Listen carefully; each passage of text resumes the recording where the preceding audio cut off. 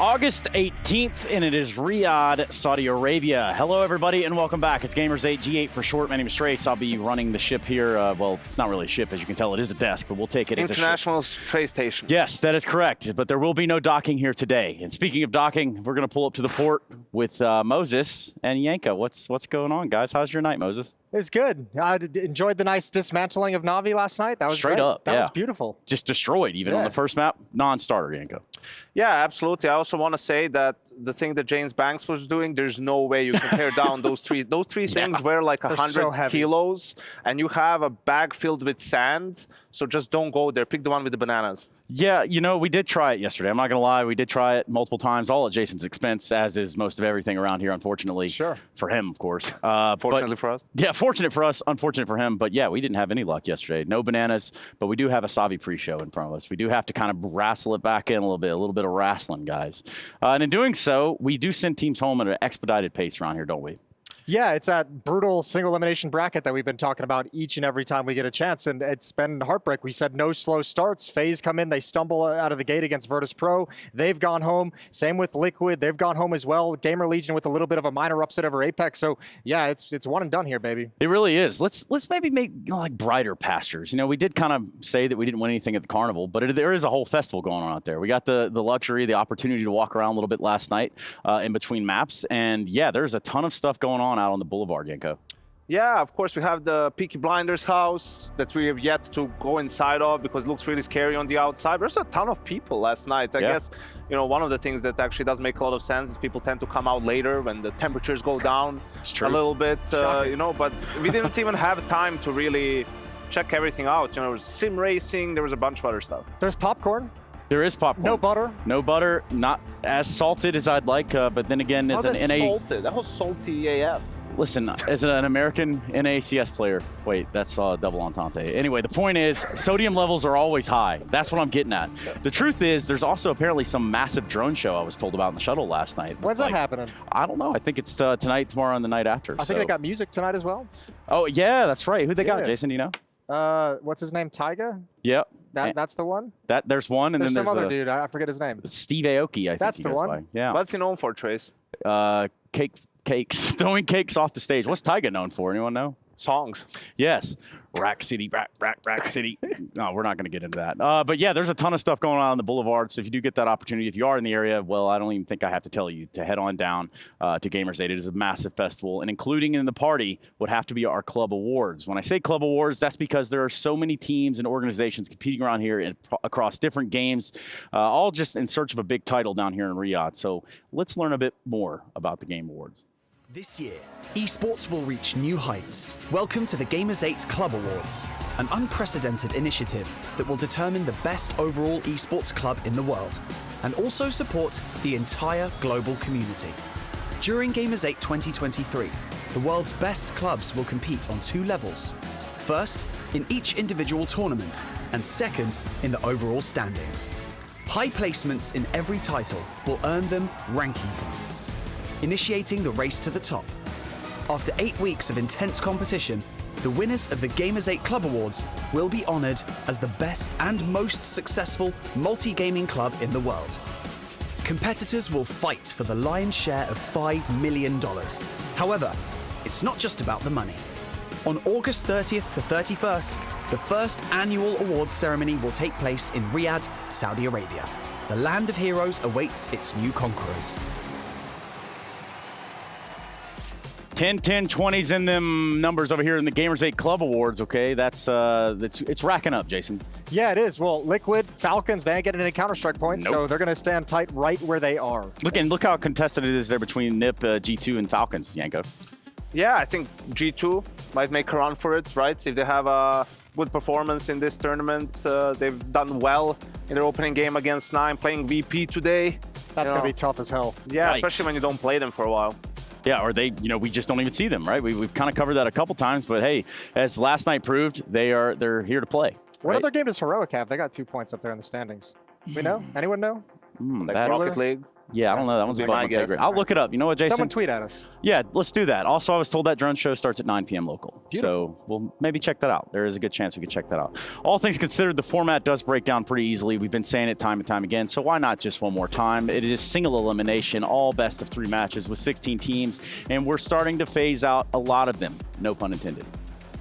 Yeah, I mean that's the brutality of this tournament so far, and that's kind of what's made it so exciting for us to come here and watch these games is the intensity right out of the gate. It is just getting started into the playoffs, and as your pun mentions, FaZe gone. That's probably the biggest heartbreak, and yeah, just a tough loss against a really, really solid VP team yesterday. I think Navi as well, they've had slow starts in both of their series. Against Furia, they were able to bounce back, but last night against Vitality, they got humiliated, Trace. Especially with all these new lineups in some of these teams, right? Like, you don't have a whole lot of runway to like, you know, you're still trying to figure things out, and all of a sudden you're thrust into single elimination, so just extra brutal for those squads. Yeah, extra brutal. Look at the big prize pool, too. You think about it, and it's a lot. There's a lot of cash right If you win a tournament, you need to win more than 40% of the purse, so make it more top-heavy next time, boys. Thank you very much. I think this also has an extra importance where it's, you know, with the changes that Valve has introduced to their rankings and prize pool being a factor in it. I mean, this can go, if you're G2 and you've just won Cologne 400k, you win this another 400k,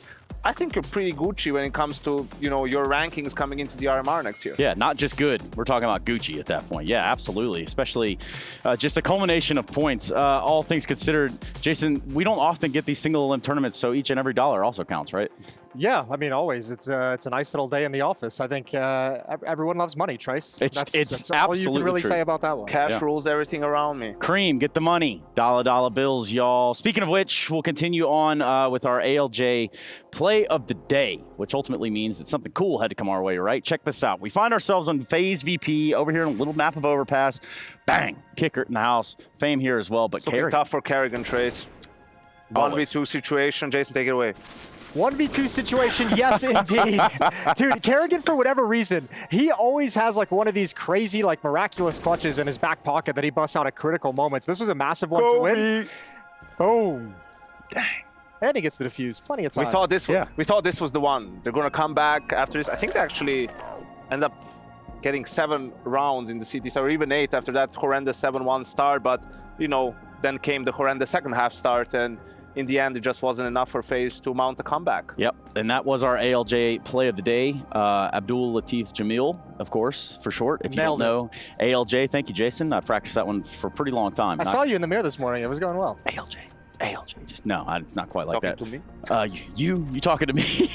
Let's look at that bracket. We talked about all the teams that are going home with sad faces. Well, surely there will be some more faces joining them today. Look at this bracket, Yenko, from a top half.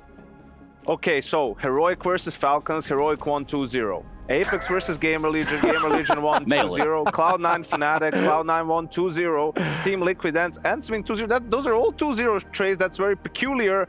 And today we have the second part of that bracket being played out. First game of the day, Heroic versus GamerLegion, a rematch of the semifinal of the Blast.TV Paris Major, the last CSGO Major, and then Cloud9 ends. That should be a banger too.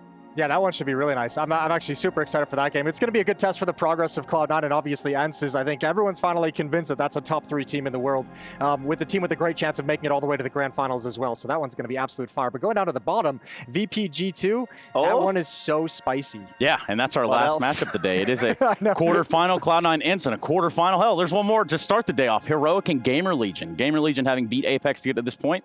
I guess I can be satisfied with that, but Heroic is a little bit different, aren't they?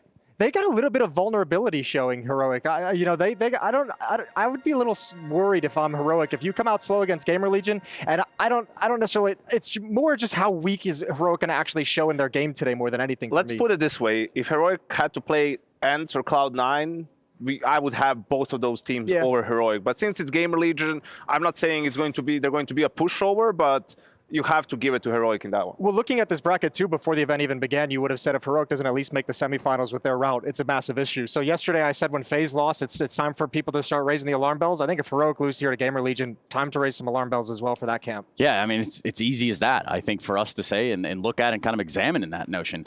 But it does bring me back to what is going to be our match of the day, brought to you by LG. We're talking about that of VP versus G2. G2. Look at VP over there. Look at James.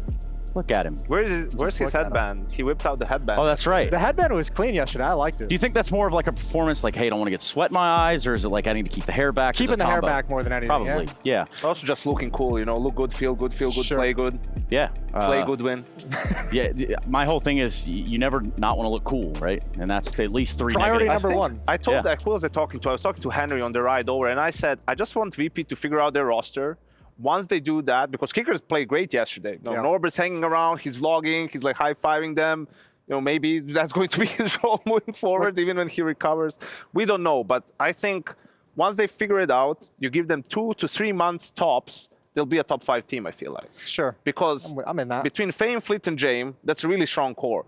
Mir still looks like he still has it, right? Looking pretty sharp. So now you're like, wow, this team doesn't really have a weakness. And if they can get to the same way of playing the game on a macro level, like they did, for example, in Rio, then it's set. They're good. They're I think fine. that's one of those teams where just by play, it doesn't even matter where they are in the rankings. Just by play style, it feels like they can beat so many teams on a good day for them. So I mean, that squad just going to be scary. FaZe won more rounds yesterday than VP. Still lost the series. Yeah, an L's an L. I think that's what the 30 ancient- rounders, baby. Yeah, absolutely. That have to have that. That's a minimum. But we can't start to center our conversation around what is the first match of the day. It's going to be that of GamerLegion versus Heroic. Check this out. I don't think it's like a bad thing to be the better team. People expect us to win, and we also expect ourselves to win. So I think we have a really good chance at doing well at this tournament, but also against GamerLegion.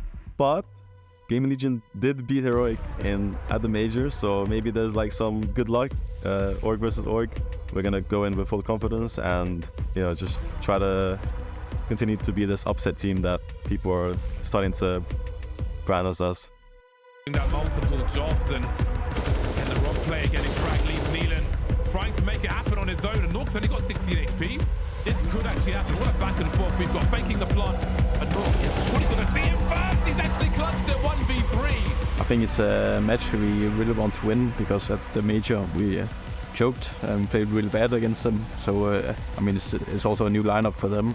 I mean, they have a new IGL and also Volt coming into the team. So I think that's a little weird change to this team. Even with the changes, I guess maybe we had like the surprise factor with how everything is kind of new in the team.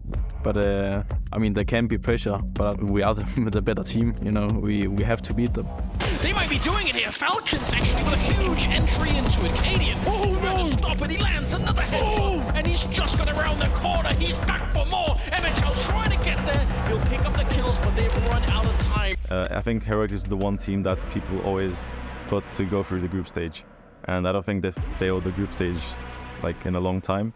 I think right now the only thing that's really dragging them down is just the performance in playoffs. I think we sometimes make things more complicated than it have to be. We want to play too perfect, but sometimes, I mean, it is counterstrike, and sometimes we need to react fast and not do the smartest thing, and that's the best thing to do in this situation. They have super aggressive players, so like their style is just run it down. You always have to watch your back. It's just crazy, We have no reason to pressure ourselves, because we know we're a really good team. We know we're doing all the right things. It's all about just trusting the process and trusting the way we practice and trusting the way we want to play the game. It's definitely a fun game to watch, for sure. Big words from both sides. Big words. Yanko chomping at the bit. Trust the process, Trace. You know who else trusted the process? Oh boy, this is scary. The 76ers. Where are they at now? How many rings do they have, Trace? I can't count that. 0. Oh, yeah. 0. So I think, and saying that we don't need to put any pressure on ourselves, it's like, well, yeah, you didn't need to do that against Astralis either in Cologne, yet somehow you lost to them as well. So I don't know, Shush, maybe. You hear the words coming out of his mouth, but when you look in his eyes as he's saying it, you don't believe it. That's not real. You're like, you don't believe that either. That's not real.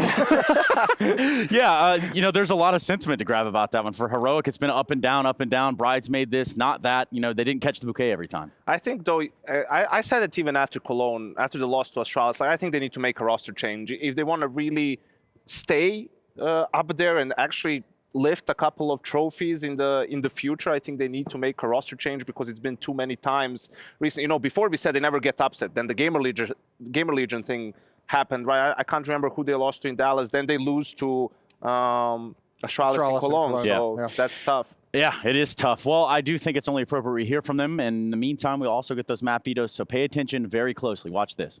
Don't ban Anubis. Mastermind coach behind the heroic side, Exist, is joining me here. And Exist, the first thing I want to look at is the Falcons game. You got the win, you did what you needed to do, but it certainly wasn't easy with it. What have you looked at when it comes to that, and what are your thoughts on the game?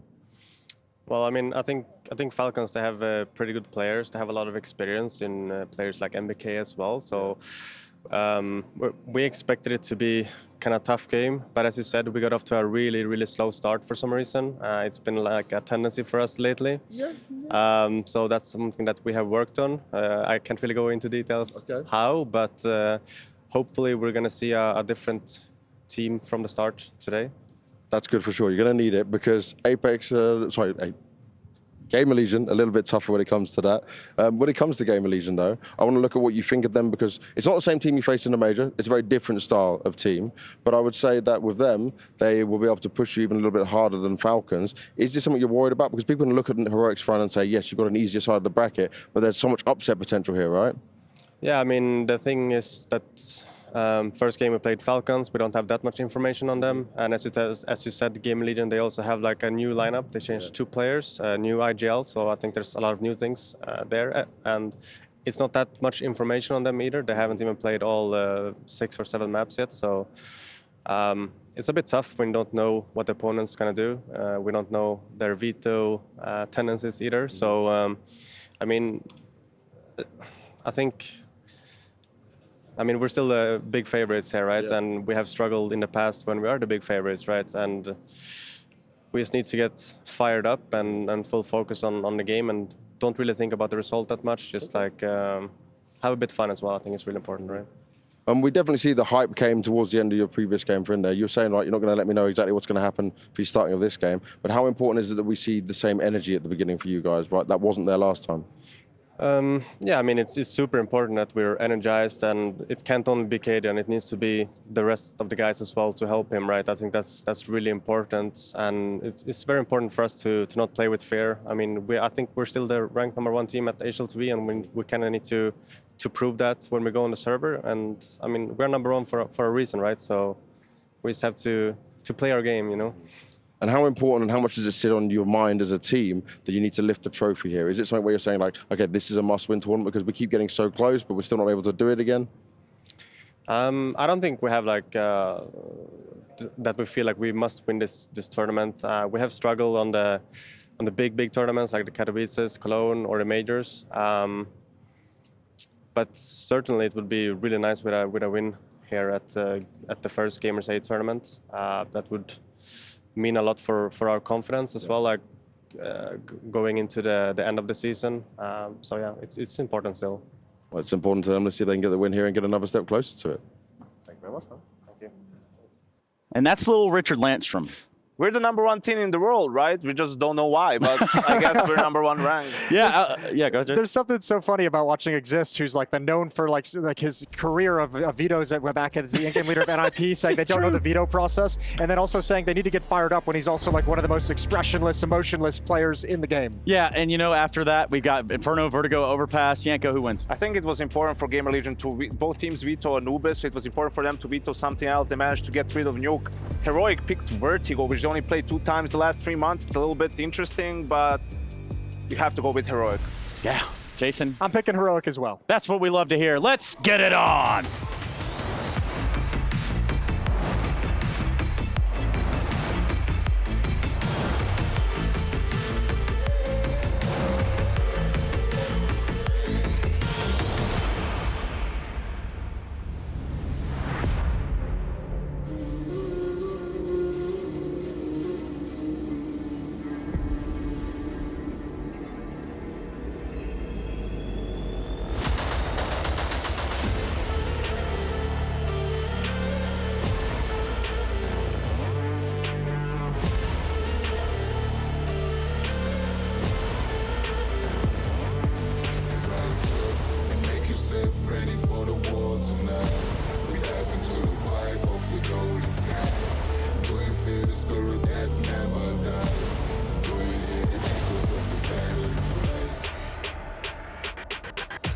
The sun is blazing, the moon is shining.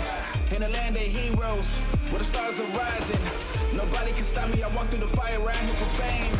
Who will us the gusts of the storms in the desert? This is not a game. We fight for glory.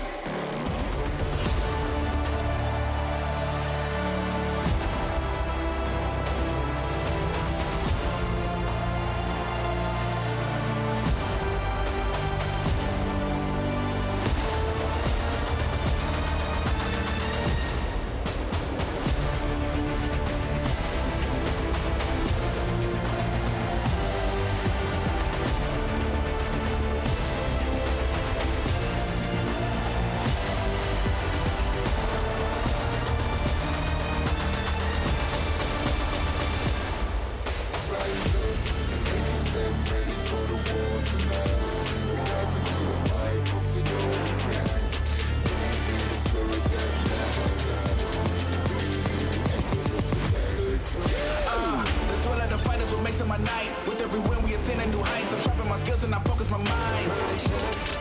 The pie nice in the heart of a lion. A battle with pride is a matter of time. I become the most greatest, the victory's mine. We reach for the cup and the tension is up. In the city area, everybody's getting hot. It's not about luck, it's simple the skills that we got. International scores from all over the globe. Are you ready to show off and blow up the spot?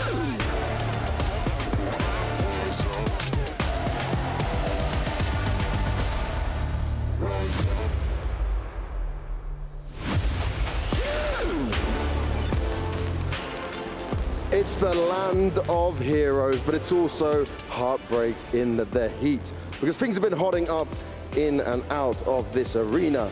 But when it comes to these teams, oh my, we're seeing it get through to the tough stages right now. Today, we'll find out who the rest of our semi-final teams will be. But Fancy, yesterday was a hell of a lot of fun. I mean, last match, nobody expected that outcome. One-sided match from Team Vitality. That was just mind-blowing. أعزائنا المشاهدين، اليوم راح نشهد بقية الكوارتر فاينلز، راح نعرف مين بيكون معنا السيمي فاينلست في بطولة جيمرز 8 في سي اس جو، ومين اللي بيقدر يكون أقرب إنه يكون البطل الأول في تاريخ جيمرز 8 في سي اس جو. الشيء هذا ما قد شهدناه، واليوم راح نشهده مع بعض إن شاء الله.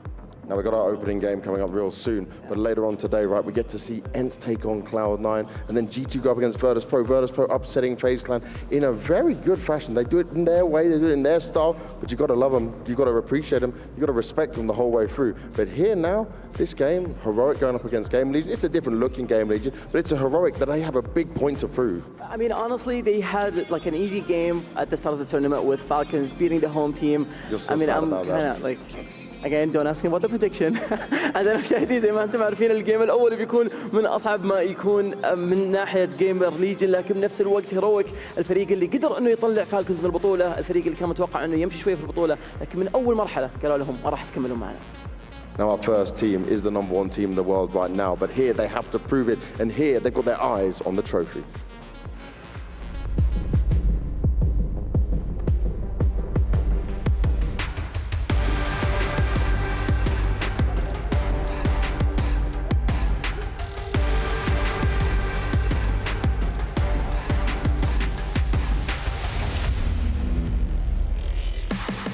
Our first team taken to the stage, it's Heroic!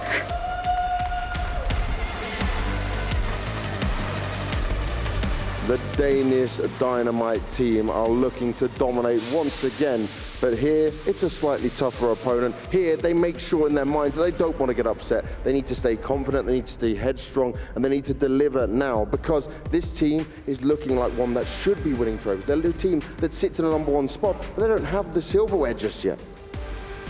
فريق هيرويك أعزائنا المشاهدين وصل عندنا في المسرح، وأكثر شيء يميز الفريق هذا هو قدرتهم أنهم دائما يكونون متواجدين وقت ما هم يحتاجون يكونوا متواجدين. فريق فالكونز هو اللي واجههم في أول مرحلة، للأسف ما قدروا أنهم يخلصون الجيم وان سايدد، وكانت سلو ستارت بالنسبة لهم، لكن بالأخير قدروا يحصلون على الفوز. لكن الآن بنشوف إذا هم بيقدرون أنهم يوقفون أحد من أفضل الفرق اللي موجودة عندنا، والفريق اللي في الجيم الأول حقه كان أداؤه مرة عظيم. خلونا نرحب فيهم على المسرح.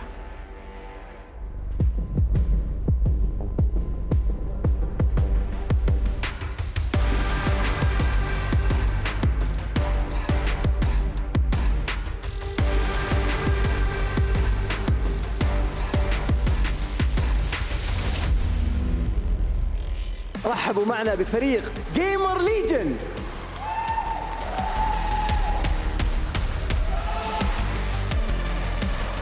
GamerLegion هذا أول ظهور لهم في المسرح في بطولة Gamers8، فالضغط والتوتر بيكون موجود عندهم، لكن أهم شيء لازم نتكلم عنه هو تغييرات الراستر اللي جت عندهم مع الIGL الجديد، لأنه زيادة على كذا فولت تواجدهم في الراستر هذا بيخليهم فريق مليء بالمفاجآت، وما حد يقدر يتوقع إيش ممكن يسوون في هذه المباراة.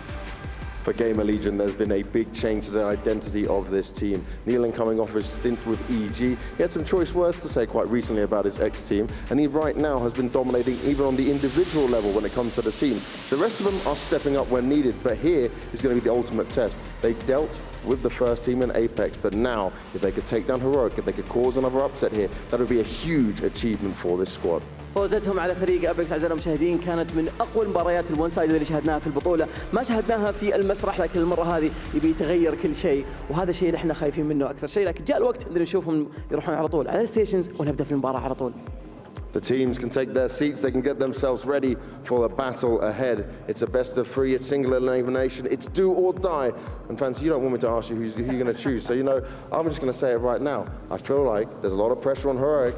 I would definitely side with them. It's the pick you'd go for, but they have to deliver. They cannot be upset on the stage. They've got their huddles, they get themselves together, they get themselves hyped up, but the energy needs to come from the start. Otherwise, oh God, they could be going home. I have a counter argument for you though. Last time they faced each other in the major, GamerLegion won and Heroic choked, and they had a slow start in the tournament so far. GamerLegion against Apex in the B stream, it was one of the most one-sided games that we've ever witnessed. So, honestly, you can't really tell. زي ما تشوفون راح نبدا ان شاء الله المباراه على طول بيست اوف 3 بتكون سنجل اليمينيشن كوارتر فاينلز، الفائز على طول يبي يتوجه للسيمي فاينل، فخلونا نشوف مين بيكون البطل هذا. Let's get this game started. Let's get into it. It's GamerLegion taking on Heroic.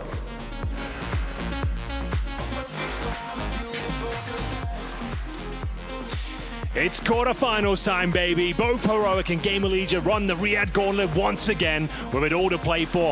The Danish Dynamite was set to explode after a concerning performance against the Falcons. Regardless, they entered this best of three as the absolute favourites, but bear in mind, it was indeed GamerLegion that sabotaged their hopes and dreams at the Paris Major. Ravenous for revenge, the Danes will not be pulling any punches today, so buckle your seatbelts, ladies and gentlemen. This one should have it all. My name is Henry G, and joining me as ever is Anders Bloom. Anders, are you ready to get it on? I'm so excited, Henry. This is going to be an epic rematch. Sure, it's a little bit different for GamerLegion, but I still think this is going to be a really fun game. I like the idea that we're coming into this one saying we're going to be hot out the gate. We don't want no slow starts. We want to prove that we really are the #1 team in the world right now. So let's just see how this is going to be playing out. I think this is going to be a very tough game. I don't think it's going to be easy for Heroic. They're obviously working through some things. So I just, at this point as well, every time you make a mistake, you're a little bit closer to getting knocked out. So you don't want to have made it this deep into the tournament if you're Heroic and then fall right at the end. Their performance against Falcons, although they got it over the line, they got the victory, right? It wasn't a great performance from them in general. It looked like they had holes, they had weaknesses, and it wasn't their best performance. They're going to have to turn things around. We know they find pressure on the stage. There's no crowd here really in the early stages, so hopefully we can see their best foot put forward. But GamerLegion, they're not messing around. They're a team that can actually do some damage here, and they've taken them down once before. They have some experience. They have a lot of the energy as well. I mean, once they start to win, you could expect Kios to be, shouting. Acor with the AWP, kind of an enigmatic player. Huge fan of his myself. Going to be interested to see him and Cadian go toe-to-toe, the two Danish Overpass potentially playing each other.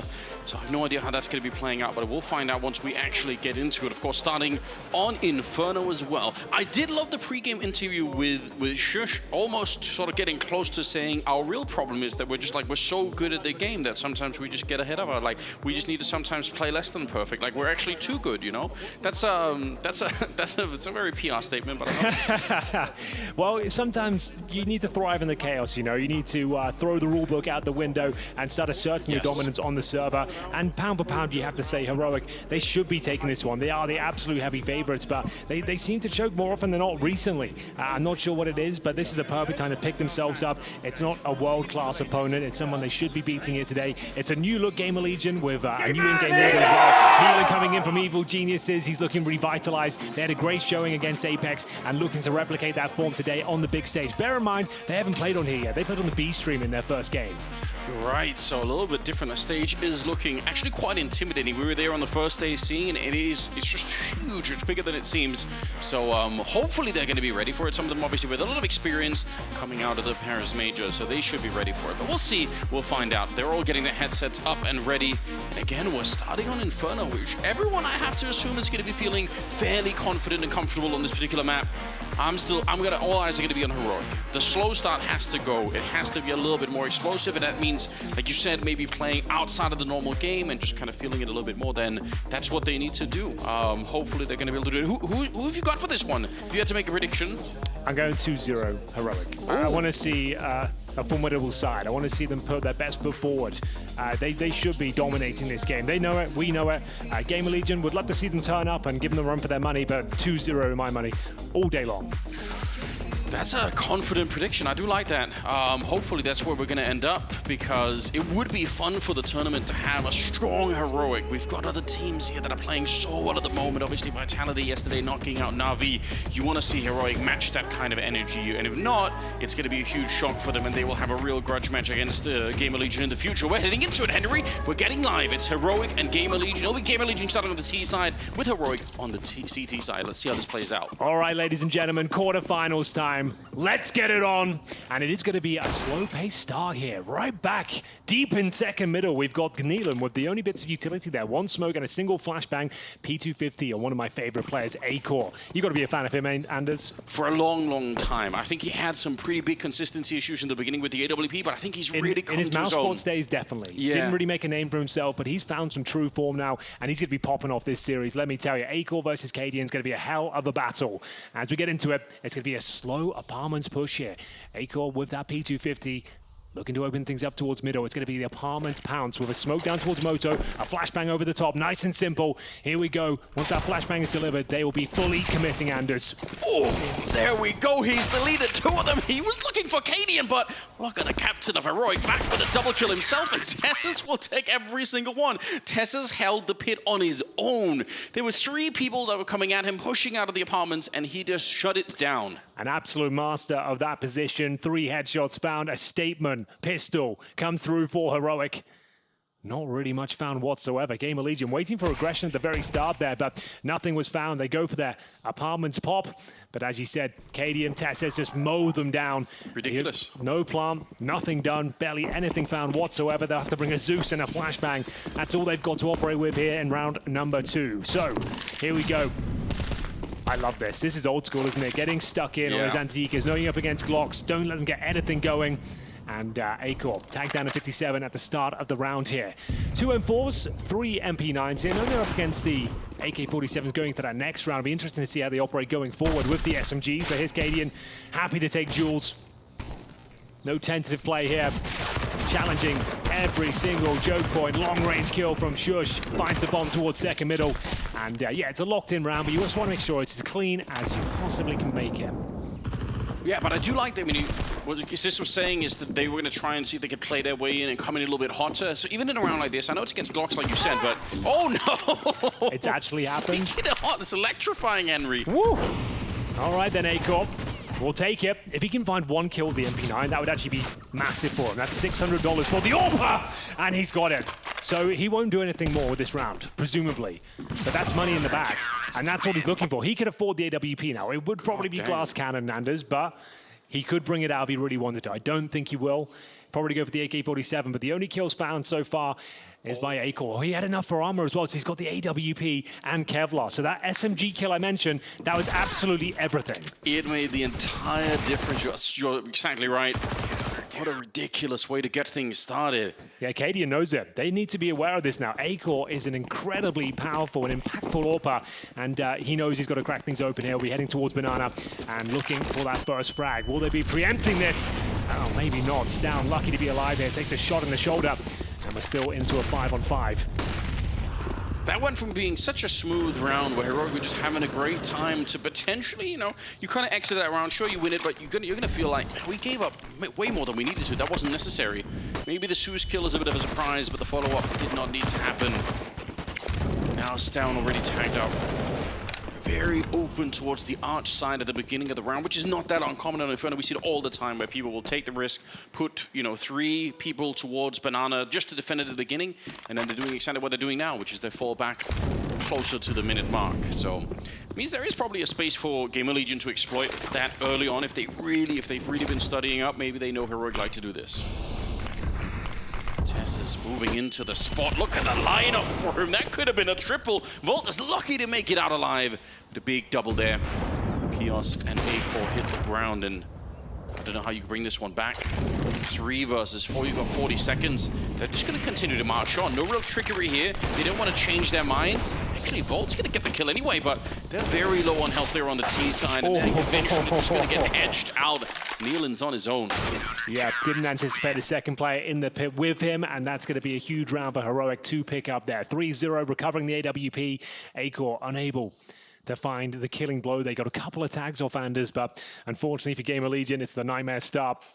Ash, the British coach, giving out the fist bumps, trying to raise morale here. Bear in mind, their first time on the stage, played on the B stream in their opening game against Apex, so they blew them out the water, to be fair. And with the new look roster as well, bear in mind, they lost some of their key pieces. Their in-game leader, Shui, and of course, Ima to Navi as well. So losing the big names and rebuilding right now, but still, opening game, very promising scenes for them. For now, though, we'll have to operate with just the upgraded pistols. You can call this one an eco, ladies and gents, because we don't really have Kevlar either. Just Kios and Isaac trying to find those opening Desert Eagle kills if possible. They have a couple of smokes, some Molotovs as well. Just hoping a CT will step out of line, give them something to work with here. Stifling Incendiary. You'll have to fall back, Kios. He's taking so much damage en route towards this B-bomb site. They've also given over the AWP now to the CT side. Oh, hold on. This is a bit awkward. They're running him down. Katie in the 9%. He's surely getting dead. I can't believe he's getting the kill. Another headshot. How is it possible? Nealon and Acor, they needed to get the kill on Cadian. He's got 3. He was trapped in the corner and dinked in the head, Henry. My God. It's a dance of death, and he's leading the waltz here. He gets away with absolute murder. How he gets 4 kills in this round, I will never know. That should have been done. How do they overlook him? He's got 15 HP, and yeah, big smile on his face. There's no way in this world he should be alive after that interaction, and they are going to be kicking themselves. A USP finding multiple kills through the smoke. Let's have a look for his POV. So find the first kill. No one's looking. Where are the comms? It's so chaotic. No one knows what's going on. He falls back towards the coffins, and there we have it. That might be a very tilting round for them, because that was in the bag. Opening 2 frags. The AWP is by Sandbags on 10 HP. How the hell is he not fragged out? Yeah, that should have been it. It was easy. I don't even think Heroic go for it. I think if they get KD, if they trade him, even after the first shot, they don't even go for it. Heroic, they just probably save what they have in the round. Cadian back at it again. You just got to remember, that's actually Acor's AWP that's playing on Cadian at the moment. They bought it early, and they let go of it early, so they're going to have so much money to work with. Very, very good. These Cadians are at 6,000 already, and they're looking to clean this round up. This is spiraling out of control so quickly. They said they wanted to get in hot and have no slow starts here.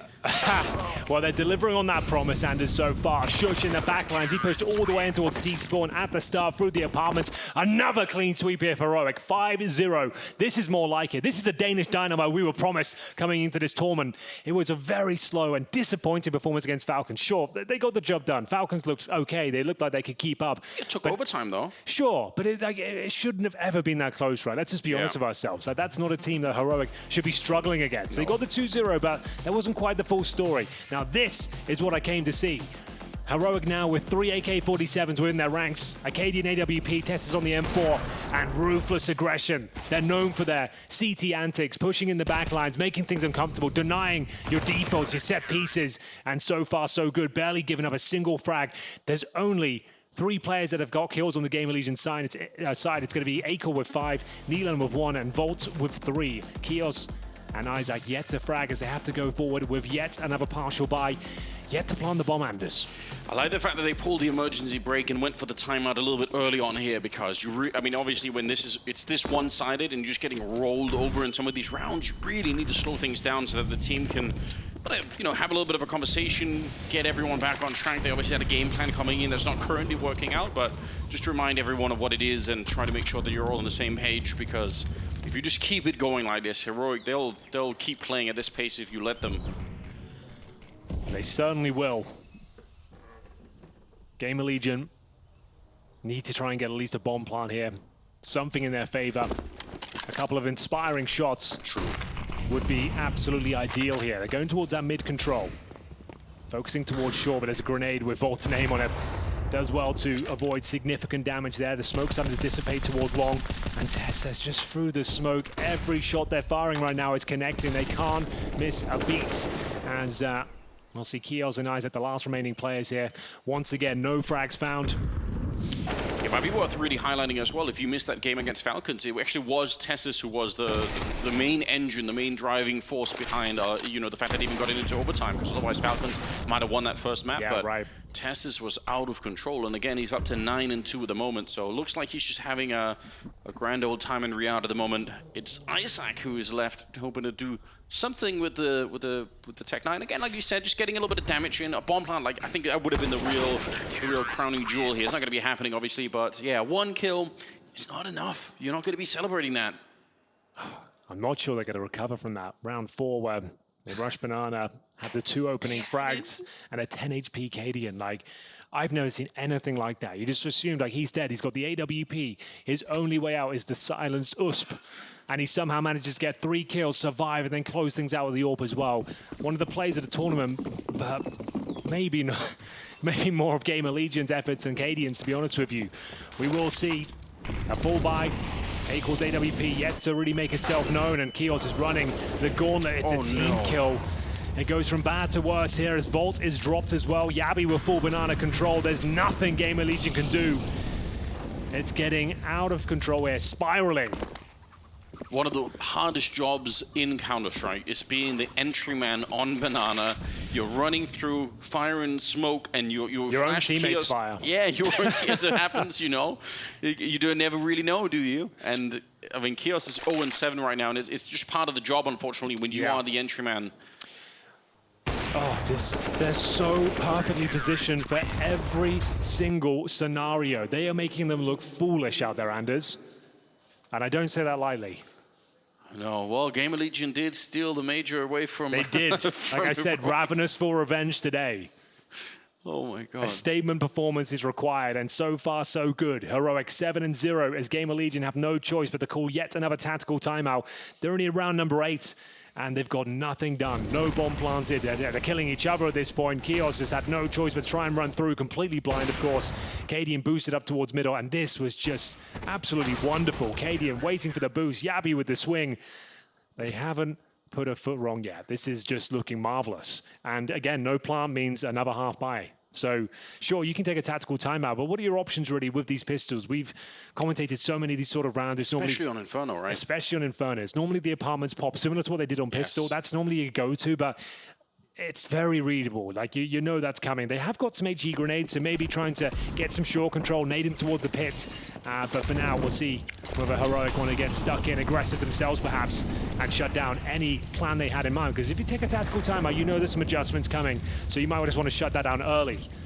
Henry, you must have had this experience back in the day playing yourself at a competitive level that suddenly, like, for us casting it and watching it, this is pretty quick, right? But in the game, it can actually feel even quicker, right? Like, yeah. you're like, you look up and you're like, how did we get to the end of the half already? Like, it's just done. You had a game plan. You knew what you were going to do. There was a script you were going to follow. You've watched their demos. You understand what you're up against. But at the end of the day, if they're blowing you out the water and you're not even getting close to a clutch or a plant, there's not really much you can do from a strategic point of view. You just need to start waking up here, find some kills, work together, go back to the basics. And right now, they at least have 5 players alive. Desert Eagles across the board. If they could at least get some of these rounds into 1v1s. Just a nice 1 dig and a bomb plant and force a retake at least. I get them sweating. make them feel uncomfortable for once, because they are in complete cruise control right now, and that is a very scary prospect for the likes of GamerLegion. It's going to be the B execution, but TeSS ready and waiting with the incendiary. Drops that. How do you get through? They have one smoke. They've already thrown both of them, I think. So, yeah, no chance. They threw the other one towards coffins. They're getting slowed down, trying to get through the smoke, but it segments the entire push, right? Half of them have to wait on the other side of the Molotov. They can't do anything. Push you through TeSS. He does the 180. He is a beast. And he's just got the quad kill, destroying any chance for a bomb plant. He couldn't even. He was so petty, Henry. He couldn't even let them have the bomb plant. Oh, he's raining down Terra, and there's not an umbrella in sight, Anders. This is getting rough. They just wanted $800, and Tess is like, no. Actually, you can't. All right. Look, it just looks easy for him right now. Every scenario, no one's looking at him. That was remarkable, to be fair to him, but still. What's going on? 8-0, ladies and gents. You're watching GamerLegion crumble here in the quarterfinals, which you said, their first performance on the stage. They opened things up against Apex in the B stream, which is a studio environment, and yet to arrive on the grand stage in this quarterfinal. We are going to see Volts work towards our boiler room. More of a default setup here, waiting for a bit of aggression from the CT side. Locked out of Banana for now. Flashes come over, but they can't seem to find much control. Kios bravely does peek through, still alive for now, takes minimal damage from the grenades, and it's Acor. We need to start seeing some opening picks from him. I think he's top fragging right now with 4 kills, and I think 2 of them he got in the pistol round. Yes. So and then he got the MP9 kill in the second. Yeah. Oh, and the Zeus kill. And the Zeus kill, yeah. That's all he'd already had. Well, here we go. That's more like Called his number, Henry, and he's stepped up, taken on down. That is the beginning. That's how you want to see this play out. 4 versus 5 in favor of GamerLegion. The best chance they've had pretty much, I think, since the pistol of doing anything in this game. This is looking good, though. 2 players here. Yabi's going to swing through.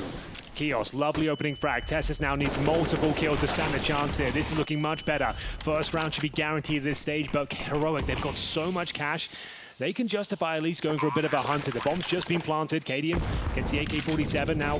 Do they want to look for some kills? They don't want to make this at least expensive for them. Acor, nice angle, gives himself up, doesn't quite land the shot, and they are to start peeling off here. But Cadian's got $14,000, Anders.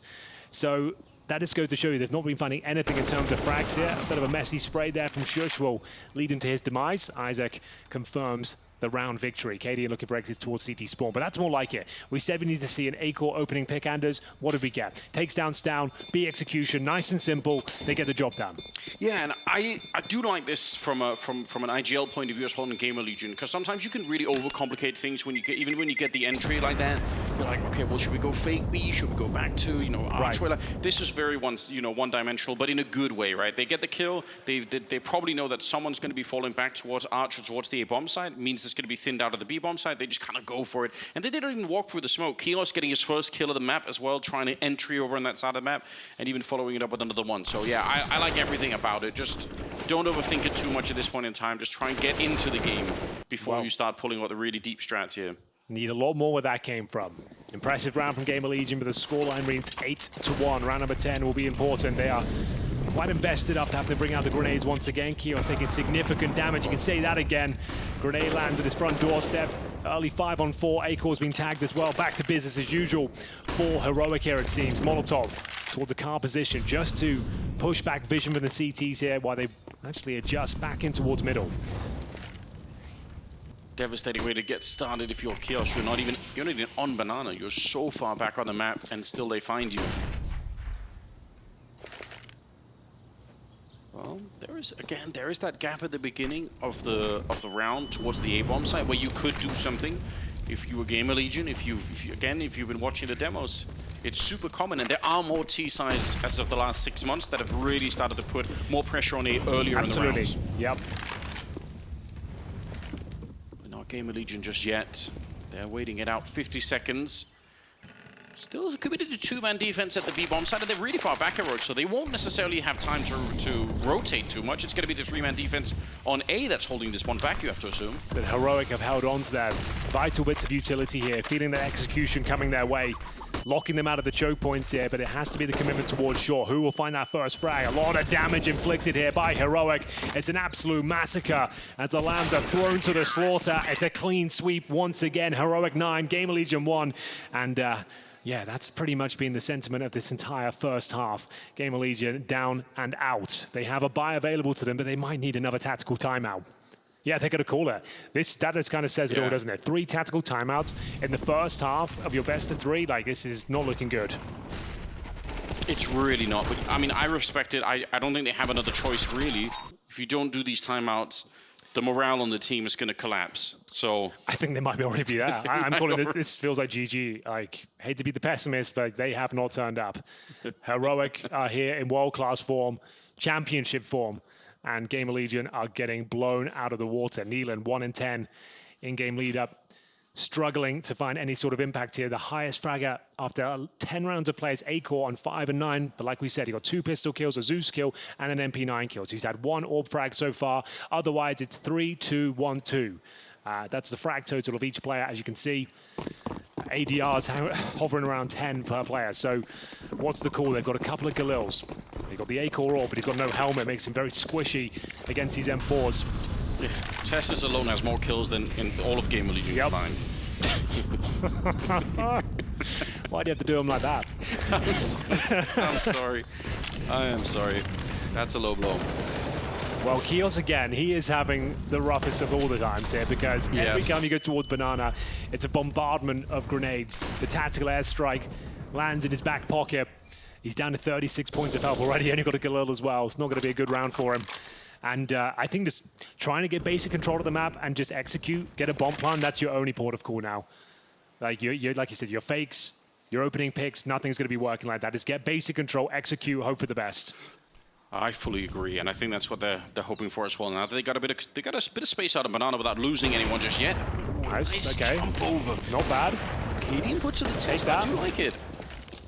But Stown is kind of getting there, and they're running really low on smokes once again. And Stown still has a Molotov, so if they throw the same smokes... Oh, nice find. Did they dunk on Cadian? Well, the tag from Acor was not in vain. They've got an opening pick. Advantage GamerLegion, but the clock is a concern. 33 seconds here, and you've got 2 of the strongest A players in the entire game right now. Yabi, Tesses, ready and waiting. What an angle this is as well, Anders. This is going to be brutal to deal with. They need to flash him off. Otherwise, he's getting multiple frags. Yeah, even against the AWP, you can see it looks dangerous. He's making the jump down, and the backup's not quite there. 15 seconds on the clock, though. This can still go wrong. Shush is here if he finds the bomb, but it's made its way onto the site. I don't know why they're hunting. Yeah, just plant the bomb right now and forget about Shush in the pit. They will get the kill on him eventually, but there were 10 different ways that could have gone wrong. That might look one-sided now when it's a 2 versus 4, and Heroic are going to be saving, but... one wrong kill there. If they get the shot onto Acor with the AWP back there, it could have gone horribly wrong, no question about it. But GamerLegion find a second round. And honestly, the call to fall back through Arch, I mean, some good mid-rounder coming out of Neelan as well. You've got to give it to him. You absolutely do. That's more like it. Once again, getting the opening pick, not panicking, not overcommitting, utilizing that advantage, and that's going to be the second round. 9-2 overall, but nowhere near breaking the bank of Heroic. They've still got around $10,000 per player. They'll save an AWP and an AK-47 here, but regardless, it is a round. Pretty clean one as well, as GamerLegion will keep 4 players alive here, including the Acor AWP. Starting to find some impact here. Volt's starting to wake up as well. 5 kills to his name. Let's have a look at the grenade that came through. Pretty much won the round for them here. Taking down Cadian. Yeah, bizarre way to win an entry, but we'll take it. For Kios especially, I just feel like anything that he can get right now, being sent in first all the time in that Banana position, just nobody wants to be in that. I mean, obviously, in the back of your mind, even if you start like he did with the 0-8 scoreline, you're thinking in the back, I'm just waiting for that one round where I have the impact. Just one kill, and I've done my job. So it will be the Heroic timeout here, trying to shut down any potential momentum on the GamerLegion side. Chance for both coaches to chime in here. Maybe a change of pace from GamerLegion, maybe something very fast-paced coming in, going forward here. It's going to be a double AWP setup, Cadian and Stown now. So we'll see an AWP deployed on the A side of the map as well. Used to be a very popular setup back in the day. You don't see it as often on Inferno anymore, but it's starting to come back into fashion somewhat. Yeah, maybe partially because people don't expect it, right? I think so. That's kind of how meta works. Like, once something becomes very well known and counted, eventually goes out of the meta, then give it a couple of years, it will come right back, and it can be very potent indeed. We'll see if Stown can step up to the plate. Shush is certainly going to attempt to as well as he holds towards the boiler room. A couple of players in front of him. Volt coming in from the bedroom. This will be a key duel. And Volt comes out on top. That's more like it. Another good entry, finally. Something is starting to work here for GamerLegion, and Heroic are still committed to this early 3-man B setup, which leaves Stound with the AWP alone on the other side. Cadian is so flashed. It's still the team kill. I don't even know how that happened, but they'll still get the shot onto Cadian, and with the one good grenade here, they might be able to find Yabby. Stound still holding the other side, though. It might not be all over here for Heroic, even if it was a little bit rough at the top of Banana. 3 versus 3, but look at who's running down. Yabby is just following them through. They know everything. That's a crazy push from Yabby. Yeah, good information garnered. The grenade doesn't hit, but the AWP shot certainly does. No scope from Stound. Tesses chiming in as well. Isaac left in the clutch, but nothing that can be done. Why is he an AWP? I don't know. And it will be double digits for Heroic, answering back straight away after their tactical timeout. It's round number 13, and a buy available for GamerLegion by virtue of having such a clean victory in the round previous. So will we maintain that double AWP setup? Time will tell. I don't think they will. But Neelan, unfortunately for him, he was 1 in 10, finally gets a second kill, and then gets a team frag as well. So back to 1 in 10, I'm afraid. Or 1 in 11 now. But still, 3 more rounds to be played, Anders. They need at least 2 more. We always say like 11-4, that's like the bare minimum. Yeah. To really stand a chance here, especially against what Heroic have been putting down, like the way they're winning the round in such a dominant fashion. Yeah, I mean, you are right. If you just forget about how this has been playing out, it's just because it's been so one-sided, it has this feeling that there's nothing. It's not like being, oh, there's been loads of clutches, loads of 1v1s, it's been unlucky. Like, no, the rounds they've lost, they've barely even made a dent, a scratch, as we'll see them operate with not a whole lot here on the GamerLegion side. Yes, they've got the AK-47s, but the ACOR not available. 3 smokes, that's about it. Missing some key pieces of utility. No Molotovs to flush out the CTs on the other side. 1 minute left on the clock. And in terms of the general setup, once again going for that B execution by the looks of things. They have no presence elsewhere on the map. You don't really have the time to go back and detect whether anyone's pushed apartment, second middle, so you are committing to this. And like we said, these are the sort of plays we probably want to see. Just try and get your stars set up here, get a post-plant scenario going, and see if you can find the opening frag. It looks a little bit awkward here, but they're so focused towards CD spawn, allowing Yabby to spray down with the first oranges here. He's going for a massive quad kill sequence, and now just 1 player remains. It's going to be ACOR. Bombs down in towards CD spawn, 30 seconds remaining, and once again, the door has been slammed shut in their faces. That was on knife's edge. Oh, he's going to get tagged right through, but he wants to at least try and pick up the bomb. He's going to be found by Stound, coming back out of the smoke once again.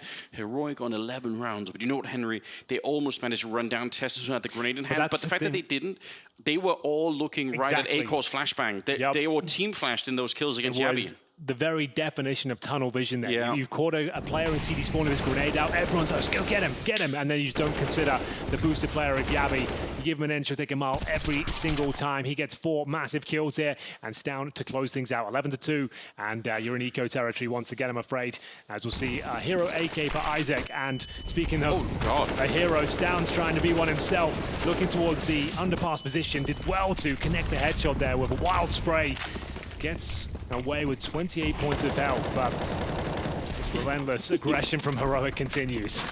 You want to ask, is it even necessary to push through like that? But I guess it does send such a strong signal. It's demoralizing, though. It really is. Like, if you take down an early kill like that, and you're already struggling, you're already down in the dumps, losing an early frag, it's like, what's he doing? Why is he pushing at the start? It's really frustrating to play against it. That's what Heroic are known for.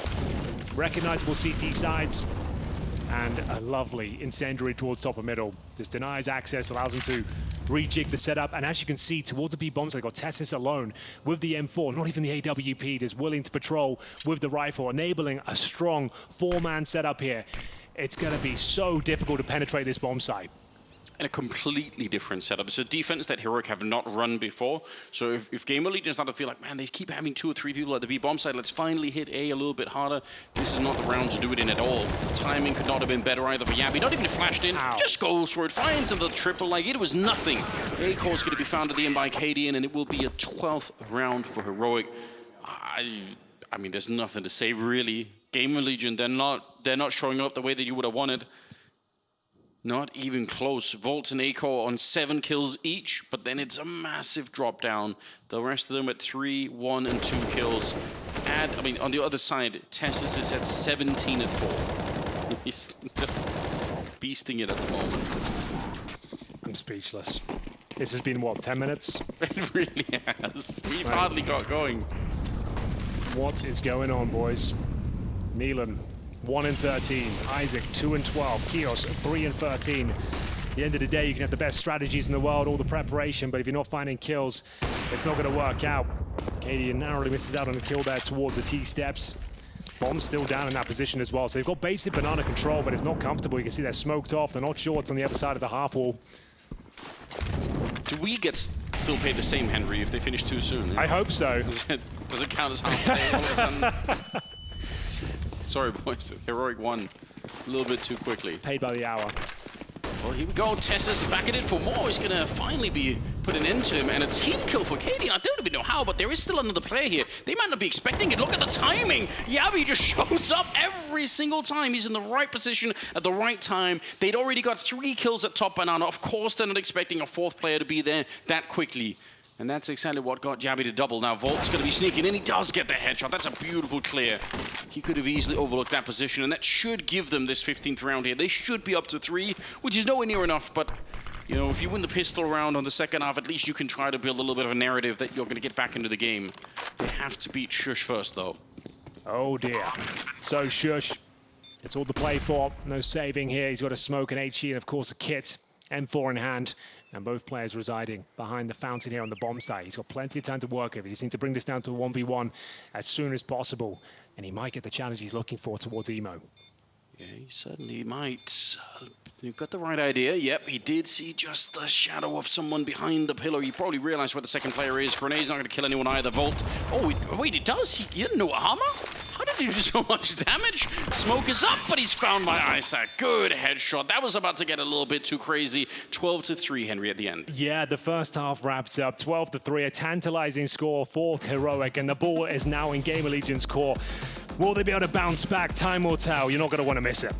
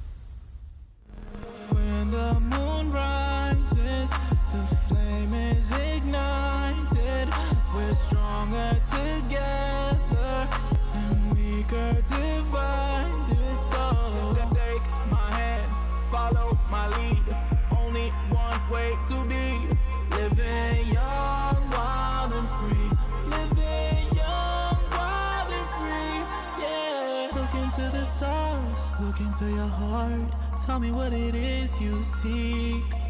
Jupiter and Mars fall into my arms. I got everything you need. Oh, don't wait too long. We don't have much time to spare. This could all be gone tomorrow. So all I need right now is your love. Taking me home, taking me home. So when the moon rises and the flame is ignited, we're stronger together and weaker divided, yeah. Take my hand, follow my lead. Only one way to be living young, wild and free. Living young,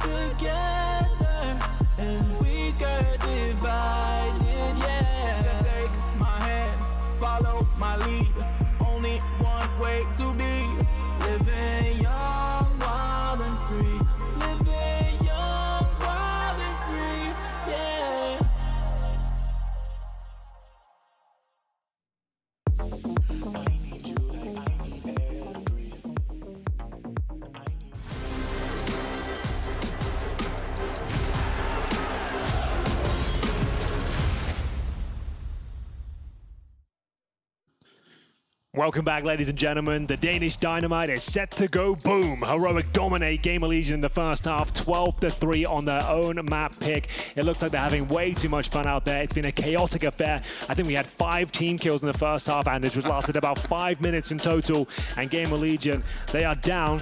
They're not necessarily out, but I don't think there's any world where they recover this game.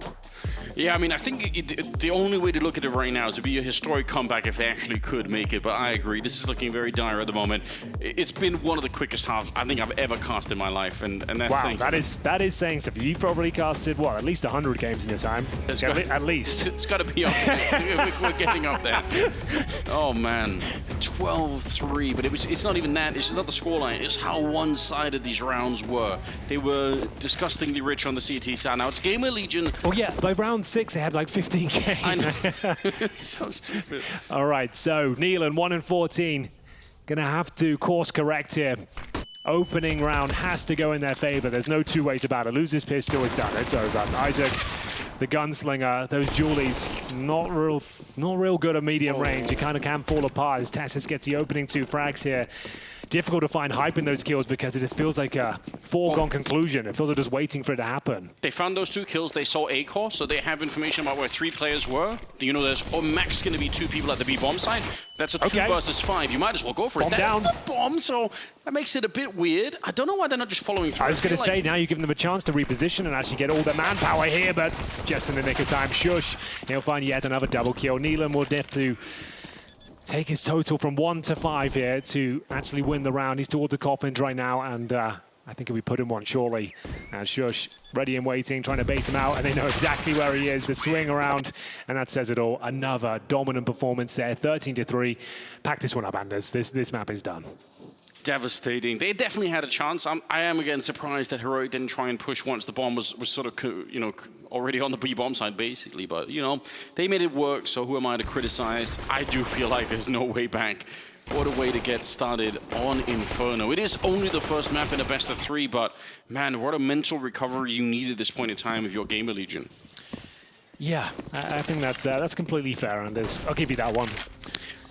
I do like this. They bought 4 smokes at the beginning of the rounds on the CT side. It only works about 1 in 1,000 times, but those rounds are really fun. God! You can have all the smokes you want, Anders. Keep them. Cadian will just be blowing your head off. Don't worry about it. As Stown is just putting on a masterclass right now. Like, I'll shut up for a minute. Yeah, don't worry about the utility. They seem to need it, and they're going to go back towards A as well. Actually, GamerLegion might have a slight chance if they haven't bit. They have not taken the bait, and for now, Stown is not detecting any flashes or rotations here. Those are those lovely smokes you're talking about. They're going to be very useful, I'm sure. Yeah. lost on the other side. A-Core is a Deagle master. Okay, he normally is. And it's going to be the MAC-10, unfortunately. That's the beauty of the MAC-10. It has that run and gun or run and jump potential. And yeah, you know which way. So you don't need to tell you what's going on here. It's going to be the final kill for Isaac. He's dropped in the pit, and 14-3. That was a force buy. And pick your poison. Do you want to force buy now and try and save the day, or allow it to go to 15 and hope for the perfect game and get 12 in a row on your CT side? I say force buy. Yeah, I would just force buy and get it over with. Yeah, I mean, you might. And I think the mental could handle a full eco here. It's going to be, it's such a... Oh, they're doing the... Oh, because A-Core's brought up. He's gone with the M4 and his full eco otherwise, so... Okay. I guess he is considered one of the absolute stars of this team, but the sniper really hasn't really done much. He is playing it alone over on that side. The rest of them are going to be flashed in, try and go for it with the pistols, but they're getting absolutely destroyed. And A-Core on the other side, he was actually hoping to use this as a distraction, right? So he wants to peek middle while they're fighting. But when everyone dies that quick on Banana, it doesn't really matter. There is no distraction. They're just getting blown up 15-3. Any final words, Henry, for GamerLegion? I'm going to go look at the score lines. I know GamerLegion got massive wins against Apex. They won their first game. It was in overtime, Mirage. GamerLegion won 22-20. They beat them on Overpass as well, 16-13. Their top performance in that game was Neelan. He got a 1.31 rating. He is currently sat at 1-17. So that really is quite foreboding for this series, I think. If that was the key to success, and now he can't even find much more than a single frag, that they're in a lot of trouble here. They need 12 rounds in a row just to take us to overtime. It's just a matter of time, unfortunately, before this one is over. But it's the first map, you know? It doesn't matter what the scoreline is. It can be 16-14, it can be 16-1. It's just one map that's gone against them. They'll need to wake up for the second. And for now, as we always say, Anders, play it by round. If you can get 3 or 4 in a row, make it frustrating. Just kind of pad the stats a little bit. That's really all you can ask for right now. If they can get to like 6 rounds, fair enough. Like, at least you showed, like, right, let's just laugh it off. It was a terrible performance. They were ready for us, and we're going to have to play a different game going forward. Yeah, at least you don't want Cadian walking out of that first map with a smug grin on his face. You know, you want at least to have them work just a little bit for it, although Yabby is doing excellent work over at the apartments. He's going to get blown up eventually, but the Mac 10 here finding Neil, and he's got no chance. They have his number every time. Shush clearing out the coffins as well, and it's a 2 versus 3 to try and retake it. Smokes are going down. They have another 2 Molotovs, Henry. I don't think you can even get through. I don't think they have a chance. There's nothing left here. A-Core just crossing his fingers and hoping that something's going to work. It's not going to happen. Isaac's on his own, 1 versus 3, and they have got this one locked all the way down. There's nothing. There's the 1 Molotov. They have another HE. He's got no way to approach this bomb site. This is a ridiculous performance from Heroic. This is what it means, or should mean, to be the #1 team in the world. Well, what can you say about that one, ladies and gentlemen? Captain Cadian and co. blow GamerLegion out of the proverbial water. An absolute masterclass in Counter-Strike there. They barely broke a sweat. Blink and you miss it. That was literally about 15 minutes long. I don't know what just happened there. I don't think GamerLegion know what happened either. But they're going to have to work things out, because no one was fragging. Nothing was working. No bombs are being planted. And they are left looking at 6s and 7s. They've got a lot of work to do on Vertigo, which is coming up next.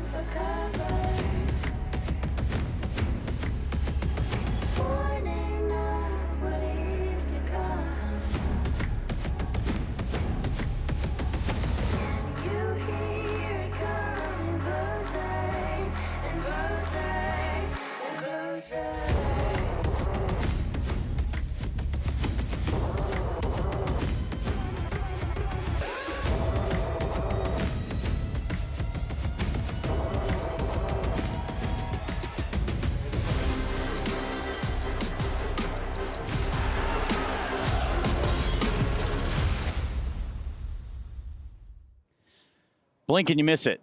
And I think that's exactly what GamerLegion just did. They missed the ball, they took their eye off the ball, and ultimately ended up swinging a big old strike out there in the first map of this series. Jason is reenacting right now what that might look like in case you're not a baseball guy or... Which nobody outside of the US is, and maybe Japan. No, something. No, hold on now. There's some more baseball. Don't get us started. Get him, Jason. Get him. I don't even like baseball. Oh, well. Anyway, they added a pitch clock. The only so everything everyone says about baseball, like, do you like? No, but it's like you go and have beers and hot dogs, and you're there for 5 hours in the sun. It's like, so you don't like the sport, just the actual like thing you do when you're there. Yeah. Just an excuse. And you don't even stay all 5 hours. You leave after like 2.5. Well, that's like a best of 5 grand final. It's $20 hot dog day. Yeah, and they only serve water after the 7th. But those hot dogs taste good. When you say $20 hot dog days, that's like a good deal. Sounds good to me. Yeah, sweet. Let's ride. Let's also roll right into our SDC analysis, as there's so much to unpack right here. And in doing so, you have to just talk about we had so many analytical clips that we could have picked from. We just decided to throw them all out because we knew we wouldn't have the time. It's very true and very like kind of a harsh way. You do hate to see the start of this quarterfinal go this way. This was GamerLegion. Yeah, this is GamerLegion. Lost all over the map. That chicken's headed straight to KFC after this. Yeah. For the Colonel's choice, he was the choice. Nonetheless, yeah, it was GamerLegion, non-starter, non-issue here for Heroic, 16-3, and yeah, 12-3 first half was pretty indicative as to what we might get through the rest of the series. On a more serious note, it was reminiscent of the Navi Vitality Mirage game last night, right? Where Navi on their T side, they were playing default all the time, couldn't find entry kills, they were getting dismantled, and there was no really adjustments. There was no trying to group up, trying to call something from spawn, right? Try to take just a risk, a blind gamble, really, because sure, that's not ideal that you want to do, but you know, you're losing 8-1, 9-1 at that point. You have to try something different, and GamerLegion wasn't really going for that, right? I know also Nealon's style is a little bit default heavy, but they just couldn't get anything done. You know, Tessis was on a tear. He's the B player, but sometimes he picked great timings to go to the A bomb side earlier in the half, triple kill. I think it was even the first gun round where he got that, and Heroic. I think they're also on a warpath when it comes to GamerLegion. Yeah, probably. If I had to, I mean, you just look at the ADR just in the stats we saw, Jason. It's not indicative of winning a game at all. No, not in any way. And I mean, I think even Anders highlighted it. I think it was Tessis had more kills than the entire GamerLegion team combined, like 10, 11 rounds in. Even when GamerLegion did manage the first kills, they couldn't capitalize on it. So just everything went absolutely wrong. And I think we didn't get a touch on it in the pregame so much, but this is kind of like a weird grudge match because GamerLegion has a whole new lineup in the major, but Heroic doesn't care about that. When they come into this game, the picture that they're painting for themselves to get themselves hyped up and focused is these are the guys that embarrassed us at the major. Let us just delete this organization from this tournament and move on and call it a day. Delete the whole organization. Get them out. No one is safe around here. Yeah, it's pretty obvious. This was two totally different caliber teams that walked in here today. Yep. How many times did you see GamerLegion try to take a chokehold or take a site and just get melted in the process? Yeah, it wasn't great. You know, either Arcadian was on point with the op or in the right position, or just the utility damage was too high, or you know, they opt up for a mid setup when GamerLegion maybe tries a little bit faster to take mid, and they were just getting shut down whichever way they wanted to go. I would have just liked to see some set strats for spawn, whether it's the fast A split, you know, with smoking R, smoking library, just sending 5 guys, because if they open 3B, you beat the rotation. Like by the time they come back, they're smoked off. So you have a 5v2 there. It's hard to make it more about B in a sense of we put 4 guys in banana, like trying to HE and trying to really take B, but you know, Heroic then in a position where they can probably realize that's what's going on and sort of give you banana only to re-aggress when you're leaving it and trying to get some control on A. So it was a tough game for GamerLegion. And for GamerLegion, just like probably anyone that just watched that, you're going to wipe Inferno straight away from your memory banks. There's not a whole lot that we can take from that, but we can switch over to Vertigo, where in which Heroic did pick the map, so it only gets more interesting. This was unexpected. It's interesting, isn't it? This was unexpected for me because Heroic, that's probably there if you want to say like weakest map out of the maps that they play, at the very least the least played map. So sure, you want to punish them, but you know, you could have gone for maybe a Mirage, perhaps even Overpass that's been going great for them, right? Like a number of different maps, but maybe they just want to get some extra reps. Yeah, too. I was gonna say maybe they're just saying this is such a mismatch. Let's just get some official. Let's get some reps on Vertigo. Let's just play it in official and see how it goes. We've been working on it. Maybe we want to add it. Maybe we want to have it as a sleeper pick for a different series, and let's just get some reps and practice it essentially. And they played it, GamerLegion. They played it against Fnatic in Cologne. In Cologne, yeah, and they lost 16-5. That was Fnatic's pick in that series, and that was their only game on Vertigo. So sometimes when it, so not looking good. Yeah, no, but sometimes it also comes down to like Heroics watching that game, and maybe they see like some of the things that GamerLegion is doing, how they approach the map, and they're like, we match up really well against this style. But it's been what, not too much, I guess 10 days, 2 weeks since that tournament. So GamerLegion, I don't know how much time they had to practice or really focus on Vertigo out of all maps. So yeah, an uphill struggle for sure. Yeah, Jason, I mean, picking yourself up off the floor. You know, that's essentially what you're doing if you're GamerLegion. You go into a map too. Yeah, you're picking yourself up off the pit. Picking yourself up out of the depths of what we call hell, which is Inferno. Yeah, it's not an. I mean, it's not an easy thing. There's no like good thing you can say, right? Literally, all you can say is we weren't fragging, tactics didn't work, we got destroyed. Move on. It's nice. Let's go to. From our best map to our worst map. Let's bring it back, boys. Yeah, you have like some fake speech like we've been practicing Vertigo, boys. We've been feeling good on it this past week. No, we haven't. They fell right into our trap in the veto. Who's this guy? When did we get ice cream? But for real, you want to try to build a case. I want to try to sit here and tell you as a viewer at home that like, yeah, this is going to be a competitive series and maybe even a competitive second map. Listen, what I used to do if we would have a really bad game, or I would just set up so that we start being more grouped up, right? Like having like 4-1 defaults, or in that case, I mean, we're at least gonna get a trade. It might not even be a favorable trade, but we'll be in a 2v3, you know, instead of a 2v5.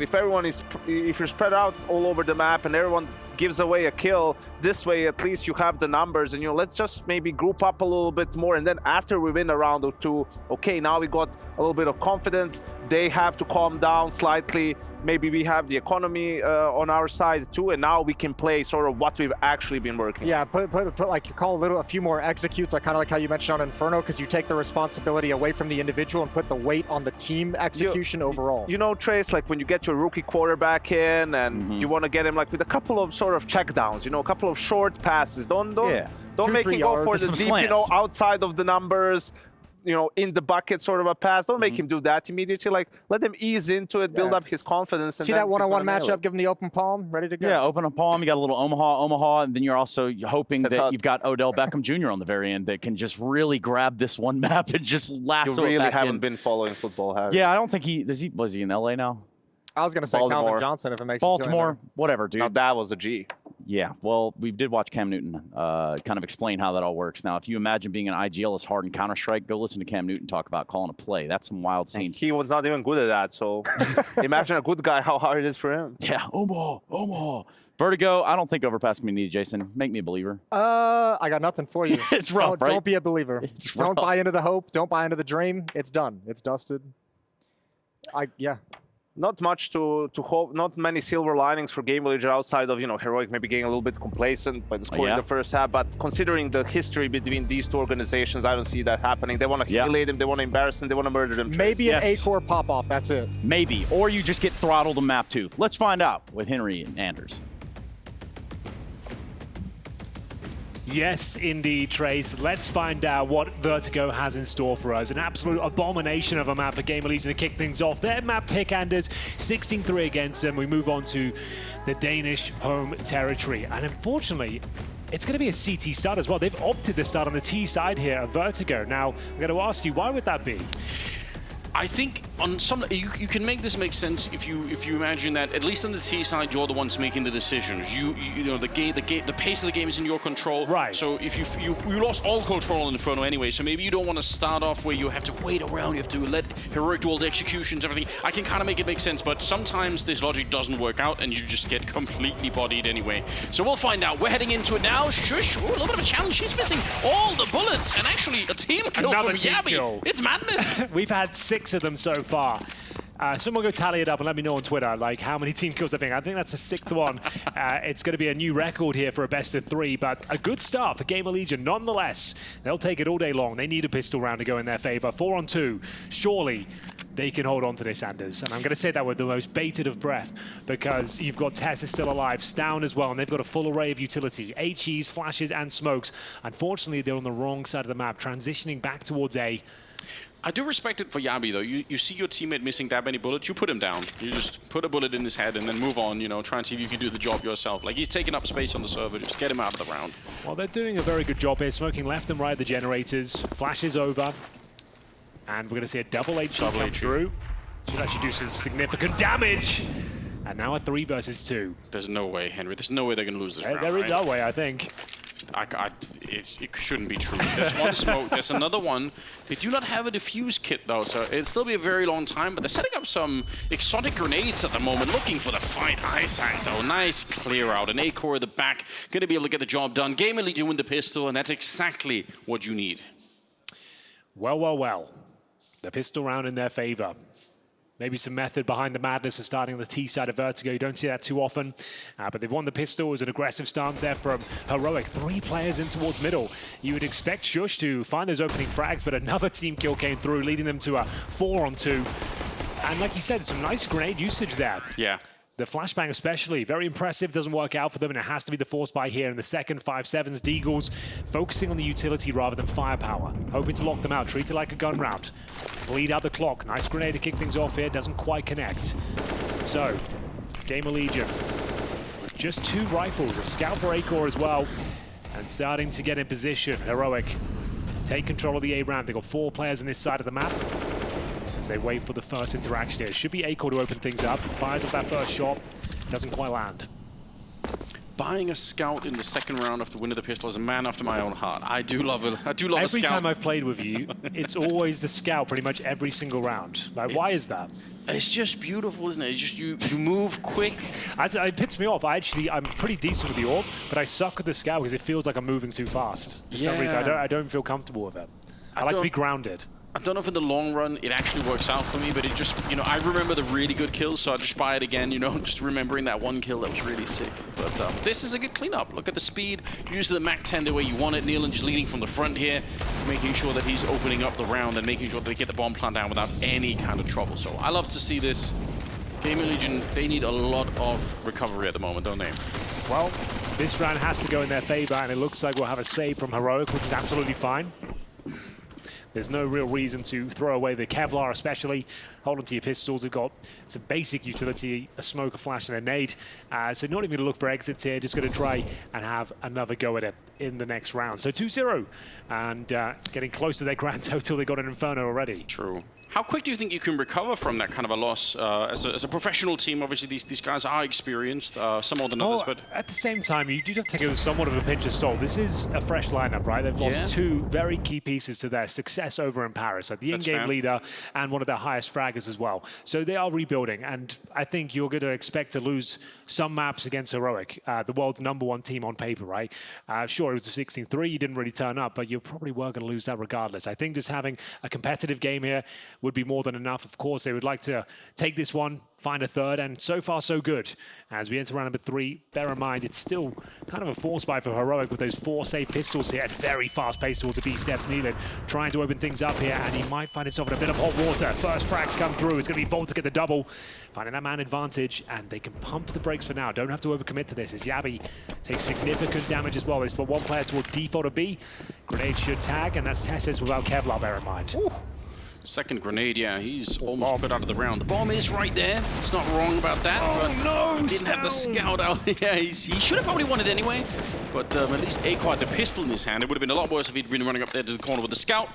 But either way, they're going to be fine. It's going to be a third round here for GamerLegion as Yabi and Tess is just too low on health and too far away from the action. So, oh, nice shot. That's what you like to see. Looking for another one here, Yabi. Why not? Bomb being planted right in front. A little bit bold for Kiosk. You don't really know if Yabi was going to be pushing forward, but either way, the job is done. The job is indeed done. Tess taking all that damage from the grenades, hoping to find a kill. It would be a miracle if he did much more than that. That's a nice frag, though. Could smoke on top of the bomb. And just going to try and just keep them here as long as possible. Maybe take someone down with a blast. He knows 1 bullet will kill him, so... ducking and weaving, and eventually will be dropped. It's going to be Volt with 4 kills in the round. should spur them on. Couldn't have asked for a better start here, but this is where the game really begins. They know it as well. Need to continue with this momentum to stand a chance here against a red-hot Heroic. They've done well to win the pistol and the follow-up conversions as well. Could drop the AWP, and they will. So Cadian will have that to operate with. And Acor as well, who hasn't really done anything so far in the series. Not really anyone did from GamerLegion, to be honest with you, but let's get into this first gun round. It'll be indicative as to where we're going here on Vertigo. The pick of Heroic, bear in mind. GamerLegion opted to start on this T side. It's where they wanted to be. And the initial spams coming through. This battle for the A ramp is a calling card of Vertigo, and headshots are found for Volt. 5th kill in 2 rounds. And they're more than happy with that, can fall back now. They've won the battle. He was put under a lot of pressure, a lot of grenades landing on him while they were doing all of that. I mean, clearly a very, very designed push from Heroic. But interestingly, no flashbangs to get through that one. So yeah, they threw HEs at him, but he's still able to fire back without much of an issue. So a little bit confused about that one. Chaos, look at the forward position he's got in the middle. He's got Nealon in as well. They could do so much. We'll see if Heroic are going to be wise to what's going on when they get actually on the rotate. They're almost there. A little bit of a chance, and yeah, Nealon will pick up the kill. Stown missing the opportunity. He's about to get shot in the back. Nealon with the double before anything else really happens, and it's just Cadian and Stown left. Well, here we go. This is looking like a locked-in round. Stown would have to find 3 kills here to set up Cadian, really. He's got the AK-47, but no utility, less than half health, and they're biding their time. Stown with the first, but completely shut down there, and that's going to signify the round is indeed over. Cadian with no choice but to save. Loves a clutch, but this one is just not possible. Yeah, I do like the freeze call, even if Chaos ended up not. But just you're really sweating if you're Stown there. You actually want them to swing a little bit harder, maybe go for a little bit more of a fight, but just having to wait around is painful in that one. What a beginning for Volt. Yeah, much better. Probably the same amount of frags he had in Inferno. He's got 8 so far after 3 rounds of play. So, yeah, not bad at all. This is the idyllic start. 4-0. Convincing rounds as well. The opening pick from Volt. Pump the brakes. Readjust. Be execution. And nothing could be done there. That nice mid-control coming through as well. The boost up. Nothing that could be done in response. So, Cadian will save the AWP at the very least. Something to work with here. Loss bonus will be a maximum on the CT side of losing the pistol. So there's $3,400 per player. That's like half by territory. So we're talking maybe a couple of SMGs, some 5.7s. We'll take a tactical timeout just to discuss those options. It's a winnable round going forward. But Volt's a lovely shot there to open things up, and good mid-push coming from Nealon, who had a disastrous first map. Yes. Acor starting to hit some shots as well. That's more like it. I think this kind of beginning goes a really long way to helping to put the first map behind you, because obviously that was embarrassing, and you're going to be leaving the stage after that first map, not feeling too great about the whole team. But you start 4-0 like this, or suddenly you just don't remember it anymore. It's in the past, and now you feel like you actually have a real crack at it here. So yeah, Heroic with the chance to talk things through. They still look pretty happy, Heroic. They don't look under that much pressure, but I mean, money's being made on the GamerLegion side. They're starting to really get their saved AWP on Cadian. Still makes it dangerous. They're going to buy deagles on the rest of them just to try and see if they can find some luck here. Gap smoke thrown by Isaac. We're back into the action. Is indeed just a partial buy around the AWP.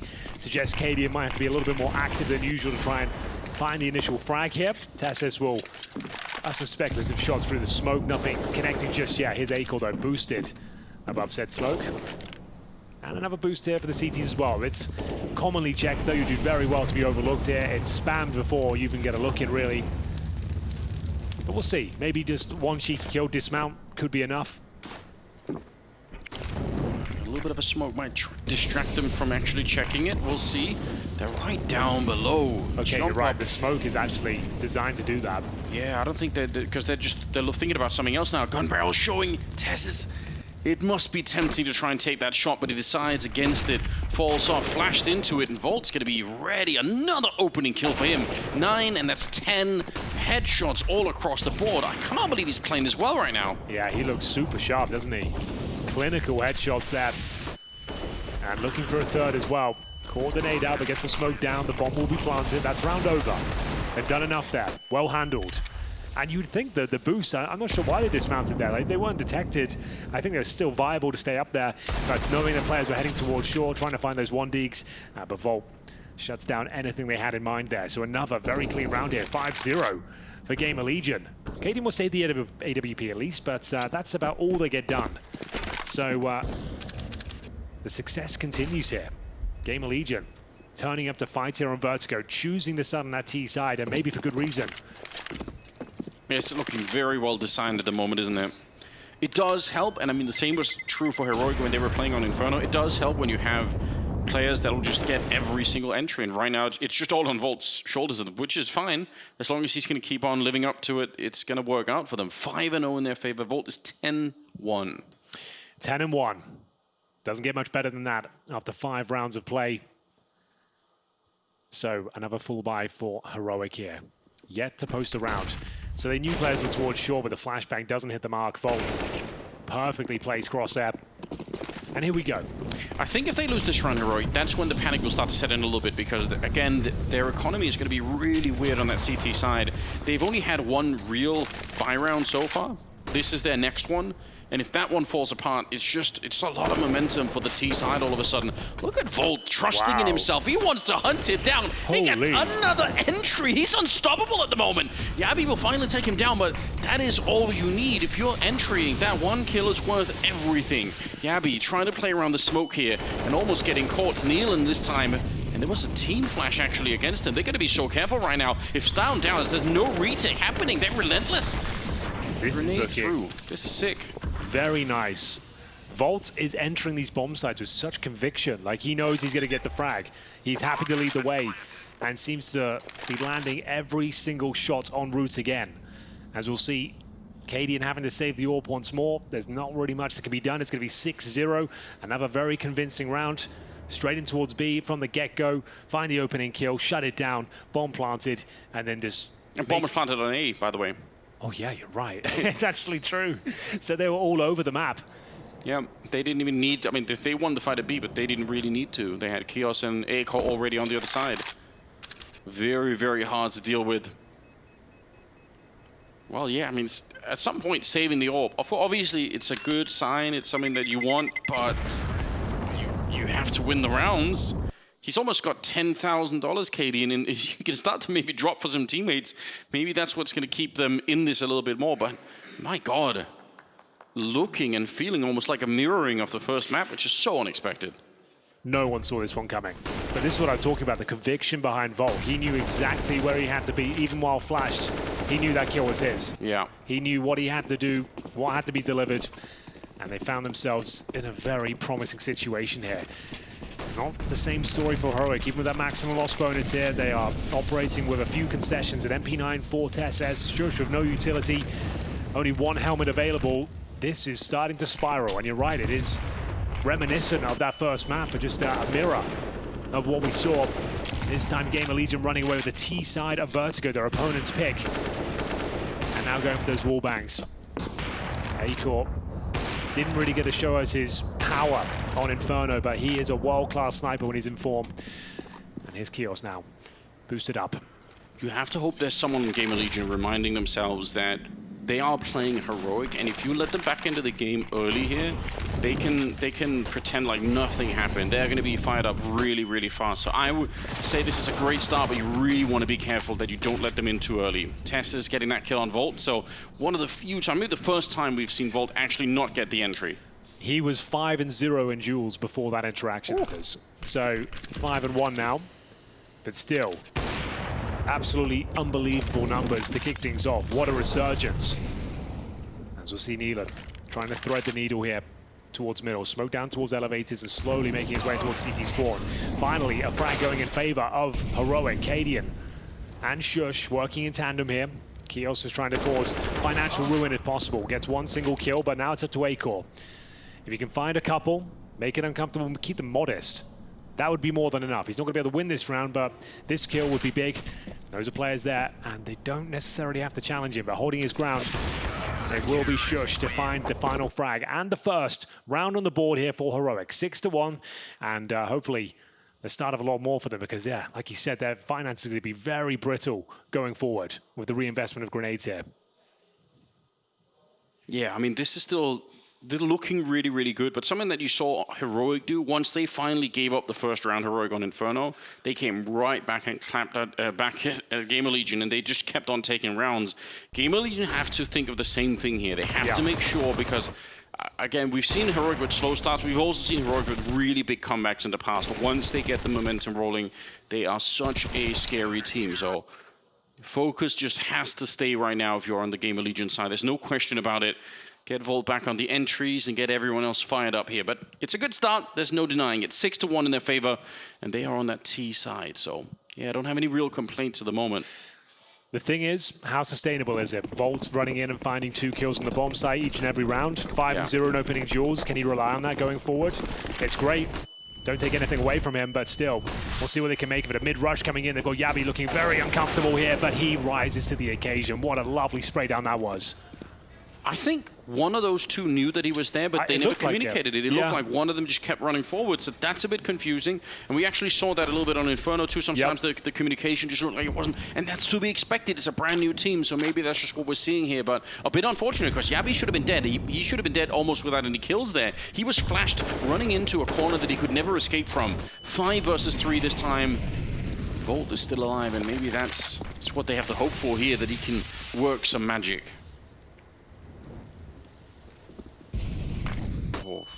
Flash around, it's down. He's got that slight gap. They're just not aware of it. Jumping on up, and that's shocking. Acorn probably should have been dead right there. This could actually fall apart here. Acorn, the AWP's got a flick ahead of him, doesn't spot down, and it's down to Isaac here. 2 versus 1, a possible clutch for him. Got plenty of time, bomb on his back as well. A flashbang available. Currently waiting towards a construction area, but he is surrounded. Tessa's locking off the rotation in towards A. We have got Shush patrolling the B bomb side, of course, from the back girder. He's going to be... Oh, he's found! What a headshot! I was going to say, all the way back there, how do you find that kill? But Isaac's done it. 3rd of the round for himself. And now he's going to put the bomb down. He doesn't really know where Tessa's is. He's going to realize right about now, hearing maybe the footstep there, but it's a little bit off on the crosshair. And bomb being picked up here. It's going to be at least some bonus money for them, but still... a 2nd round for Heroic. Well, considering how that round started with a Yabi double kill towards middle, the fact it comes down to 1v1 Anders, that's nothing to be sneezed at. That's actually a pretty decent result there. They've kept Heroic very modest. They've still got a 6-2 lead here. Their money's still strong after the plant as well. So Kios did absolutely God's work there. That was very, very impressive. What a shot as well towards the back. Gets the bomb down. And we go into round number 9 here. As we'll have a look at Yabi. Like you said, it looked like they were aware of it. So the second player, Neelan, did have the information. He was pre-firing the angle. His teammate just didn't get the call in time, it seems. Lines up for him, and it all comes crashing down. But like we said, a 1v1. Still a close round here. And it's a bit of a swing round coming up next, because you can see both teams fully invested here. And it's Volt once again continuing his dominance towards this A ramp. Finds down. And they've been very good at just slowing things down when they find these advantages. So we'll see what the next move holds. Cadian had the 5-7 out. He's got an AWP in his back pocket, so I guess he just wanted the close range dink against Volt if he kept pushing. Yeah, but he's back at it again.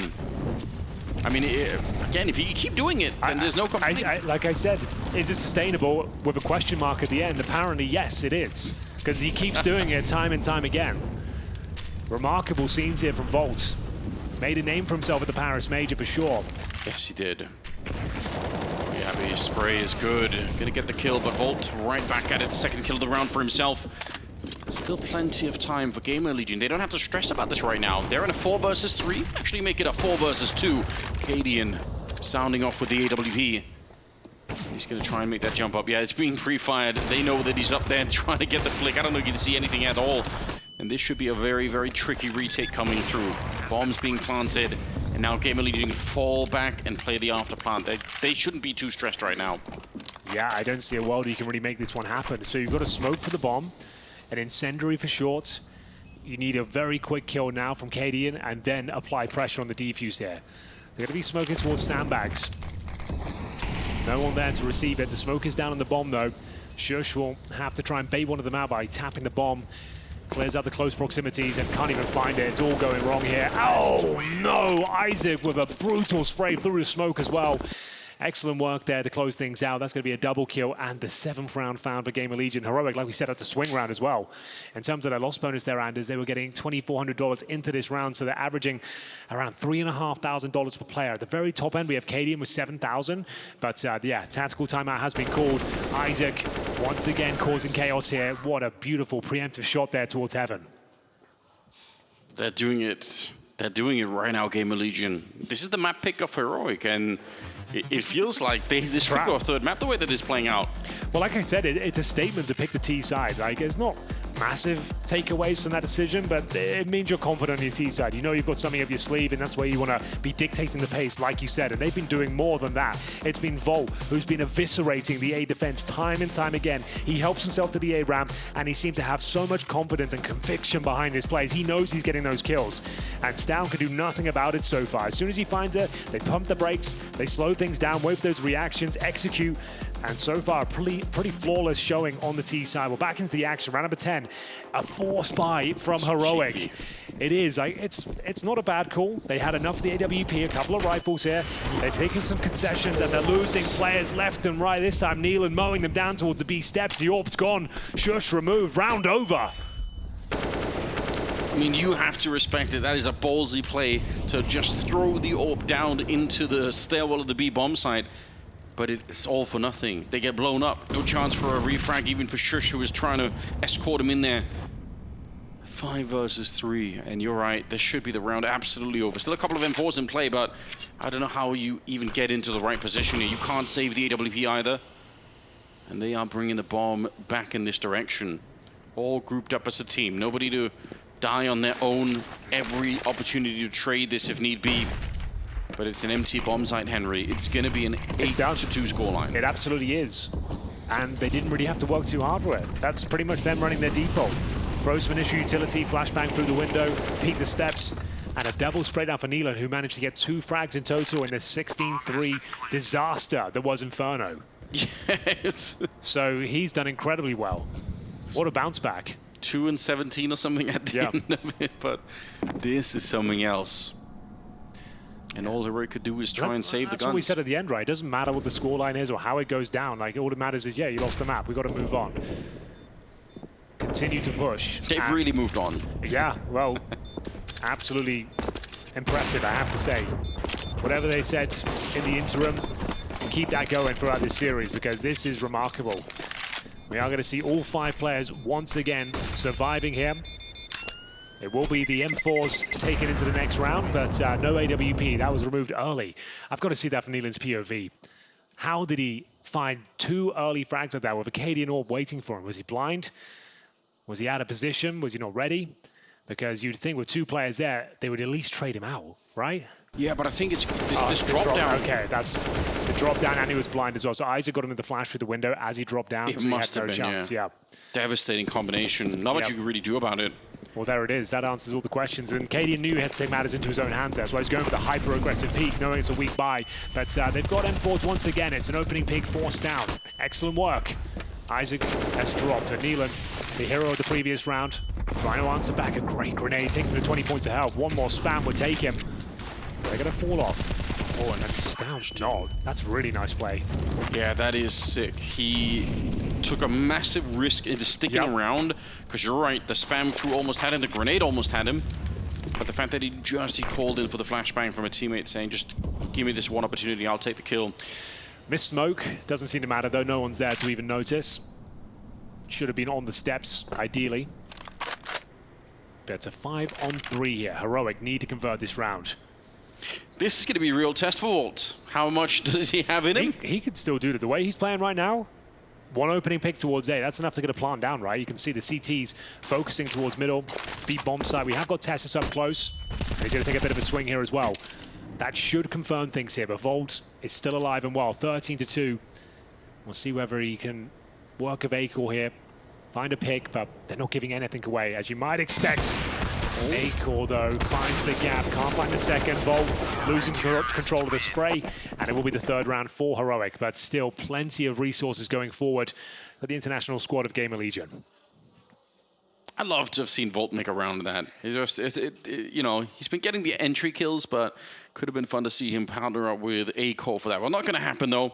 And you're right, they do have the money to continue. Although if they lose this next round, it will be a different question. And that's when Heroic, again, it might feel like it's too late, but it's not quite the same madness that we saw in Inferno. Even if the scoreline is a little bit one-sided here, there's a chance for Heroic to pick up, you know, 6 rounds or something like that in the first half. And if they do that, they're still very competitive. Oh, absolutely. In the context of this particular matchup and the disparity of what we expect in terms of the world's #1 team and a new-look GamerLegion, yeah. Sure, we know they're handy, but they are certainly not the favorites coming into this one. We're going to be focusing towards middle now. Cadian with the AWP here. It's a very viable spot. Normally good for one. He can fall straight back. Flashbang might come over, but a nice little swing there. They detect the AWP on the other side. You can see him scrambling back towards CT spawn, and they've claimed mid-control here. Go for the same boost they did before. And Volt, he continues to apply pressure here on the A ramp. So a very defensive setup here for Heroic, and now A-Core spots a player towards a boosted position. Cadian rotating with the sniper. Is A-Core going to be ready for it? He's trying to look right under. How much can you see there? I don't know. He can. Yeah, that's unbelievably quite a lot of tricky. Info, Well, let's see. Chaos in the middle. He's going to get found. There is a second player there, and are they going to expect it? I think it's Isaac who's still in the middle, hanging around. But Heroic wise to the first bit of that play. Now they're trusting in A-Core to find an opening. And Isaac's patiently waiting. He's going for the really deep play. And because it's so late, I'd be shocked if Heroics now guess that there's a second player. He's turned the corner, Isaac in the middle. He's getting a little bit closer now. Volt's moving up, trying to put some pressure on. They have to do that because otherwise it is going to be suspicious that there's no other sound on the map. But here we go, not ready for it. Like I said, it's a little bit too late. Stown still quick with the turnaround to take down Isaac. 3 versus 4 here, and it's fallen apart slowly but surely for GamerLegion. Nealon and A-Core, you're right, 8 seconds. They need to get that bomb plant. It's not going to happen. The Molotov will consume Nealon, and A-Core, he can't do much. Nice work from Cadian, holding on to that vital piece of utility just to deny the plant, win the round. It was getting a little bit out of control there towards the A side, but rotting the clock down. Very defensive crossfire setup there from Heroic leads into a 4th round on the board. It was an expensive one, but no bomb planted. We did say that would cost them almost everything GamerLegion they gave that round up, but they do save the A-Core AWP, bear in mind. So not all is lost. They can do something with this. They're averaging around $2,000 per player. Stown starting to show some form here, and that's the gap. I haven't seen people use that a lot. Like, maybe I've just missed the memo, but I didn't know you could get that much info with the scout, with the AWP from that position. Yeah, I mean, that looks like someone that's going to get patched. Not that it really matters anymore because obviously CS2 is coming out in a couple of days. There will be no further CSGO patches, Anders. Yeah. Just to burst your bubble there. Well, we hope not, because if there is, then that means we'll have to wait a little while longer. We're sick of waiting. We're all expecting it to be soon, so to speak. Flash on over. You are right, though. That AWP being saved, it means Heroic are not really... It's not a completely easy round for them. Gotta be careful. He is an absolute sicko of the AWP. We haven't seen it yet. I appreciate that, but once he gets into 5th gear, he's one of those star players. He doesn't show it as consistently as some of the superstars, but trust me, he's got it in him. And they can rely on him to find these opening picks, and he knows he has to step up in this particular round. 1 minute remaining, and 4 players encroaching towards the A bomb site here. Stown, though, a ton of information. He's gone for the hard flank down the ladder, piecing together this info, and a brutal grenade lands in the pockets of GamerLegion here. But still, once again, finding control on this A ramp. Not too much of a challenge for the CT side. Cadian has another Molotov and another HE, so this could be very, very tricky. Good understanding of the round here. A-Core knows it's the one-way smoke that Cadian will be using. Jumps up on the fence just to avoid his feet being shown. And once more, incendiary down towards shore, trying to buy time here. If he can get the opening pick, they can get that plant down, it'd be everything. But the bomb has been dropped, and that's going to be the end of the round, unfortunately. Just A-Core and Volt remaining here. Volt doing quite a lot of damage, though. Probably finds this 1 kill on Tessus, but that's all he'll get. So well handled there from Heroic. And like I said, quite defensive in the last couple of rounds. Not challenging as much, because I feel like every time they've been challenging at A-ramp, Volt's been blowing them up. Yeah, they just have to respect that at the end only. They don't have a choice. He's shown them that he's going to be willing to win that fight. So playing a little bit further back makes a lot of sense, doesn't it? Especially against the pistols as well. Yeah. You know it's a low buy, being presented in the following round. You don't want to be in a position where if someone does go down, you instantly give it the rifle. You want to make them work for it. So it makes a lot of sense as the terrorist GamerLegion will bring in Ash to discuss their options going forward. An emphatic start with a 6-0 scoreline. That's been a bit of a calling card of this event, 6-0 start, Sanders. Yeah, you're weirdly. Usually it's a lot closer at the beginning here, but yeah, we've had a fair few of those games. Going into the 14th round. It's a bye coming out of GamerLegion of sorts, but it's not going to be absolutely perfect. They're going to be missing a couple of things. I think Acorn might have to do either with a Scout or Galil, depending on what he's feeling like. Maybe a Tech 9 if he wants all the utility in the world. Could be an option as well, I suppose. But the fact that Heroic up to 5, I mean, again, it's not perfect, but it's serviceable. They can still do a lot here. Oh, absolutely. This is not a done deal by any stretch of the imagination. A rough start, but they're starting to assert their dominance now. Another dink through the smoke. Keo's down to 15, converted by Stown. Should be a guaranteed frag, but Tessus, but Volt just doesn't miss. Each and every shot connecting with the dome. Remarkable scenes here. He does take damage en route, but they'll sacrifice the A-ramp for now. Acor holding position for any potential pushes. Speaking of which, CT's claim control of the B steps as well. Yabi is down, ready to fight as the smoke dissipates. He gets himself one, drops the bomb, and Acor has to find the kill here to stand a chance in this round. Volt's so low, 3 versus 2. Isaac, what have you got for us? It's on his shoulders, isn't it? Volt could be helpful if the bomb gets planted, but it's Isaac that has to make the real move, and there we go. Oh, a flash in to try and help Shush out, but it actually gives away the game. There's a chance here. He's hunting him down. Cadian gonna be found. Volt even low on health was dangerous. And now it's just a question of Stown walking into the Molotov. He's jumping right through. He loses almost all of his health doing that. And they know exactly where he is on the other side here. Bomb planted. What looked like a surefire round from Heroic. Now a big question mark. I don't think there's anything Stown could do. He's realized as well. That's shocking. It was that play on the B wooden boards there. Yes. Jumping up at the smoke, like you had the 3-on-2 advantage. I just don't know what you're hunting for there. You don't need information. You just need to rot the clock. You just need to be holding crossfires on the bomb site, even let them plant, retake.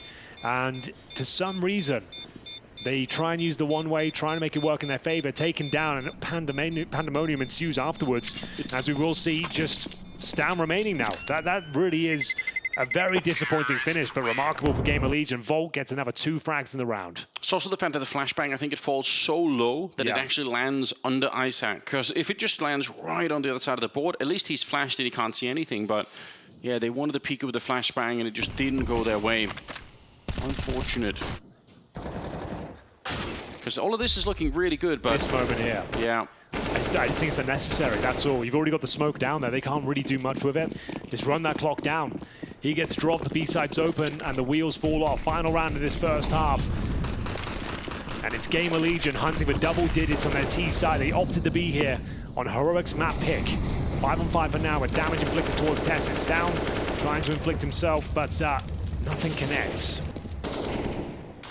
Well, they're going to be popping through, aren't they? Flashing their way through their own smoke and trying to close the distance. It's a Volt with one more opening. He can't help himself. No matter what's happening, he's going to get it. Stown will finally bring him down, and that's probably going to be real important here. And now is where you want to see Heroic. Again, play the men advantage. They have the 4-on-3. Don't make the mistake one more time. Yeah. Can't afford to give this one up. And spotted on the boost here. Suggests there's at least 2 players here on the A side. Some information garnered. 1 minute left. Kios working his A-ramp. Look at Shush. He's so far forward. That's why they're allowed to have 3 people at this bomb site. True. MP9 B steps. Under control. Kios hoping someone will peek the headshot position, but he's 1 in 10 right now. Smoke's going in. Is this the final commitment? I think it has to be. They have no presence on the map elsewhere, and Acor has been dropped. Lovely work from Cadian.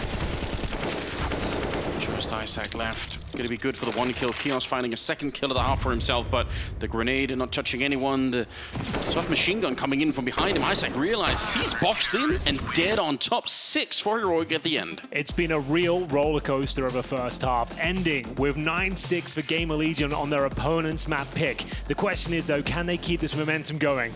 Ladies and gentlemen, you have to find out shortly. We'll be right back.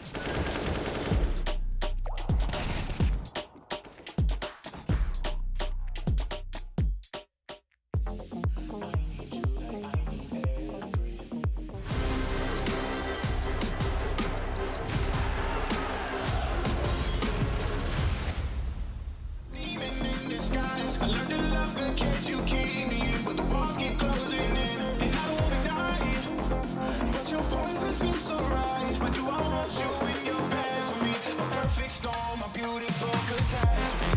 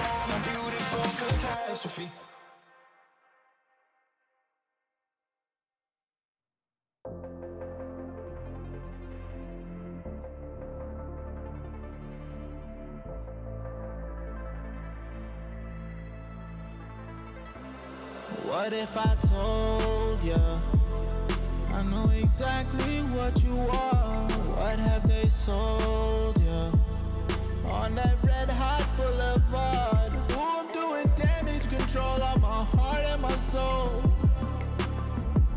and ain't no one telling me nothing. I've taken control.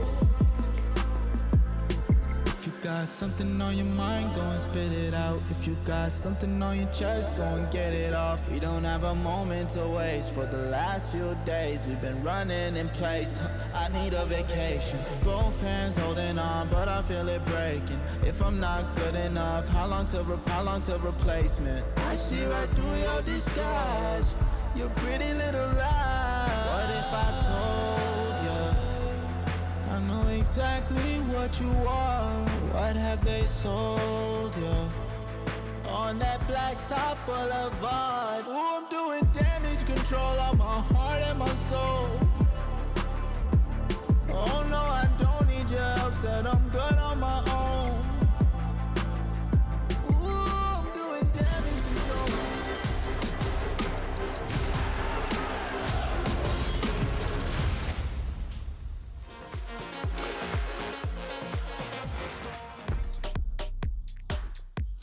Danger, danger, high voltage. After denouncing the British flag, it's the young Romanian posting a massive haul of frags in the first half. Volks putting his best foot forward there and decimating the A-ramp time and time again. 17-8 leading GamerLegion, bouncing back 9-6. But the job is not done yet, Anders. Sure, it was an impressive start, 6-0, which you've seen many times in this tournament, but Heroic woke up towards the end. They've got more than enough to work with. They did. What an impressive beginning, though. You are right. Even Heroic had to acknowledge at one point, we can't fight Volt anymore in that ramp. He's going to hit the headshot every single time. Yep. It was remarkable, but I agree. There's still a lot left here. If Heroic win this pistol round, they are right back in it, and they know it as well. Double dualies on the CT side, but a lot of execute heavy. 3 smokes, 2 Molotovs, and 2 flashbangs in a pistol round, Henry. That's absurd. It's a bait and switch setup, though. Nealon trying to take all the aggro for Isaac. He's waiting there with the dual elites, Anders. Hit or miss weapons, if you ask me, and we'll see if he can find multiple frags. The full B execution. Isaac ready to pounce. He'll only find one. Nealon flashed off. Molotov starting to rain in as well. This is going to be very difficult to hold. This pistol is looking pixel perfect. As we enter the 4 versus 3, the retake will be coming from the B steps, but Heroic have got absolutely everything covered. They really do. They burned out Nealon in the back. They get the double boost against Isaac. It's just so perfect. And now they've stolen the dualies just to add insult to injury here. It's Shush to pick him up and take down Kios, who's had a really, really tough series so far. He was entering on Inferno on Banana, and it was miserable, and it didn't really work out for him on the first half of this map either. Stown will take the last kill. Heroic win the pistol, and they're in a great position right now to make a little bit of a comeback of their own.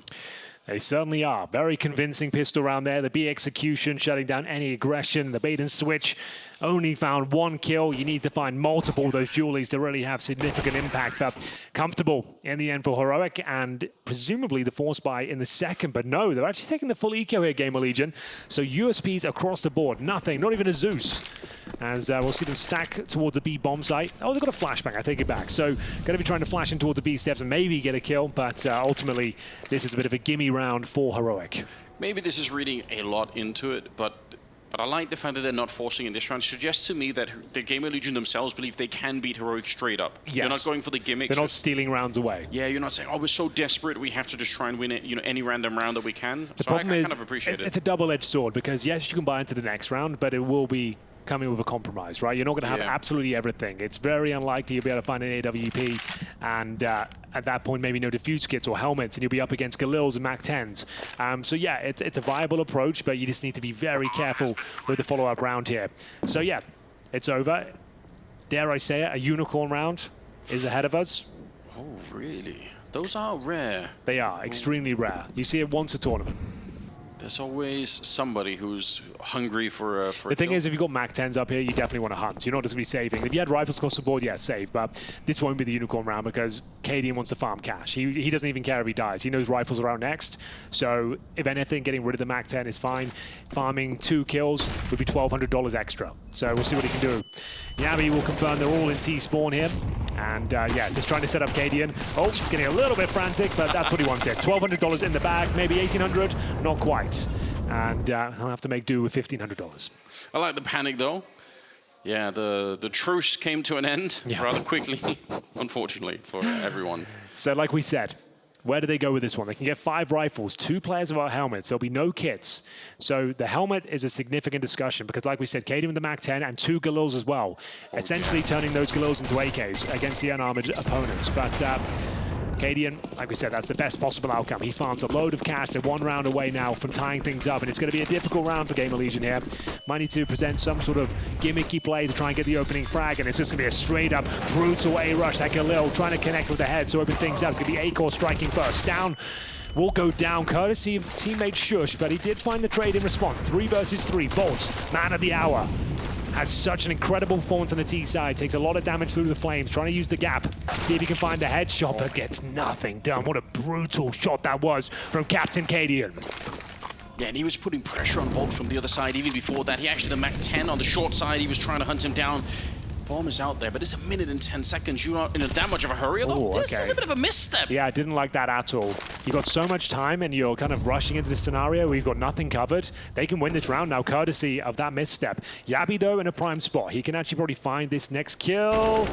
It will come down to the awkward timings here. It looks like they should be fine, but no, Neelan with the spray from hell. He gets the double, saves the day, and maintains the lead here.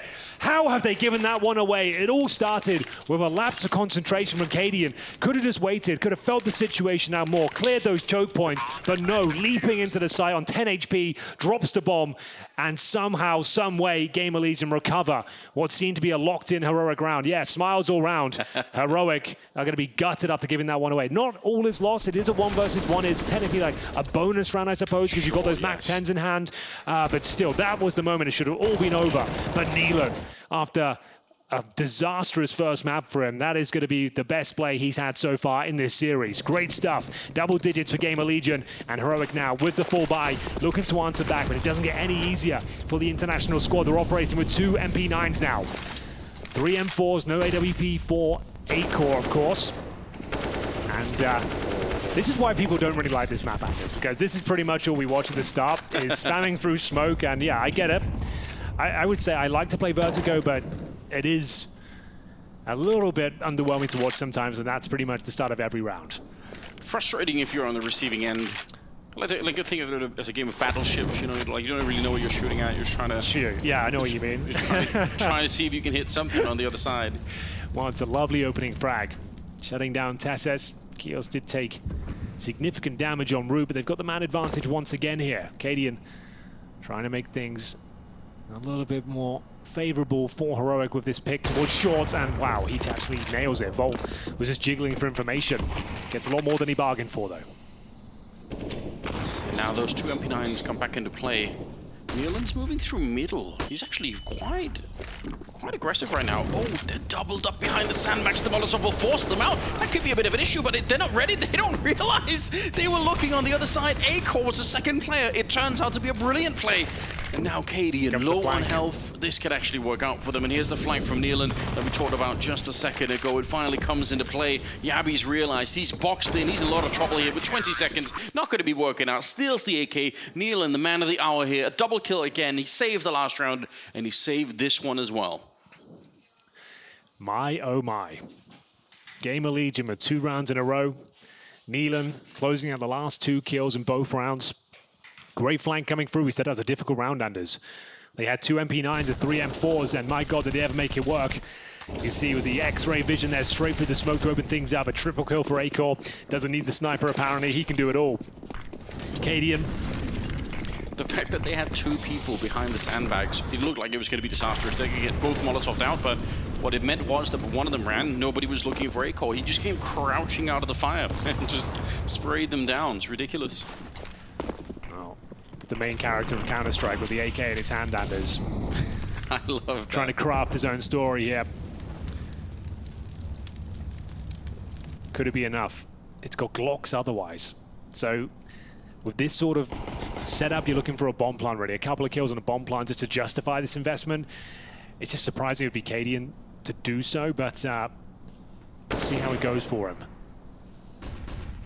I love the idea. I see what's happened. Stown dropped the AK and Cadian bought himself Kevlar and a helmet. So they've sacrificed 2 players' finances completely here. So they better hope they get something out of this. They get nothing, they're in a lot of trouble here. It'll be 12-8 and they've got a pretty much full eco ahead of them, but well, I guess not. They're going to go 2,400. It'll just be a more complicated round than it has to be, I suppose. Definitely be a bit weird if they get to it. Right now, they're just stuck at the bottom of the ramp, not really making any progress. Flash to set it up. Cadian falls short of that one. It's actually the Glock that's doing a little bit of work here. Volt, he's going down, but it's still going to be picked up. And yeah, maybe a couple more casualties than you would have wanted there, but ultimately, they're 12 rounds on the CT side right now. So this is what I'm talking about. You got 2,500 on Cadian and Stown now, 4K otherwise. Do you take another half buy here? As if you do buy into it, yeah, you might have to. So yeah, definitely take a tactical timeout. Get the abacus out at this point, work out what's going to be the best possible approach. It's going to be the 3rd tactical timeout now for Heroic, feeling the pressure now in the closing stages of Vertigo, their map pick. They're expecting a walk in the park here. It's a technical map. A new team shouldn't be thriving in these sort of conditions, especially with a new in-game leader. Losing their star fragger and Immer as well. But no, they've really turned up today. Volt, with 19 kills, 13 deaths, has been decimating them. And now Acor starting to wake up in the second half as well. This could be leading us to a 3rd map, which is Overpass, bear in mind. And we've seen some communication issues on GamerLegion that have lost them some fights, and playing on the CT side, especially of a map like this one, I think is going to be very tricky, right? If you miss just a little bit, if you miss a rotation for the middle, you can leave a gap, the CT or the Ts will sneak through, but they're playing really well, obviously starting on the T side, which is their choice, but even the CT side is looking really good. It was Cadian and Stown, the players without the cash. They're the ones with the guns now. Shush and Yabi will have to pay the price for their previous investments. So we'll see what they make of it, but this is exactly the problem I was talking about before. That single AK that did nothing for them has really sabotaged their finances now into this very important round number 21. A lot rides on this. They will be absolutely done for if they don't get a plant down, especially here. Molotov towards the construction position. You can follow up with a smoke as well. And the flashbangs are very effective, but Isaac is recovering, but not for long. That's more like it. That's a really cool set piece you can do. You throw the Molotov towards construction first to flush them out, and you do the same lineup with the smoke. It lands on top and instantly blooms, of course, and then completely covers construction for you, locking out rotation. So that's a really beautiful way, and you can find that from T-Spawn. So awesome B execution, and flawless, really, upgrading those pistols, and crisis averted, I suppose, considering the financial implication we discussed at that Hero AK. Yeah, the only way I think that kind of an execute gets stopped is if the CTs are actually even further in front and can get a kill or two to slow the whole thing down. But once it's in effect and once the flashbangs are rolling in behind him, you can just see, I think it's 3 or 4 flashbangs that are landing. Even if Isaac doesn't peek right into him, he's still just in such a bad spot because they're going to be flanking on the outside of the bomb side at the same time. But rifles are being saved, and ultimately that's probably good news here. Not that much money on GamerLegion. They need to keep things alive. Heroic on 9 now. And in spite of this being, again, impressive for GamerLegion in every possible way, they don't have to make a lot of mistakes here. If they slip up once or twice, Heroic come back and they exact some revenge, they probably win the map. Probably. It could happen. Careful. Yeah, it really could. So, round 22. Do or die time. Are we going to a third, or do we say goodbye to GamerLegion? Bear in mind, if you're just joining us, this is a single elimination format. Taking out Apex to kick things off. GamerLegion did very well to make it to the quarterfinals here. Up against the world's #1 team now. Well, 16-3 in the first map, but fighting back here on Vertigo. Look at that first kill. It's Volt to strike first once again. Back and forth we go. Chaos ensues, but ultimately the man advantage, but not for long. Tess is blind, running through the flames. Back to a 3-on-3. Cadian tagged heavily as well. They'll start the transition back towards the B bomb site, but we've got Isaac here. Oh, they're going to overlook him. He doesn't even get traded out. Oh, that's actually insane that Cadian got that kill. Yeah, he probably could have been dead as well. It's so difficult to combat. It's such a tricky little spot that it might not even matter. Cadian, 7 points of health, 2 versus 1. Would have to hit a perfect one-bullet headshot there to give himself a fighting chance. He's got time, he's got the brain power, but just not a lot to work with. It's going to be very difficult to even get a plant here. That's nearly 3 people on Heroic getting caught with a knife or a grenade in hand. Shush got killed at the end there, but also obviously the first kill on Isaac that went the other way over towards the B stairs. Just Heroic with a lot of speed behind them, maybe too much, and it's actually backfiring on them quite a bit here. Cadian's walking the whole way. Got the AK he needs. Again, another 1 bullet like you said. Gonna have 1 crack at it, not even that. A-Core is too quick, and Ash he's fired up. He's really loving life at the moment. 13-9. GamerLegion need 3 more rounds to get us that 3rd map. It looks more doable all the time here. Certainly does. I should say, big difference here, I guess, between this kind of a scoreline and what we happened on Inferno. I mean, obviously, overall, it's way more close, but also, GamerLegion don't have the kind of bank that Heroic did when they were on the CT side at the end. And Heroic can keep forcing, they can keep buying, they keep putting on the pressure here. So, yeah, it's a 4-round gap, but it's not at all the same as what we saw in Inferno. This is a lot more tricky for GamerLegion. Well, let's see what the A-Ramp has got in store for us this time. It was Volt cracking things open in the previous round. A-Core makes himself known, trying to get a grenade down towards the scaffolding position. Smoked off, though, but he has got a gap, looking for that no-scope. Molotov being deployed here, and he's just still going to go for it. I love it, but it might cost him his life. How's he still going? Yeah, it's Volt that takes him down, but still, he did very well. Yeah, how many team kills we had, guys? Someone go back and count. I think that's 7 now. I think you're right. What's the record? Like, someone go back, look in the archives, the history books. What's the most team kills in one series? Because we're going to break it. 100% we're breaking it today. If we get a it's the main storyline of this game. Forget the quarterfinal, forget the single elimination. How many team kills will we witness? How does it all bunch up in one single game? It's just happening. Well, they're back on the A-ramp with 3 people, GamerLegion. That might be a bit of a surprise. You already lose 1 per layer here. You still have all of these forces, but it doesn't matter. Volt has to get the multi-spray down, and instead he's going to be running back. Shush is clearing out the bomb site. Volt and Isaac. Good shot for Volt again. Maybe a chance here still. Isaac finding Shush just like that. It's a 1 versus 2, but look at their health. They're almost dead on that CT side. 30 seconds for Cadian to try and be the main character once again, but he's running up. They're so quick with it. This is scary. He could have been dead already. He had the knife out. He's swinging for it. That's great, but it will not matter. Isaac is there to save the day. God damn, that was as close as it could possibly be. Cadian scratching his head before he even went in there. I was like, guys, really? Another 2 versus 1? And it was certainly possible, but good rotation coming in from GamerLegion there, utilizing the buddy system, making sure they were together, ready to trade out those kills. And Cadian did well to have the awareness towards the Guardian position, but towards Tetris, couldn't quite find the 90-degree flick, and no bullets connect. And it will be a massive round for GamerLegion to garner here. 14-9, tactical timeout for Heroic, and the money is broken. It's got to be tempting to do the Tech 9s. You know that it was a 1 versus... They don't have a lot on the CT side. That's a good point. And they purchased a couple of flashes so far, but that's all about Volt doing so much work into that A side, funneling them back towards B, and they know how much that means to them. That's going to be huge. So, you're right. Do you want to buy into this round with the Tech 9s? Go all in, deny map points. I'll take the eco and try and fight for overtime. It looks like they've made up their minds. It's going to be a kind of halfway house between both ideas. They've saved themselves about $1,000 per player, so a chance to win this round, but certainly not everything you need to pull this one off. P250s, a couple of flashes, basic Kevlar, and A-Core with full vision of the A-ramp, a much quieter interaction this time. He's got full control. So many more mistakes out of Heroic than we're used to seeing. Glitch molly. Yeah. Goes towards the elevators, enables you to get window control. You see how much, that's why it's got a glitch molly, because it is so difficult to deal with, but it might not even matter. Double spray down from the in-game leader once again. Nealon stepping up when it really matters most, and this is going to be another slaughter. As Heroic have just 2 players remaining. A nice idea, trying to pounce into that B bomb side, but it all comes crashing down once again. They've done so much damage, but no kills found. And this is huge for GamerLegion. They've been struggling. A lot of these have been down to 2v2s, 1v1s. Their economy hasn't been looking great, but now they're going to be at 15 rounds, and if they can just take care of Stown without losing anyone here, then it's going to create a little bit of a buffer for them, which is going to be great if Heroic somehow win another round here, even though they're in trouble as well.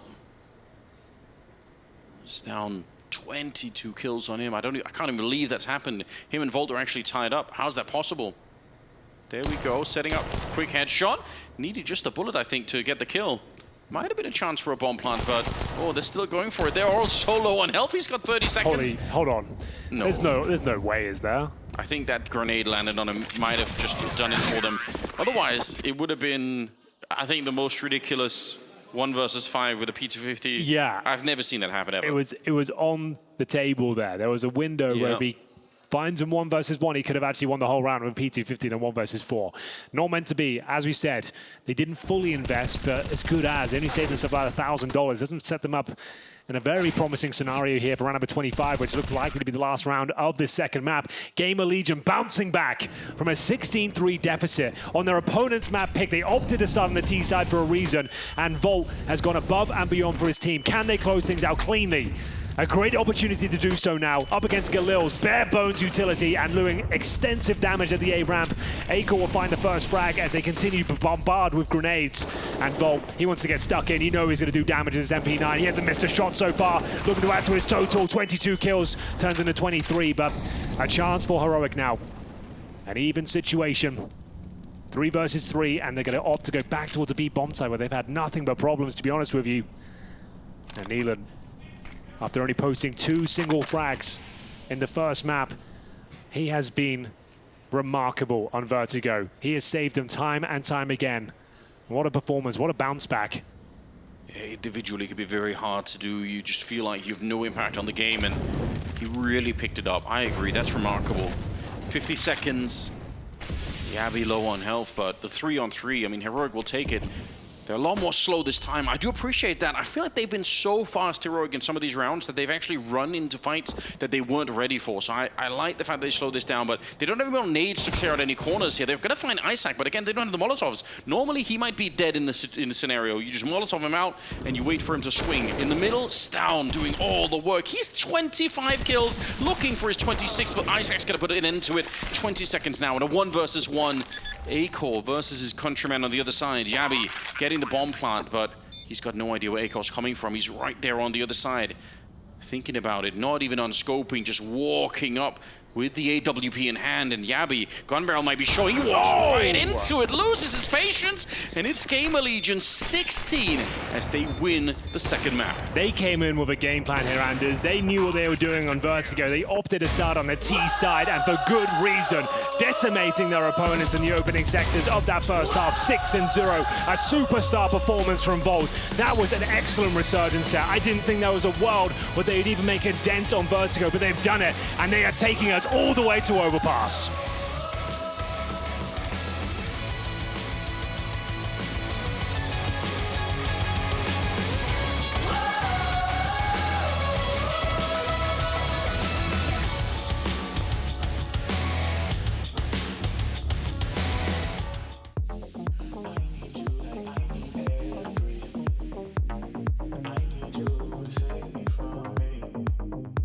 I'm caught in your wave, I'm drifting away.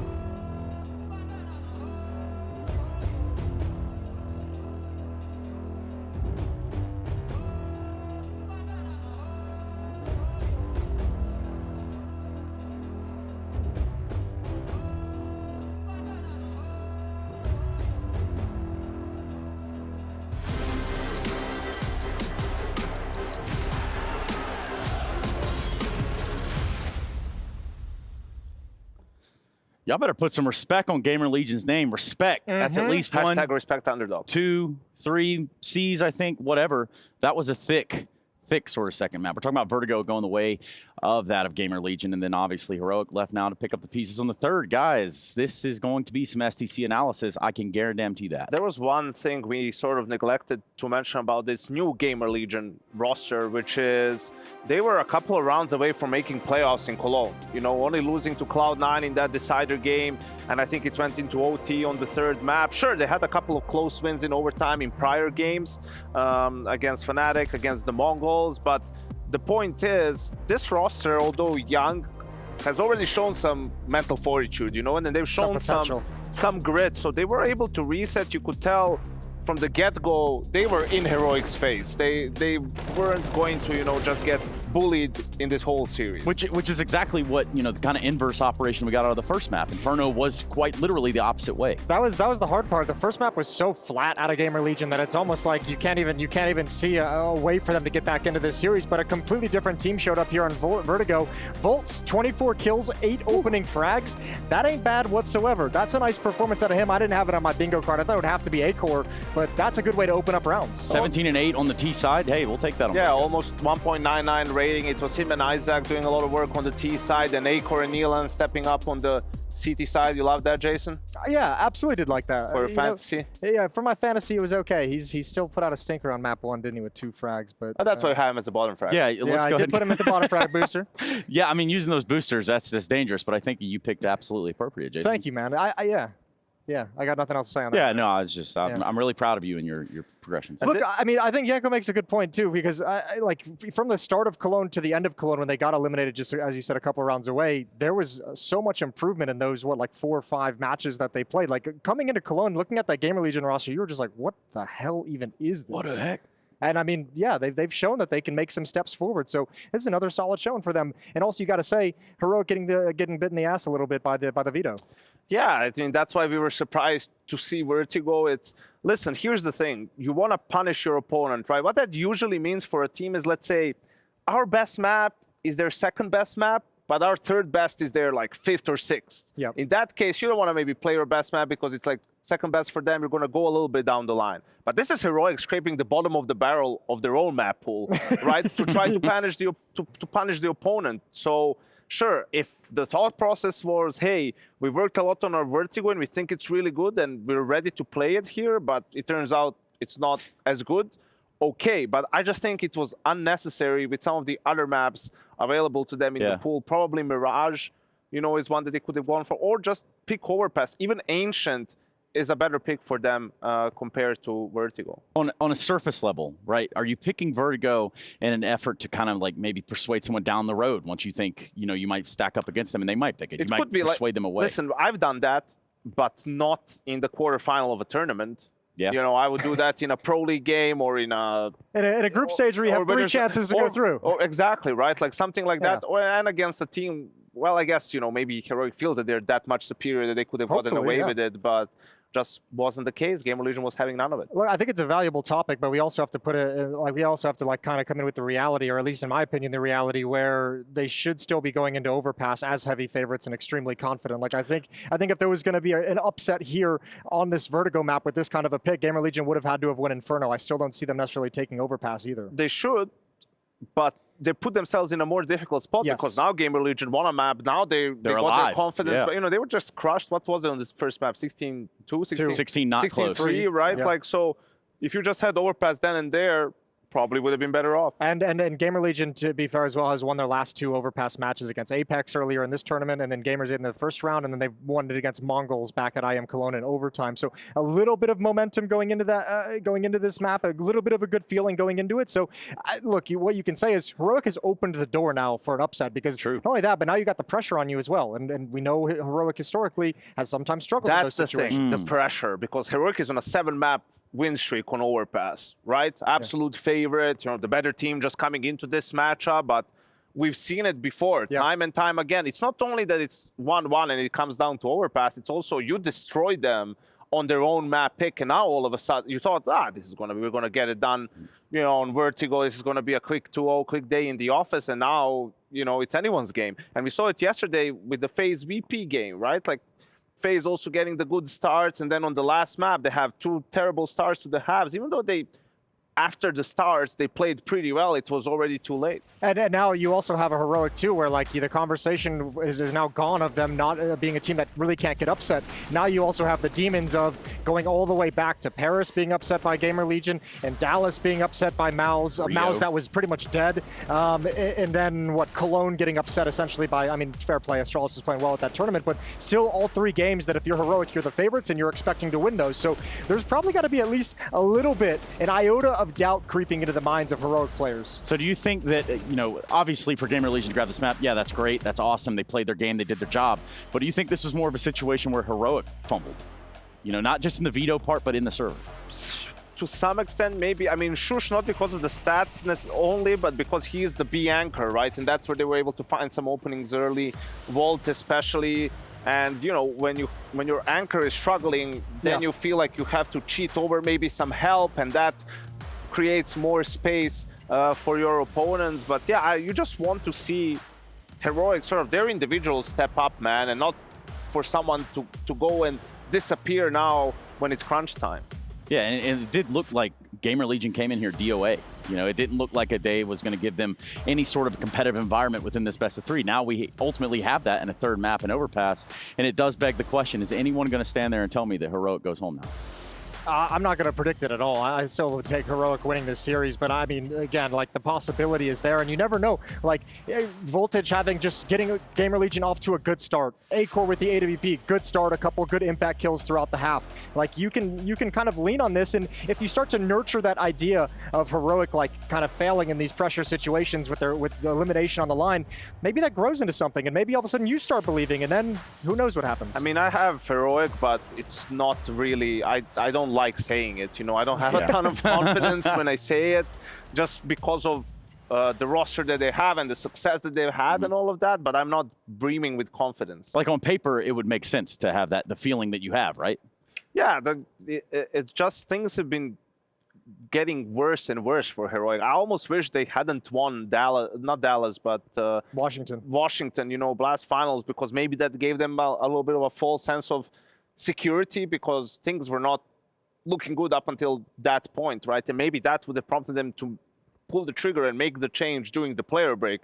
Instead, they stuck around, and, you know, it's been a little bit shaky. Well, more than shaky. But Jason, fake it till you make it, right? Isn't that something? Actually, I mean, ironically, that's exactly what Heroic kind of did at Washington when they won the event, right? They went out of that whole angle of meme the fact that they're just choking playoffs, meme the fact that they can't make it to the finals and can't win the finals. And I mean, I'm not going to put stock in the fact that that was the thing that got him over the hump, but they've tried every philosophy in the book to avoid these disasters, and they're still kind of creeping in there now and again. Jason, put me in your huddle here. If you're Heroic, what are you cading and what are you saying? Trips right north, Flake. Omaha. What do you say? You're saying, guys, this is about revenge from Paris. Let's look back. That was like the great embarrassment that we have on our resume. That's the great stain that we have on some of our runs, is the fact that this is the squad, or this is the organization that beat us and knocked us out of Paris, denied us a chance to win the biggest trophy that we've all been aiming for. And this is where we're supposed to be establishing our dominance over them, not letting it happen again. And it's time to shape up and step up. Every single person needs to play a little bit better. Shape up and step up. I like that. You feeling the same way? What would you say in the huddle? Let's get a compare and contrast. I would say stop being such... No, I think... Damn, it exists. What is y'all a bunch of chokers? Listen, in reality, there's no like special speech. If anyone knows what to say, it's Cadian. Let's get that out of the way, right? But there's no...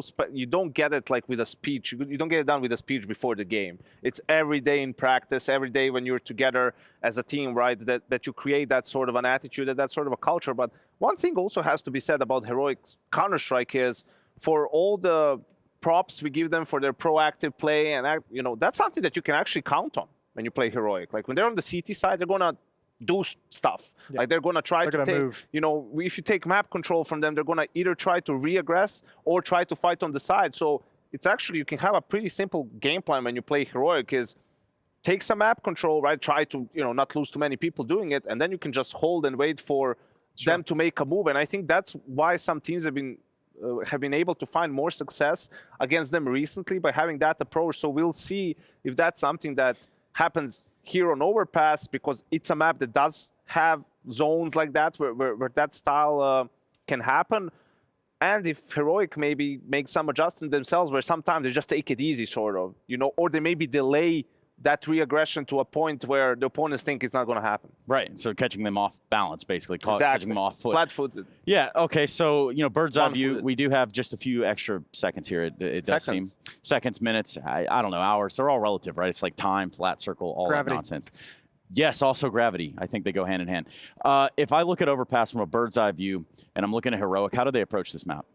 I mean, they're known for guys attacking at the extremities, right? You have kind of that dual lurking system that they've played in the past, where you have Yabby on one side, I believe it's Tessa's on the other, if I remember correctly, kind of challenging out towards long, through Monster as well. And on your T side, you can really pull teams apart. And if you can able to find a pick, thin that defense, then those two individuals can get really proactive, and they can make plays, and they can find their one-on-one duels. So that's something that they're going to have to be very careful. The individuals of GamerLegion need to be on point in this game. Can GamerLegion shut something down like that? I mean, what's your take? They can. We saw them shut them down just now on Vertigo, right? I don't think they're scared of Heroic at all. And then, if anything, these games are entertaining. They're fun because both teams, no one's pulling punches, right? Like they're both playing super aggressive. They're getting into each other's faces. Unfortunately, that means a lot of it comes down to who gets the entries, right? Because we get a lot of quick 5v3s, 4v3s, 4v2s, and all that sort of a stuff.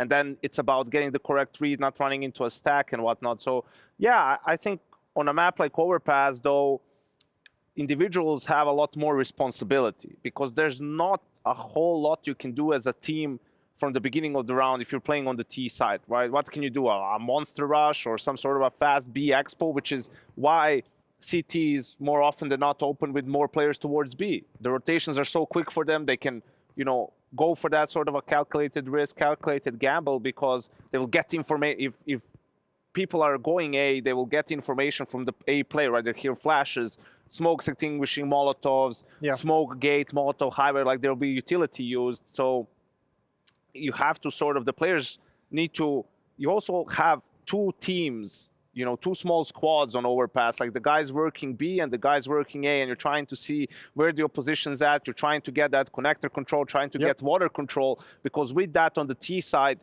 you can actually go for some fakes. If you don't have connector or water, I mean, the only way you go from A to B is all the way close to T spawn, and that just takes way too long. There's way too much room for the CTs to re-aggress, get information, and put themselves in a favorable position. And one way you can kind of shut down some of that Heroic T side right before it starts is, someone like Acor, who we know likes to be aggressive, likes to take some peeks, we know he likes to take some duels. If he's going to have an active map, if he's going to be effective with that AVP, thin the herd a little bit, find that one kill, really kind of contain Heroic, don't let them be as mobile and dynamic as they'd like to be.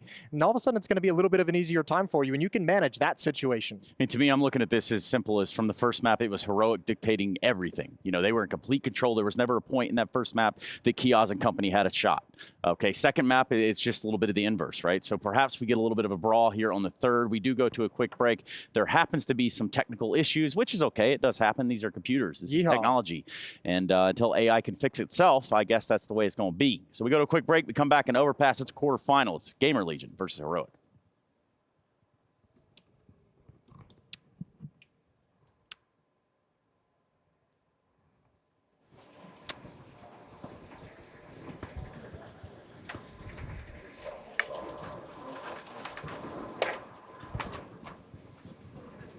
Like, okay, that's a bit shaky, but maybe it looks like that just because I have high ping, because I tried playing it from home. Like, I watched some video on Twitter that it looks the same or something, they changed it to be the same, so I'm like okay with it. On the other end, I really like to have like defensive movement, the Monesi style, like ropes, how they jump and stuff like that. I really like it, and if they tune it down just because you want to see your legs, I don't really like it. So again, I have a limited knowledge, but from what I've seen, I think it will need some tweaking before it gets to the full version of the game. In general, I like when you look down, you see your feet, legs. Bunny hopping, I heard it was quite challenging, so I'm not sure about that. But surfing, I saw it was possible on Overpass. These bits of monster are surfable. So I'm pleasantly surprised they didn't go for the whole overhaul of the movement. they kept what was working, and they just need to tweak it to make it more fluid, I guess, because it's a new engine, it's a new game. It will feel a little choppy here and there, but that's what we're here for. And we beta test, and we tweak, and we get updates. So let's get it. It feels a little bit clunky and a little bit slower. I think you just need to get used to it a little bit, but yeah, overall, I think it doesn't feel as good as in CSGO, but I mean, I also think that has just something to do with that it's just different, so maybe it'll be better when you get the feeling of it. I'm not really sure, but overall it's not the worst, but I mean, I have time to get used to it, I think. I think CS2 would really have much benefits if they somehow find a better MMR system where you're not only looking to get global and stuff like that, you actually can see the points and you can scale up. But for that to happen, we also need better anti-cheat system where we can trust the game process. So it's a lot of things connected in order to provide a good system. But I think it would be great for players to actually open counterstrike and go up on the ladders and see that they can progress there, just like they do in Dota, for example. I'd like to see some new weapons, maybe, or some change in see something new. Maybe they change a gun completely, or they replace it with something new. I think it would be not like to add, but I would like to remove the new mechanic of smokes and HEs, so it's really annoying. I can't even think how it's gonna be in process right now. One of the things that I wanted so bad, it was the rebuy thing, like when you miss buy, you can sell it and buy again. And I think they already put it in the game, so I don't know, I can't think anything that it's a good idea right now. Honestly, I didn't use it too much. I'm waiting for CSGO to be over to really start into CS2, but it makes sense, like the option to have more than one option, it's always a good thing. People have been asking for the ability to choose in between them fours a lot, and it does make sense depending on your game plan for the round and stuff. So I think it's cool. I think it's cool. It's something new, and within time, people are going to be more adjusted to it, and then going to have more feedback. I think it's great. We always asked for this type of M4A1S and M4A4 type of thing. And I think it's going to be very cool to have this in CS2. I think it's pretty cool. I think definitely like the change where you can buy both M4 and silencer. The only thing is that I'm very used to using buy, I press B and then I use my the numbers to buy. And I think I saw something with James Battle. He also tweeted that the order is changed. So if you press B1, you get a different type of thing. So I think I'm gonna miss by a lot in the beginning. So I hope they change that. But yeah. It's time for another edition of Recall the Call, and this time we're putting Na'Vi on the hotspot. This is what's going to happen.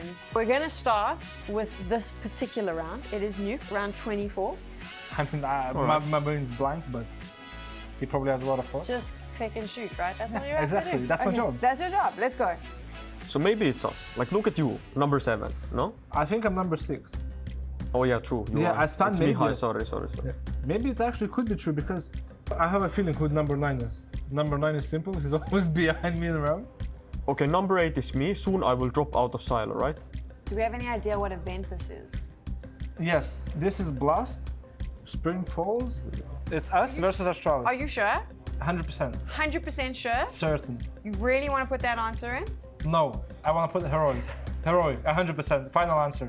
Yes, well done. You got it all right. Congratulations. Next case. So no pressure, but... So we need to get it in 5. Yeah, FaZe versus Ents, confirmed. Final answer. And that was at? We got it in under even the clip started. Yes. Congratulations, you got that in under 5 seconds. See! You want to know who had it just over 5 seconds? Who? FaZe. Really? Yeah, Carrigan. He read it and then he was like, oh, that's us. Okay, you ready for the final one? Yes, sir. I think this one's the most difficult. And around in both teams, rifles only. So no. Round 18.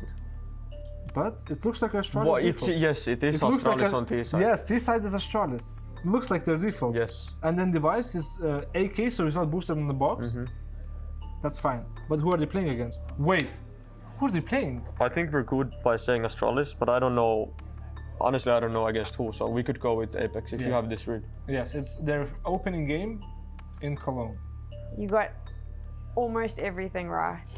But on this one, it's Astralis versus Liquid during the Cologne play-ins. Oh, they played play-ins? Yes. Oh yes, Apex played play-ins as well. No one remembers play-ins, and I'm constantly like, Cologne was a long tournament. You're not the first ones I said that to. But it's okay, because you pretty much got all the way to the end except one. Thank you, guys. Thank you so much. Thank you. We're good. There we go. You hear the sound of thunder. Not much time to run for cover. Warning of what is to come. And you hear it coming closer and closer and closer.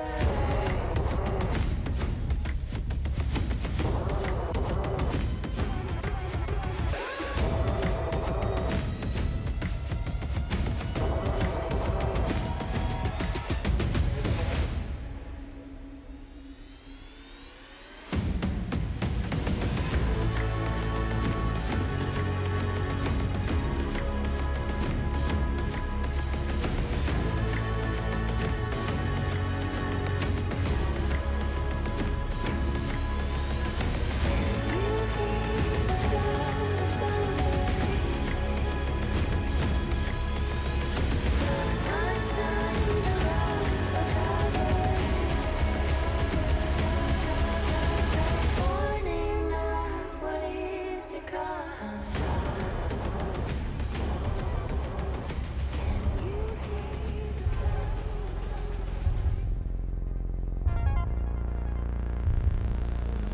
When the moon rises, the flame is ignited. We're stronger together and weaker divided. So take my hand, follow my lead. Only one way to be living young, wild and free. Living young, wild and free. Yeah. Look into the stars, look into your heart. Tell me what it is you seek. Jupiter and Mars fall into my arms. I got everything you need. Oh, don't wait too long. We don't have much time to spare. This could all be gone tomorrow. So all I need right now is your love. Taking me higher, taking me higher. So when the moon rises and the flame is ignited, we're stronger together and weaker divided. Yeah. Take my hand, follow my lead. Only one way to be living young, wild and free. Living young, wild and free. Yeah. We don't want too much. We've just had enough. Let me live in love. Let us live in love. We don't ask for much. We've just had enough. The only thing I want for us, pure love. We can go higher.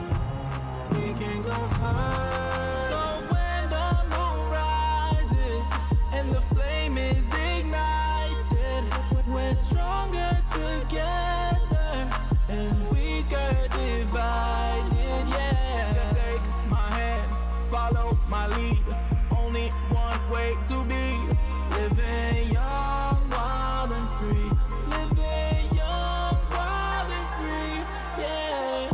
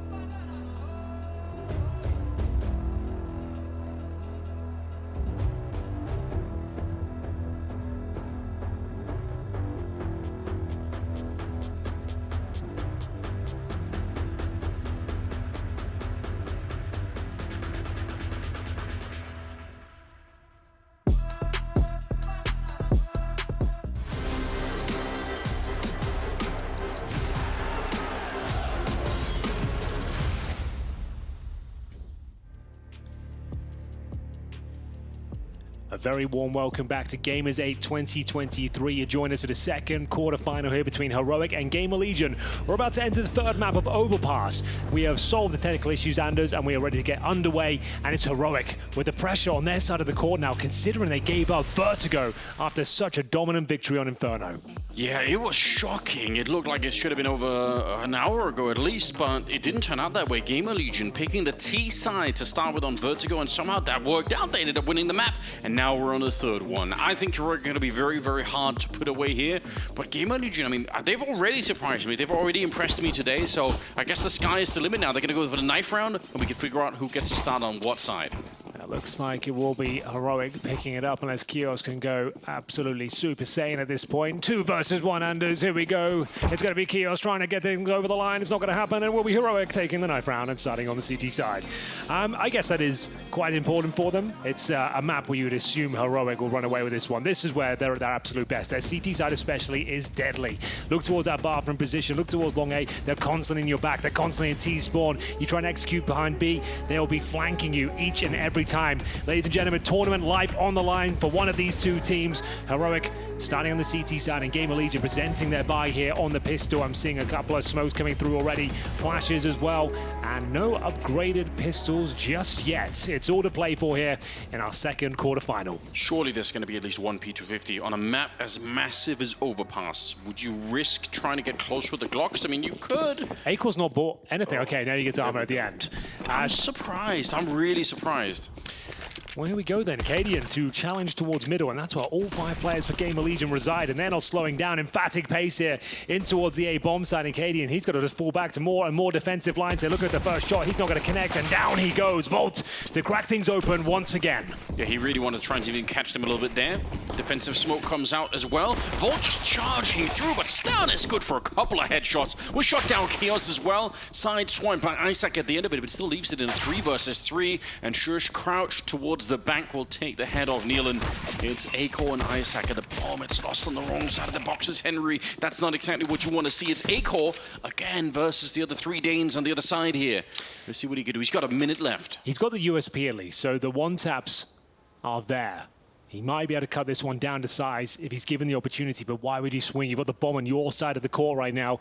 No need to really dismount from this crossfire setup. He's half HP. And he's just waiting for opportunity. 45 seconds, might as well see if CT will overstep the mark, and it will be a nice calculated swing by all 3 players there. It was looking great for GamerLegion. The mid-rush coming through, catching Cadian off guard, but it was Stown to save the day. Double kill from Optimus, buying enough time, denying the plant, and a very comfortable victory for Heroic to kick things off here on the third and final map. No bomb planted, but a force buy has been called. Have a look at the replay here. This is the play that really saved the day. It was looking like it could fall apart at any second there, but Tech9's pretty much across the board here. We do have a Mac 10 for Isaac, and Acor with a very conservative approach. He's got Glock no armor, but a Zeus and a bit of utility. So he's going for the bigger picture and wants his AWP going forward here, but we'll see what they can make of it up against the 3 MP9s and 2 M4s of Heroic and a 3-man setup towards B. Cadian deep inside the connector here. Needs at least 1. Gets that. Nails the second, not quite. Nealon will take him down, so significant damage, 99 to be exact. And he gets the information. They have force board at least, and now they can adjust accordingly. Yeah, that looked like it was a surefire thing for the second kill as well. I don't know how he messed that up. Curious to see the Zeus coming out on Acor, but... Yeah, well, like I said, he's going for more of the financial play here. No Kevlar, and with 1 HP on Nealon, he'll be swapping that MP9 over, seeing what Acor can do with it. 4 on 4. 1 minute remaining. They still have 3 smokes, a plethora of flashbangs as well. And Tessa's knowing a player is low, hunting for a bit of information here, and they'll start to swing from the connector position. That MP9, or Mac 10 I should say, actually doing a lot of work out here. They've got the man advantage, Anders. I have no idea how this is happening. They should have been losing some of these fights a little bit more easily. Volt could be going down, but he actually does get a little bit of a tag on the Stown, and they know that he's there. On the other side and rushing through his Shush, trying to get their knife out, running the whole way with the SMG, and he might just find a free couple of kills here. No, they're waiting for a good spray down. At least makes it a 1 versus 1. 25 seconds, enough time for Acor, not just to find the bomb plant, but maybe even to position himself afterwards. He's going to smoke it off. This is a bit dangerous, though. Is he going to hear him stepping? Oh, definitely. Now he does. Done. Still waiting for it. Easy kill. Acor to pick it up. Oh my god, they had almost no investment. He got the SMG, got 2 kills with it. up to an AWP now if he wants to, and GamerLegion just stealing the second round. He can buy up the AWP in the second here, or the third, I should say. But yeah, that's A-Core with the Glock, no armor, and Zeus setup, finding the majority of the kills, saving the day, and winning out in the 1 versus 1. This is where it all went wrong, I suppose. If Katie gets a double kill there and survives, like, call it done. There's no way they recover. But with 1 point of health, Neelan, alive and well, able to coordinate the team to success here as we go to round number 3. The force buy in response from Heroic, who got Tessis aggressive in towards Connector. Trying to open things up. He is greeted by a Molotov. Doesn't quite spread to the corner here, but he is trapped now in more ways than one. They've got him locked in, and they're going to be pre-firing this corner, jumping around those MAC-10s.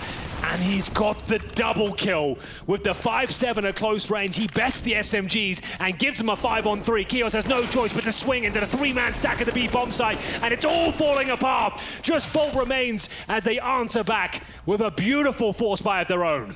What an unbelievably wacky beginning to this game, Henry. Volt. I mean, there's no reason why they should be fighting him. Just leave him alone. Obviously, he's got the bomb on his back, but it doesn't really matter. Just make sure he's not allowed to snipe you away slowly. Right. He's got a minute to try and find 4 kills, so it's doable if they keep peeking him. A little bit of a look there. I'd say that's enough. You've got him boxed in. Wow, the double kill in the connector.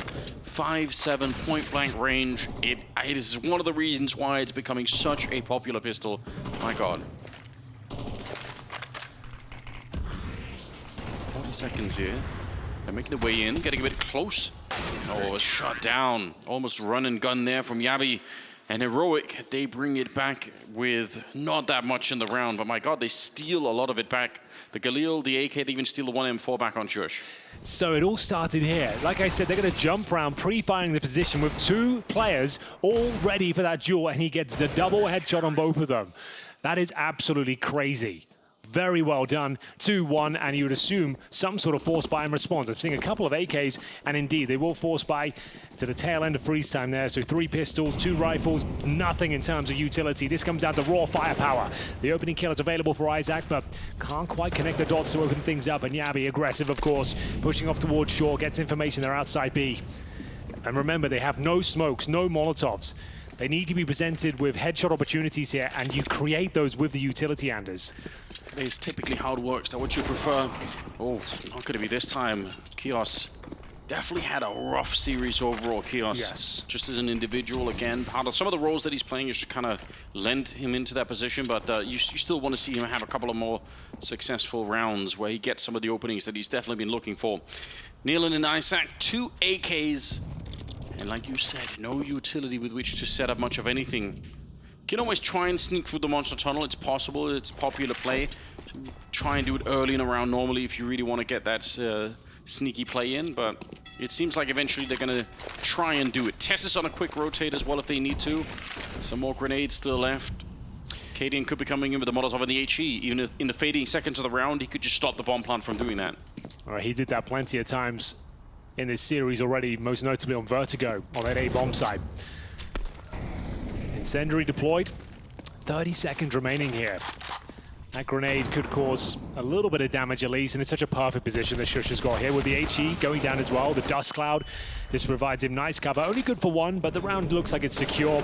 Should be a kill for Isaac, but with 15 seconds remaining, that's going to be it. Nothing he can... Okay, maybe something he can do with it, Anders. About to say, with 2 players there and the bomb down, surely he's done for here. We'll have to go with the quick plan, but he's got a counter-terrorist raising for him. That's going to be Stown. Had no time to really clear the bomb site.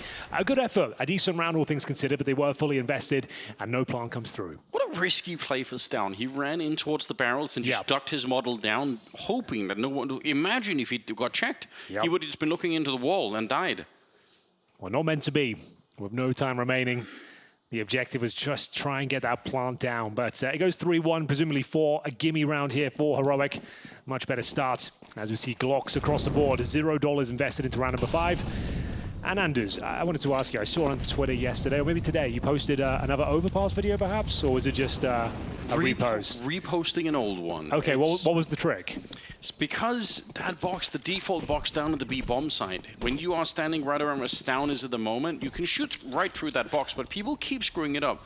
There's a gap in between the two boxes, and people shoot straight at the gap, but you're supposed to shoot just over the gap, just right over where that gap is. Fly over there it's really not that difficult. And people just keep... just shooting over at this bar here, Just shooting right over, because you're shooting at a downwards angle. If you shoot straight at the gap, the bullet's going to land in the middle of the box, and you're going to do very, very little damage. But you can actually get it up to, I think you get up to like 10 or 11 damage with the USP, which doesn't sound like a lot, but you're shooting straight at headshot height. So it's still a lot of damage on the other side. And obviously with an M4, I think we're up at 20, 30 damage like that. You can actually do significant damage with an AWP. One-shot headshot every time through if you actually know what you're doing. Well, that's Anders Bloom, the witch doctor of CSGO.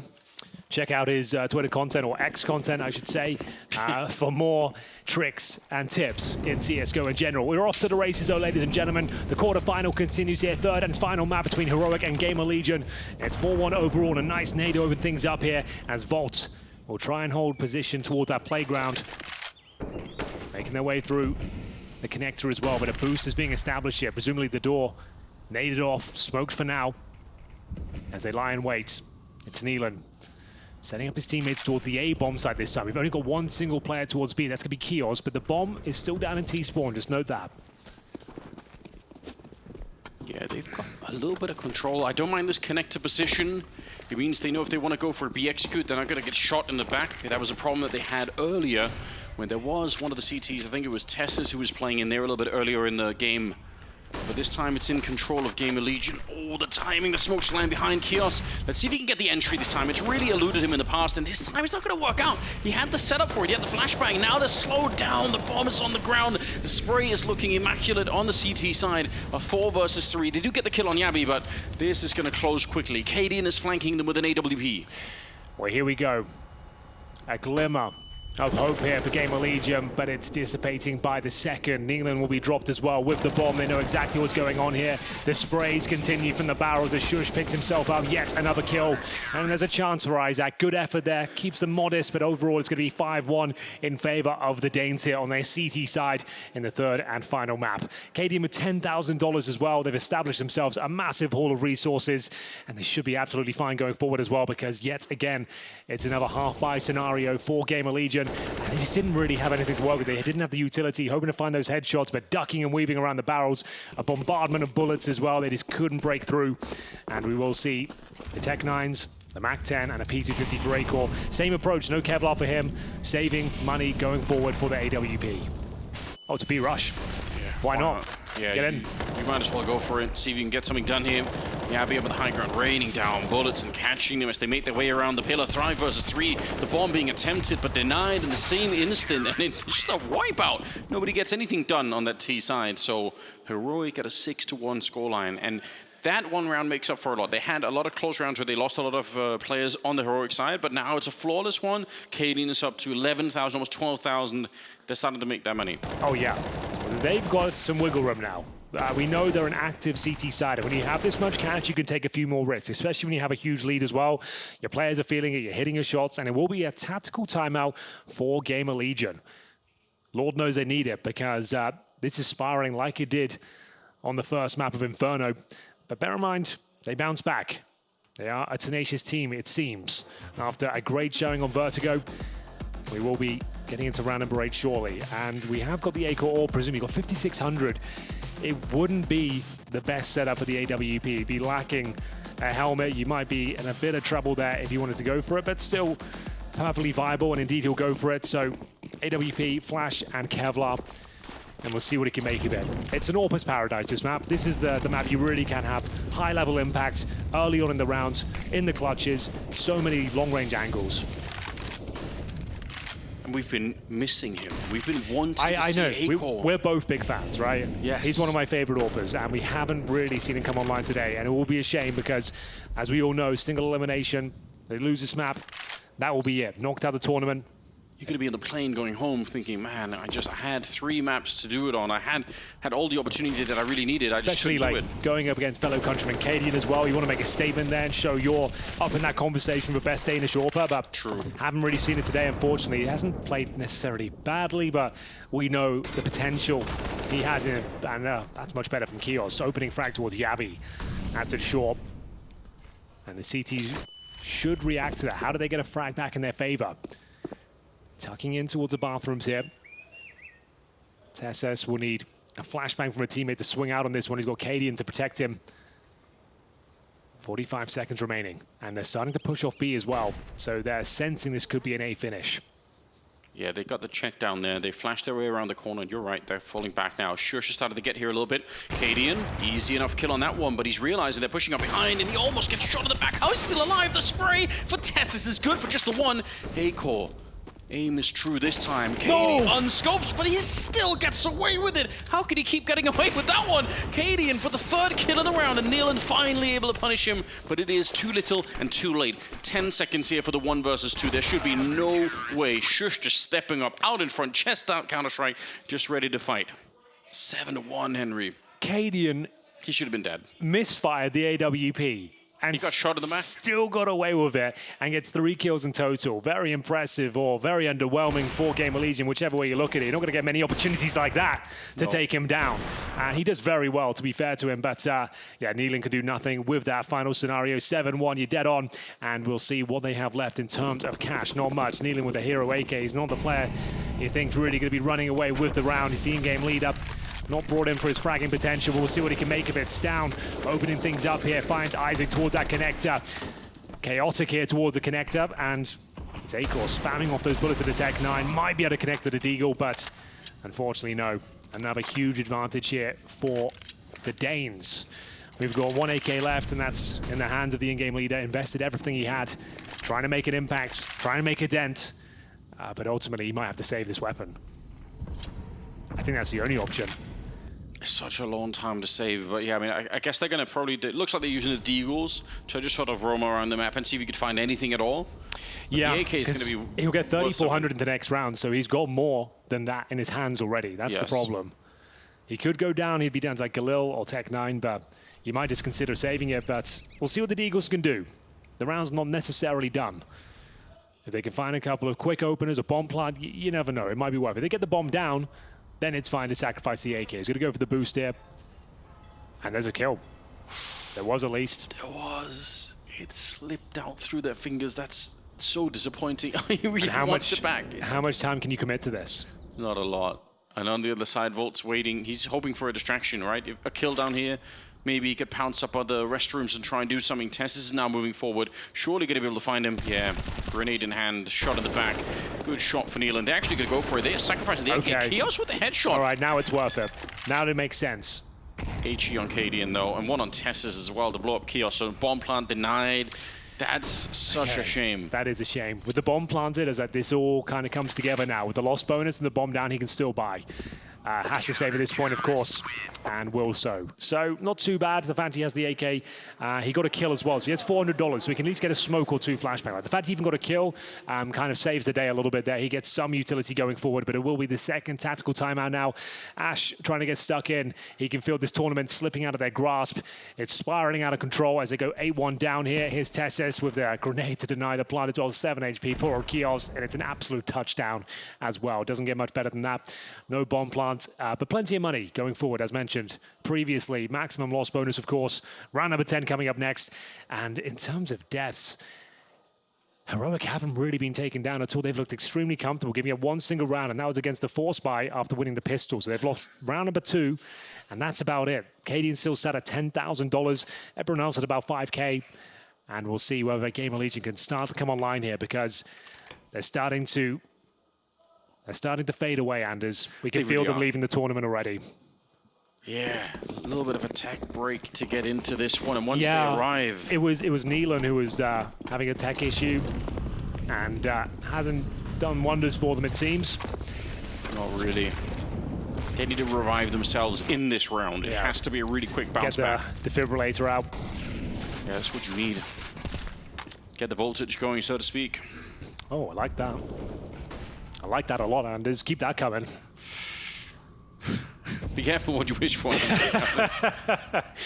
Right then. So Volt, the hero of Vertigo. Impeccable aim. I'll tell you what, Henry. What? I had a thought earlier about something like, you know, if he gets flashed in like a photovoltaic thing, and I thought, you know, this is too obscure. This is such an obscure reference. It's not even like, can't be dropping weird science into the broadcast. I think you can. Yeah, you think so? I think that's what people have come to listen what they're to. here for. Yeah, they see an Anders Bloom card that's happening. Like, you've got your own fan base. They'll be here. They'll be waiting for your insights and your puns and your science. People follow me for the dream journaling as well. All That's true, yeah. It's ridiculous. Had any good dreams here? Oh, yes. Well, I have good. as well. That's it's a relative I've got a much term. clearer mind here in Saudi Arabia, if you know what I mean. So my mind's been very active at night. Well, there we go. There we go. Hope they're active at the bomb site. It's Yabi on the double. The flashbangs, where are they? He's unflashed in that corner. Yeah, he got grenaded, but it doesn't really matter at the all. It's Shush following it up and almost taking down A-Core. The bomb is lost on the other side. They had the right idea, but not the right grenades for that to execute. Well, yeah. Good idea or not, they do literally nothing with the round. Volt will have to provide an electrifying performance here if he's going to stand a chance. There's a lot you can do with this name. I think it just rolls off the tongue easily. Yeah. And obviously, when he's playing as well as he was on Vertigo, it makes it even better. Well, he's 2-9 right now. That performance will be forgotten if they end up getting blown out the water 16-2 again. It won't really count for much, apart from they're a good Vertigo team. That's all we'll really take away from it. 16-3 in the first map of Inferno. Yabi looking way too comfortable. They are just dominating them on every choke point, every facet of the game. Heroic are looking superior right now. So back into it, another half buy, and difficult to hype this one up, ladies and gentlemen. I'm trying my best, but there's not even been really a clutch scenario or anything that's been close to victory for GamerLegion. Losing that first player again, one of the key members. And there's a chance. Okay, Isaac will be held by the Flames for now, but he gets the frag. Parting grenade, but nobody really walks into it. But yeah, that was awkward. Grenade in hand. You're not ready for someone to run up there with the Tech 9.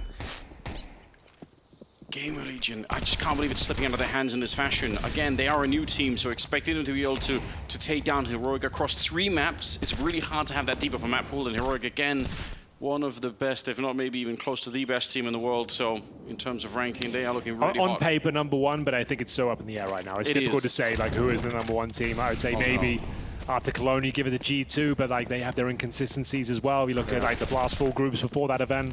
Vitality didn't even qualify. Out there as well, looking Absolutely. really good. Yep, true. So I don't think there's a definitive #1 right now, like we've had in the past, but I'd agree. They're definitely up there. Definitely the best team in Denmark. I think that's fair to say. Yeah, there can't be no question about that. I think Astralis have to do a lot more work at the moment. Although I am enjoying what Astralis are doing recently. They need to. You and I have commentated them a lot, and I think they are going to be a great prospect for the future. It's the best looking Astralis we've seen in about 2 years. Yeah, definitely. And having the Vice back is obviously a What a delicious treat. What an absolute boss he is. Shout out to David. All right then. Oh, not a good start. Not a good start, lads. They've taken about 100 damage before they've even seen anyone. And full long control. Like, just as you've conditioned that B bomb site, it's completely shut down. You start moving players over towards a long set of 3 CTs here, and it's just a perfect call, Anders. You couldn't ask for much more, and he's going to hit the shot. He hits it. Oh, no, he didn't. It was Tessa's, actually. A-Call will respond. Got smoke and time to reposition here. It's very hard to deal with it because you can obviously flash that deep position that Cadian is, that Cadian is holding, but then you probably won't also be flashing the close position. And look at us pushing ups down. Actually, the bomb is back there. He just turns around for the headshot. He's ready for the third. He saw all of it coming. It was mapped out in his brain before it even happened. Brilliant stuff. 11-1. Moving into the 13th round, and Heroic have just completely, once again, taken over the game. You mentioned it, Henry. GamerLegion won the 2nd round, and then they just disappeared, and then they didn't want to play anymore. Yeah, it seems that way. Well, as Yanko said on the desk, right, like, it was strange that Vertigo was even presented in that sort of manner. Like, seemed like it was a weird choice. Probably should have just got it straight to Overpass, you know, like, but whatever. It's all coming together now. They got a little bit of a scare at the halfway point, but this one looks like it's in the bag. Unfortunately, I don't think there's a way out of this one. Like, you're on pistols again, so that's 12-1. Yeah. And even if you get the last 2 rounds, that's only 12-3, and that's looking unlikely. Have they even got the bomb down? Nope, they have not planted the bomb once in this first half, and we're in round 13. Most experts do suggest you do that. So if you there's a lot of consensus around that. It's a hot topic, but yes, planting the bomb is advisable, and once again, just pushing around the map, flashing themselves in, and we will find another convincing round here for the Danes. We're gonna try and find. Oh, okay, fair enough. That was absolutely sick. He's clicking them That away. was so good. Why is he allowed to do that? I should have been ready for a more exciting moment there. I thought that was absolutely done for, but that was wonderful to watch. I mean, they're doing exactly what we expect, right? They're winning these rounds. It's just that now he's adding a little bit of flair to the matchup. He's making it exciting. Look at this madness. Well, I guess you can appreciate the individual skill. At the very least, it might not be the most entertaining game, but... Popping heads, but not balloons. But not balloons, yeah. Be careful not to do that. Tactical timeout. Yeah, I guess you might as well use it. Like, it's GG as far as I'm concerned. So, yeah, probably say, well, lads, it was a good tournament. Hell of a run. Took a map off Heroic. Unfortunately... Would you be in a state right now where you would even take your hands off the mouse and keyboard in the middle of the game, Henry? Would you go that far? I personally wouldn't do that. No? No, but you might be considering it if you're down in the dumps like this. Like, third and final map, you got absolutely stomped in the first, and you had a great performance in the second, but you can see, like, dejected, deflated, whatever you want to call it. It's all gone wrong here in the third and final map. Heroic were the heavy favorites here, ravenous for revenge after the Paris Major. It was GamerLegion that denied them their major trophy in the semi-finals.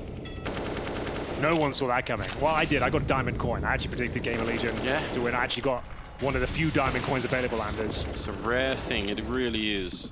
Most people got wrecked by that tournament, myself included. Unfortunately, I hate to say it. I don't know anyone else that got one. No, me and neither. yes, it's the only thing, of course, you can't trade or sell. It's just got to sit there. So just have to take the honor. Take the. It's going to increase in value over time, though. You know, 10 years from now, people look back and say, "My God, look at that." All right. GamerLegion, this gives a B execution, you know? That's just the defaults aren't working. They're pushing you every time. Get base control, execute towards B. Let's just get it done. Look at Cadian. Yeah, this is what we're talking about, right? If you give them any sort of space, they'll be behind you in T-spawn, like every time. But they're aware of it at least. You can see, like, right, if we just wait long enough, they'll eventually flank us. But what comes with that is you're also waiting long enough for the time to be rotted down to about 40 seconds before you've done anything. Double up as well. Down on the second one. Good flashes in his eyes, though. Cadian, he does get shot down, but the main defense is holding. There's 4 people here. And again, the bomb is lost in the tunnel. 30 seconds left. They're committed now. They're all in. Isaac wants the wide swing. He wanted to catch you, but he could not. 13-1. They had the idea. You're right. They knew about the flank, and it still just does not help them. Oh, well, GamerLegion will need this last round for us to even have a conversation of a comeback here. Crazier things have happened in CSGO, of course, but 14-1 is almost certainly a death sentence. We will see them operate with Galils, Tech 9s, and a single AK here. AWP for Acor with no Kevlar. Top fragger is going to be Acor with 7 kills, joined by Isaac. Volt with 2 and 13, so he's just dropped off the face of the planet. He did enough on that second map, to be fair to him, but it's all for naught if you lose 2 maps in this sort of fashion. Run into too much resistance, you might say. Oh, there you go. All right. He's still got some gas left in the tank, ladies and gentlemen. Right. Just Tessus on the other side with 17-5. I feel like the last couple of maps that we've seen out of Tessus have just been so wild. That's what you've come to expect from this young Dane. Shush. Standing on top of the barrels, ready for any potential fights coming his way, looking towards those boost positions. Focus on the monster tunnel, keep this one clean. The 14-1 is a guaranteed win. 13-2, you know, there's a chance. So you want to make sure you keep it as clean as possible. The boost is coming through. It's Isaac this time, as Kios will provide some distraction towards Monster, but Acor, unless he's ready for this fight, he's dead as well, and he had no helmet, bear in mind, so he goes down straight away. Really getting shorted, aren't they? Pushing forward is Shush. He's so confident. One grenade on Nealon and he's going to be dead. They know he's in that corner somewhere, so yeah, if Stan was nearby, maybe he could just manage to get the dunk on him. He's certainly shown up for it, and thinking about it, he's guessing maybe? Oh, just around the corner, right in the skull of Isaac. They're so low on health and out of time as well. 20 seconds to try and get this move on. 3 versus 3. They're getting some good kills in here, but again, it's the health that's really the problem here for GamerLegion. Just no time. 15 seconds. A missed shot from Nealon. He's boxed in here, and they know exactly. They can just wait it out. 10 seconds. It's going to be down for the last one. 14-1, Henry. It's a miracle. It absolutely is. The perfect game presented here by Heroic so far. 14-1 is an absolute death sentence. A tantalizing position for Heroic as they look to knock out GamerLegion GamerLegion in the second half.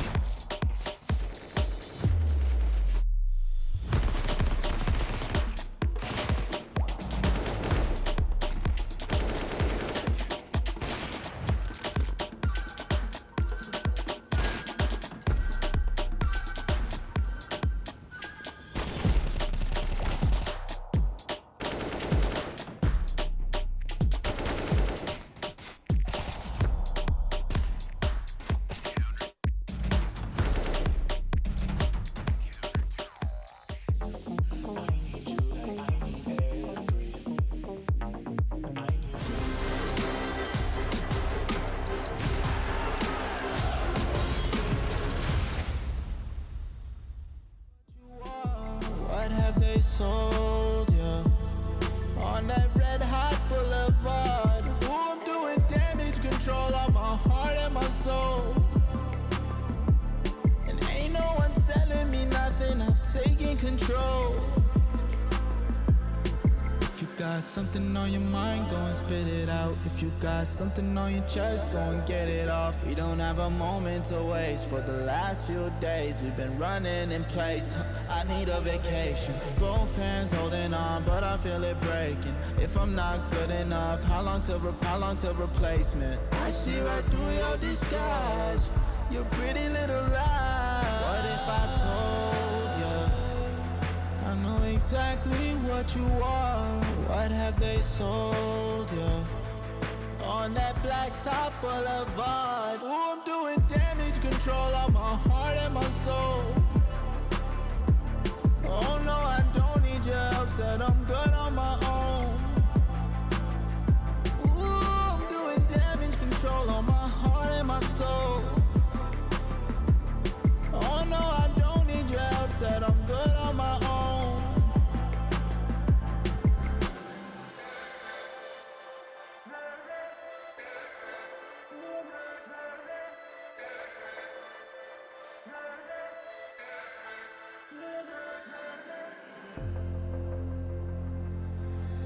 Let me be free.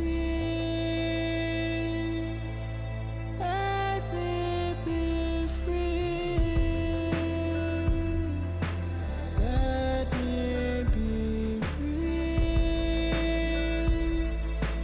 Let me be free. What if I told you I know exactly what you are? What have they sold you on that red hot boulevard? Ooh, I'm doing damage control on my heart and my soul. Oh no, I don't need your help, said I'm good on my own. Ooh, I'm doing damage control on my heart and my soul. Oh no, I don't need your help, said I'm good on my own.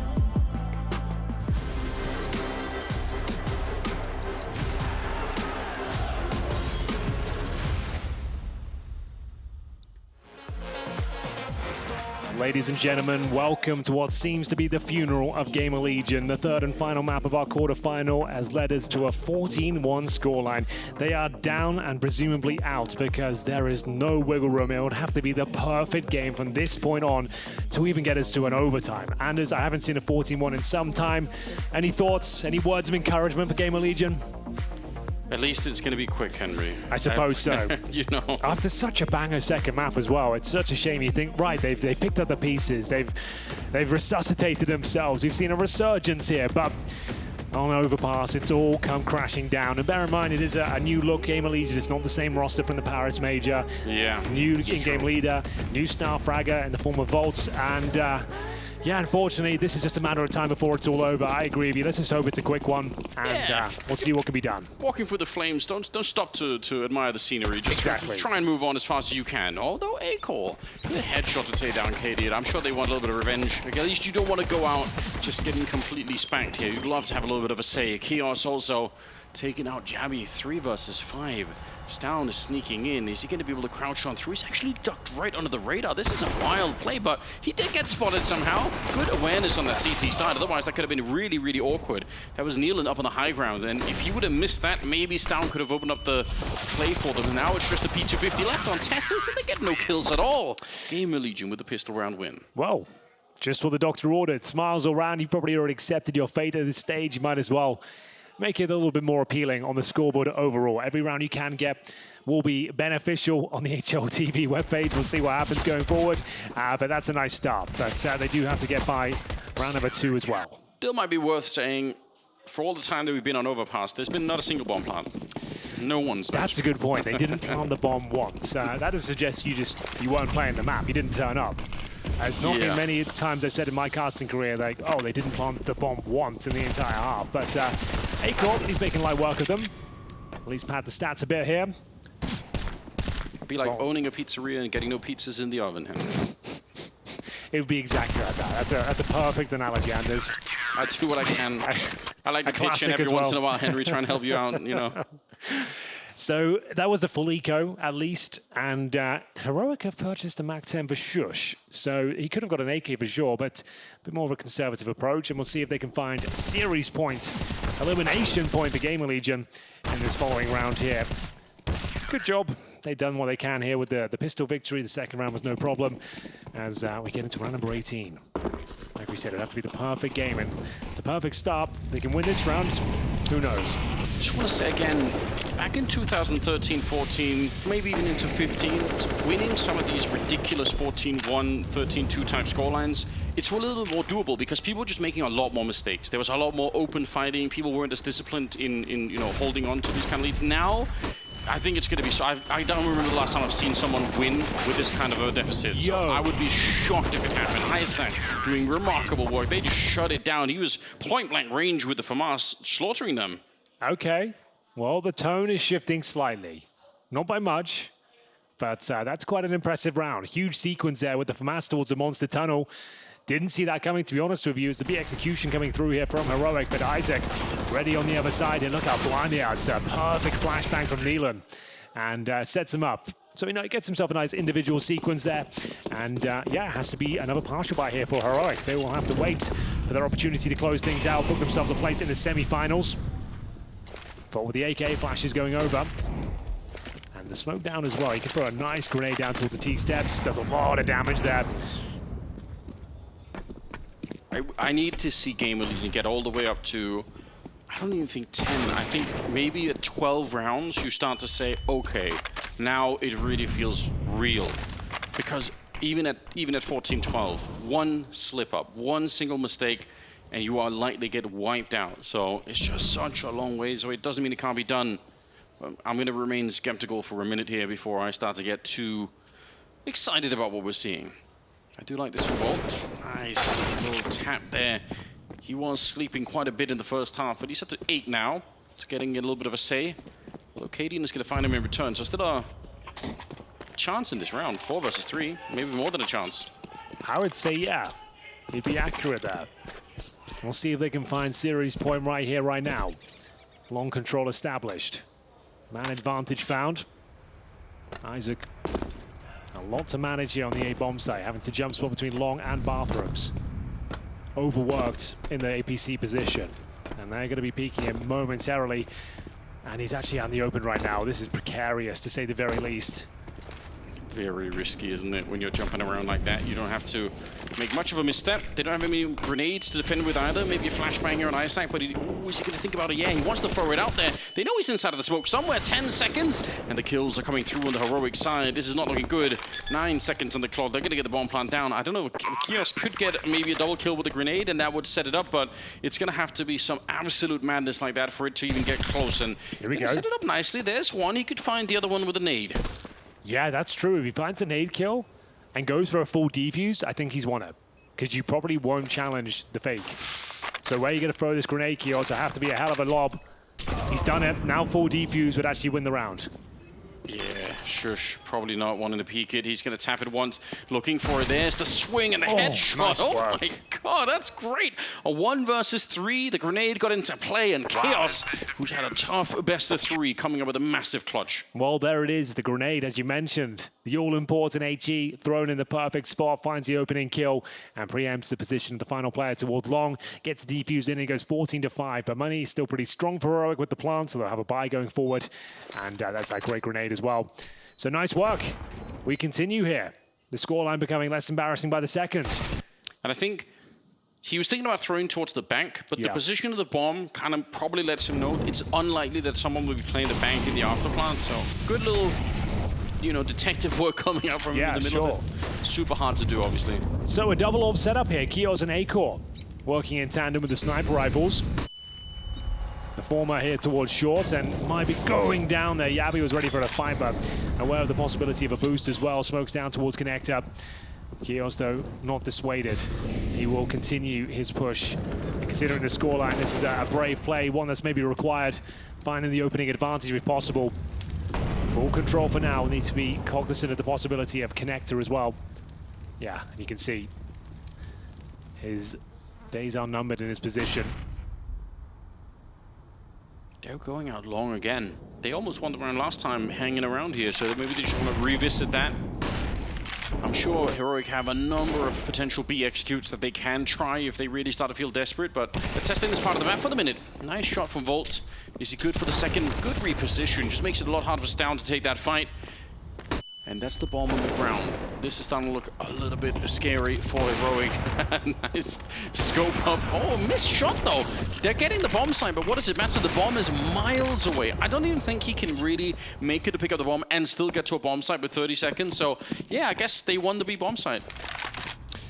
Well, there we have it. Another round for GamerLegion. That's now going to be 5 in a row. They are making a game of this. You have to admit it, Anders. It's still a terrible position, but they're making the best of a bad situation.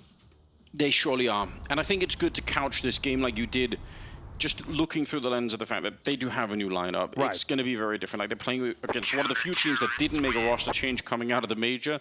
So just in general, it should be a victory for Heroic. It really should be. The fact that it's gone this deep is already, a little bit interesting. And the more they can push it, the more they can get rounds on the board here, the more people will say, oh, you know what, maybe I believe in this project. Maybe I think GamerLegion have a real future with this lineup. Well, every round is looking quite impressive here. They've got AK-47s on the CT side, the AWP for Acor still. And yeah, putting up a decent fight here. As Heroic now taking their first timeout. First signs of weakness here on Overpass. And they're only 4 rounds away from double digits. And the money, in terms of where they're at right now, they're averaging what? Let's say $4,000. Cadian's already got the AWP, but that was brought over from the previous round. So they need to decide what they're doing with this one. He's got $1,000 residual. I would say it looks like half-buy territory. If you go all in on this one and you lose it again, all of a sudden this starts to get more and more uncomfortable. So indeed, you can see just about the pistols are coming through. What's the number that GamerLegion need to reach here for you, Henry, to start to feel? If you were on the Heroic side, at what point would you start looking at the scoreboard and think, oh...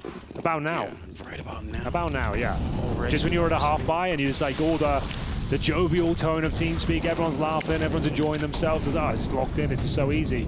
And all of a sudden, you've lost 5 rounds in a row, you're on a half-buy, T side of Overpass, and you know you're a team that chokes under pressure. There's nothing like that dreaded silence of TeamSpeak when nobody wants to, like... It is the worst feeling. When someone's like really completely thrown around and like missed a shot in the back and it's like, oh, that's probably lost us the game. And it's like, oh, unlucky, yes. Oh, it's real painful. But here we go, Cadian with the opening frag. All pressure will be alleviated if they can just find this series point. And this might be the moment they do it. Acor, though, starting to hit some shots, and my God, they're all chiming in now. 4 versus 2. The opening pick has done nothing for them. Bomb's still available. And they'll know that there's 2 players outside A right here, so the rotations will come through as well.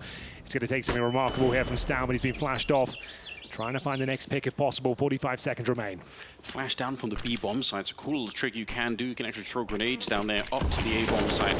There is a flank, as you said, coming in. So 2 versus 4, and the book is really closing them here. Just 30 seconds left. They're starting to walk their way back. They might suspect that there is someone waiting for them, and I think they've just decided, let's see if we can do something with these guns in the next round. Would this be the biggest choke of all time? In modern day Counter-Strike, yeah, probably, to be honest. Especially because $1 million tournament, Henry. Exactly. Single elimination, yes. And I think it would be. You're the #1 team in the world with a 14-1 scoreline, and what's considered your home map. Oh, okay, there's still someone waiting up at the bomb site. That's a shame. Otherwise, this would have been a really fun round, but he's got no idea. Oh, well, he does. Oh, my God. Missed shots all around. Not for A-Call. Held his cool and was able to pick it up. That was stressful. It was a little bit, but no plan found, and it was just a half by bear in mind. It was the Acadian AWP and pistols otherwise. So, 14-7. Biggest screw up. I think it might be, like you said, a $1 million tournament.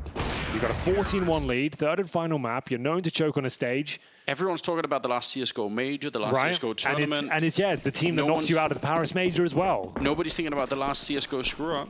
No. No one wants that prize. You had one. Definitely not. You could have made it out clean. You could have made it out of CSGO without doing this. Okay, well, we're worlds away from that scenario, just to be clear. But it's quite an entertaining prospect, isn't it? Now that we brought it up, now hardly. There's a storyline. I'm cheering for it now a little bit. I'm like, okay, let's see what they can do. Well, that's not the best start. No, it's not. Volt, look at how Aloni is pushing forward. That's very brave, and he almost got the spin around. Nearly got the 180 to take down Tessis, but bullet to the face will put an end to it here, and now he's ducking down, minimizing his model. This is great play from Tessis. He's occupying 2 people at the bomb site. His teammates are still behind him, and there is a flank again coming in, but if Isaac is too quick, he might just get shut down. Chaos will get the kill on Tessis. Back into a 2 versus 3, and there's the shot. Isaac, how does he get away with that one? It's just Neil in here, 1 versus 2. He won a nice 1 versus 2 on Vertigo. I don't think he'll be doing much of this one, though, because he's so far removed. Yeah. Utility being deployed towards heaven. The bomb will be going down, and he is hoping this is a fake, but it's not. They will be committing and should be series points here. Should be. Like, you never know. Like, they're not going to rush anything here. They haven't planted yet. And here we go. Bomb goes down. Nealon now starting to realize what he's up against. And unfortunate truth is he also needs to be able to drop a weapon to Isaac if they want a perfect buy in the next round. So you could even make an argument that unless he's really quick to find one, smoked off, and smoke's going to be fading, but how could you possibly do this? It's already so late. He spots one of them, but they must have heard the drop down. I think the second player, yeah, they're well aware. Nice little shot there. He's got the smoke as well. He's got no idea what the second player is. Cadian missing the shot, and now there's a chance, maybe. Nealon, you better be hurrying up. Otherwise, you're going to run out of time. I think it might already be happening. Another missed shot, and he's going to go straight for it, but time is up. He gets the shot, but he just couldn't defuse. Nealon, that's about as close as it gets, and Cadian just thanking his lucky stars right now. I almost kicked the monitors off the desk again, Anders. It almost happened. Again. He misses the shot. He missed it. He did. That was the opening. It could have happened. Lord. Have you ever seen anything like it? The only way he wins if he misses that shot in the back. Runs out of time, but yeah, Cadian knows. Thanking his lucky stars, he wins the round. Some divine intervention, perhaps, as they find series point after a 14-1 lead. This one has been a little bit more complicated than they would like, but at least that's that pressure now alleviated. They can now operate with some MAC-10s. A boost for Kios here with the AWP. Yeah, investing into the double AWP, but they don't have a lot of grenades on the CT side. Flashed on through, smokes everywhere. Shush has made his way around. Do they even realize yet the MAC-10 is doing a lot of work here? Chaos, he gets one, but the T's, they're just pushing the bomb site. They're applying so much pressure to GamerLegion at the moment. 3 versus 4. And Heroic with a really good chance here to end it. Send GamerLegion packing, send them home. And it's Yabi to get the kill on Kios. This is not looking good for them at the moment. A lot of damage on Nealon as well. 2 versus 3 here, and they've lost the A-bomb site. It looks like we might be all said and done here. An admirable effort from GamerLegion. After being down 14-1, they fought back. They got rounds on the board, but Nealon with just 15 points of health, an AWP in his hand. It looks like they are going home, and Heroic will get it over the line eventually. An entertaining series. It all kicked off in Inferno. We thought the GamerLegion would be able to bring their A game to the table. They got blown out of the water 16-3. We moved on to Vertigo, and they showed us they can be a competitive team. This new look GamerLegion has got something to it. New boy Volt performing at a world-class level, but couldn't quite continue that form onto Overpass. What a test for GamerLegion to end up against Heroic at this current stage. Heroic looking very, very good, obviously. So yeah, I'm not too sad. I think overall for the GamerLegion project, there's a lot to look forward to into the future, but this was just a little bit maybe too soon in the project's lifetime to actually step up and take down Heroic. Still, they managed to show a lot. Yeah, we were denied the choke of the year. It's a shame, Anders. That was probably the most compelling storyline towards the bookend there of that third map, but still, Heroic get the job done after that first half. There was no way they would give it up, but still, somewhat of a game. There's something to talk about, a bit of entertainment towards the end, and they've made their way towards the semi-finals. Unfortunately, we do say goodbye now to GamerLegion after taking out Apex 2-0. A good showing, and giving Heroic a run for their money, taking a map of them as well. That's nothing to be sneezed at. In this brutal format, they managed to get past the first round, make a name for themselves, and they can build for the future now. Yeah, absolutely. I think they should be proud at the end of it. We do have the interview ready. I think it's Yabi down on the stage. Well, I've got Yabi with me here as there was almost maybe a scare. And I'm going to start with just Inferno, dominant, absolutely fantastic from you guys. But this Vertigo, were you maybe just testing it out because you were confident in Overpass? What the hell happened? Well, I mean, we played completely different from Inferno to Vertigo, and Overpass was also good. So, yeah, it was just bad team play, and, yeah, we played really bad on Vertigo. Were you not ready for it? I mean, we were ready, but it was just the team play and all the plays you have to do in the middle of the round we didn't do, and we didn't coordinate it that well. So, yeah, we played bad. زي ما شفنا اعزائي المشاهدين معنا يابي بعد ما قدروا انهم يفوزون بمباراه كانت جدا قويه صراحه منهم في البدايه، لكن في خساره الجيم الثاني توقعنا انه ممكن ما يقدرون يفوزون، بس بالاخير قدروا يسوونها. سؤال كان تركيزنا على تجهيزهم للمبات، هل بيكون عندهم فرصه انهم يعني يحسنون من مستواهم في الماب هذا؟ هل كانوا جاهزين اصلا لمواجهه GamerLegion في هذا الماب؟ لكن قال يقول انه فرنو صراحه كان اداءنا مره كويس، ايضا حتى بعد في الماب الاول كان اداءنا كويس، لكن في اوفرباس شوي كان الوضع توتر وما كنا ندري اذا نقدر نخلص الجيم لصالحنا ولا لا، بس بالاخير قدروا يسوونها. And one thing I want to look at as well, though, is, okay, we come on to Overpass, dominant first half, looks really good. We're going to say, yes, great, Heroic got the victory, but we're still not seeing the same Heroic of old. What is different for you guys? I mean, we showed the real Heroic on the CT Overpass and Inferno as well, I would say. But yeah, I mean, it's just we need to be much better in like every map instead of losing so much level we have. I mean, yeah, it's just our top level right now is as high as it was before, but the bottom is a bit more low. So real quick then, what's missing? Yeah, I mean, it's just coordinate the things well and talk to each other. Yeah, team play. كان معنا يابي اعزائي المشاهدين، كان يتكلم على موضوع وش اللي ممكن يصير في اوفرباس بالذات بعد ما شفنا الفيرست هاف كان ادائهم مره كويس، بس بعدها تغير المستوى شوي. فوش اللي كانوا محتاجين انهم يسوونه؟ يقول احنا مشكلتنا انه ما احنا جاهزين لكل المبات، بعض المبات ان يصير عندنا مشاكل انه ما نقدر نأدي فيها اداء كويس، وبنضطر اننا شوي نحاول اننا ما نخسر الماب، لكن بعض الاحيان احنا نخسره. فاكثر شيء احنا لازم نسويه انه لازم نتكلم مع بعض اكثر، لازم نحسن الماب بول حقنا بشكل اننا نقدر نغطي كل المبات. But the opposition only gets tougher from here. You've booked yourself a semi-final spot, and we'll wait to see who you're going to be facing then. But how ready do you feel? What needs to change in order to see the very best Heroic, and can you fix all that in just a day? Yeah, I mean, we can easily fix it. We fixed it for the third map as well. So yeah, it's just we have to meet up, and we have to beat on every single map, even though it was a easy start or whatever you can say. You still have to be ready for the second map because yeah, it's good players you play against. That's for sure.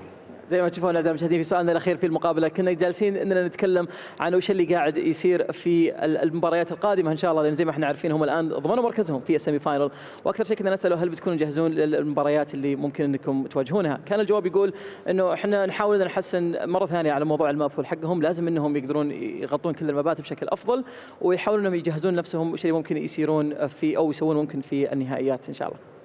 GamerLegion is going on home. The chickens are running around the stage, and Heroic are going to the semi-finals. زي ما تشوفون اعزائي المشاهدين على طول بيروحون للسيمي فاينلز. ما قدرنا اننا نشوف اداء افضل من كذا من هيرويك، لكن هم جاهزين للسيمي فاينلز يقدمون اداء افضل. GamerLegion انتهت قصتهم معنا في Gamers8.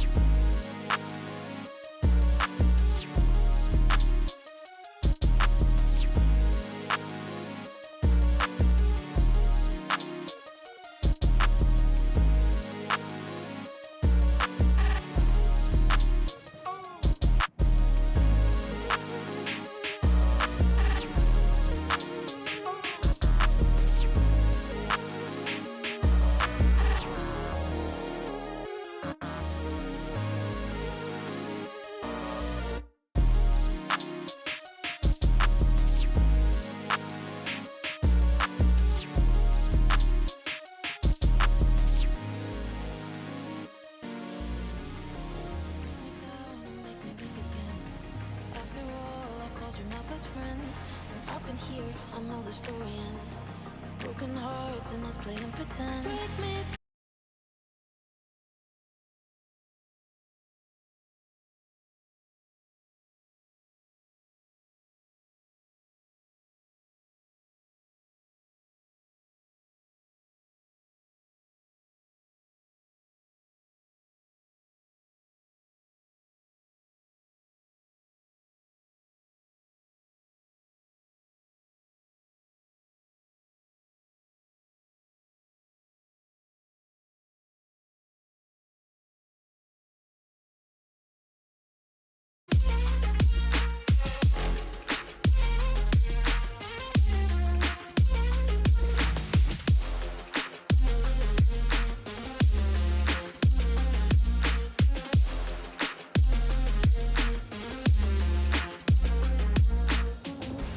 Break me down and make me weak again.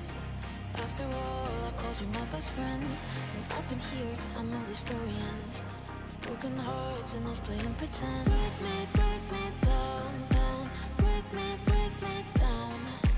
Break me down, down. Break me down.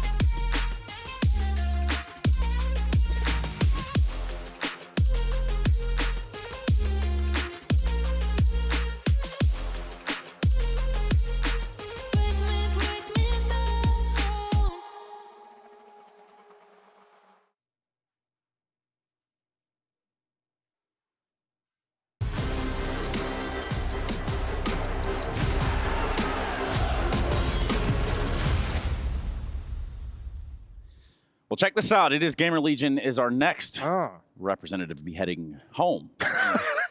Yeah, Jason got a good kick out of that one. I hope you did as well. Welcome back to Gamers8. And of course, our SDC analysis will begin now as we start to unfold the ballad that is Heroic versus GamerLegion. Well, we were talking about what we wanted to see from Heroic. We didn't want to see them, choke it up again. We didn't want to see an individual go missing now that the pressure is back on, and we didn't see exactly that. We saw everyone step it up. We saw them play pissed off, really. That's how they seemed to me, at the very least, very aggressive for most of that game. This was actually super important because it was a reset round. They forced back, and Tessus get just 2 ridiculous kills. And Cadian was there in the force that they won, really, with an MP9, I feel like. Yeah. So the same position and they get punished twice. I mean, this is like the same story as Inferno, right? Like T-side, even like there was even some entries a few times for GamerLegion. They couldn't capitalize them on whatsoever and just got rid of. The only round they won is round number 2.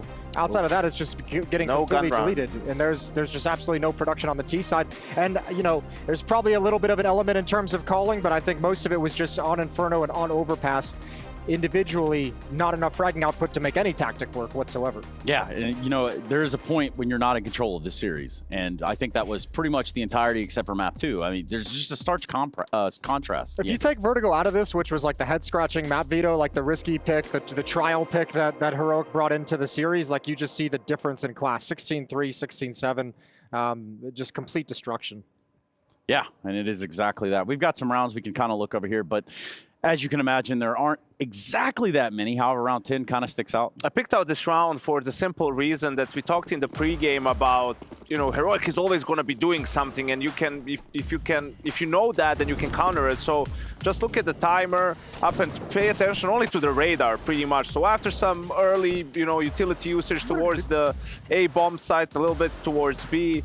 You can see Tessus over towards the long area. As soon as he spots a player, he's going to fall back. And now from the 1 minute 15-second mark, this is how Heroic is going to stay until the end of the round, right? Like they're not going for any into any fact-finding missions. They're not going for information plays. They're not doing any re-aggressions. They're just sort of trusting the setup towards the B bomb side. GamerLegion is obviously taking their time because they're expecting it to come from somewhere.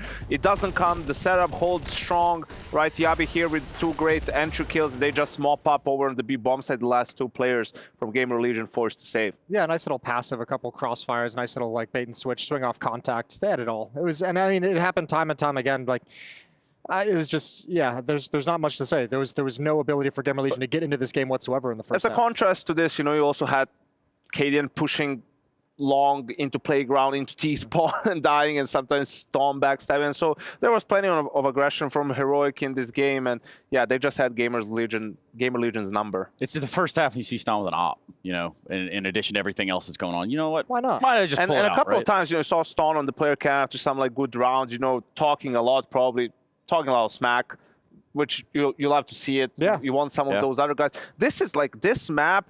Not necessarily in terms of just like the result. Obviously, it was very one-sided, but you look at the kill distribution and the impact that different players had on the server, like this is what you want if you're a Heroic fan. Like for Cadian not to have to top frag, but he still had a couple of impactful rounds on the AWP, right? And for the rest of the guys to step up so he could just focus on sort of leading and executing, you know, his role with the op. Yeah, and you know, it does kind of bring forth the question, though. Obviously, with success here for Heroic, you have to wonder about the Kadayu MVP. Jason, who do you have? Ooh, that's a tough question. I'm gonna go with Tessus again. Okay, that's a pretty fair assessment. I think Tessus would make a good Kadayu MVP, Jason. Yeah. Which is why we got him down there. Yeah, which is why he's actually there at the bottom. Great. Yeah, he had a good series as well. I don't know why you've done that to me. He was wonderful throughout this series. I mean, complete destruction. He had a good game yesterday, or I mean, the other day as well. I mean, he's been having a good tournament run for Heroic so far. And yeah, this is a very nice, clean performance. And, you know, you probably could have gone a number of different ways with this, considering how massive the wins were on the 2 maps for Heroic. But Tess is just showing a little bit of a dynamic playstyle here on Overpass. After the loss in Cologne, I said Heroic needs to make a roster change, and probably Tessus is the one who needs to go. So you're welcome. Heroic is going to win the tournament, and Tessus is going to be MVP. The timing of you calling those is wonderful. Teams should start, you know, really getting you to criticize some of their players because they all step it up after the fact. Yeah, exactly. Pretty reasonable too. I mean, looks great in 3D. Yeah, he looks like he's having an awesome time. Yeah, just or not. chilling, I can't tell. He's in 3D. Spinning in a circle. Yeah, just looking around for all the haters and what they have to say. Guys, yeah, it's a pretty simple, clear-cut case of just getting throttled. And if you're a Heroic fan, you're like, this is what it should have been in Paris. You know, we know it's a new lineup, but that's exactly the thought process Heroic comes into this with as a team is this is revenge for Paris. No matter who the new players are, that name, you don't want to lose to them twice. And this is what everyone expected to happen in the playoffs in Paris. And just looking at the bracket, this felt like bare minimum for Heroic. Yeah. You know, you talked about it, Jason, everything other than a semifinal berth would have been a huge disappointment for them in this tournament. And yeah, they got there, and we'll see what happens next, right? They'll play the winner of next game, Cloud9 versus ENCE. Oh, spoilers, Janko. Hey, sorry, guys. The Kadayu spoiler. The Kadayu of spoilers. Okay, Jason, nice. Very nice, guys. Please, just hold it down. God, these guys are so goofy. I can't get it.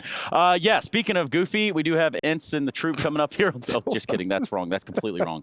We have Cloud9 going up against ENCE. We're looking at a quarterfinal right down the pipe when we come back. We're going to a quick break. Don't go anywhere. Guess what? It's Gamer.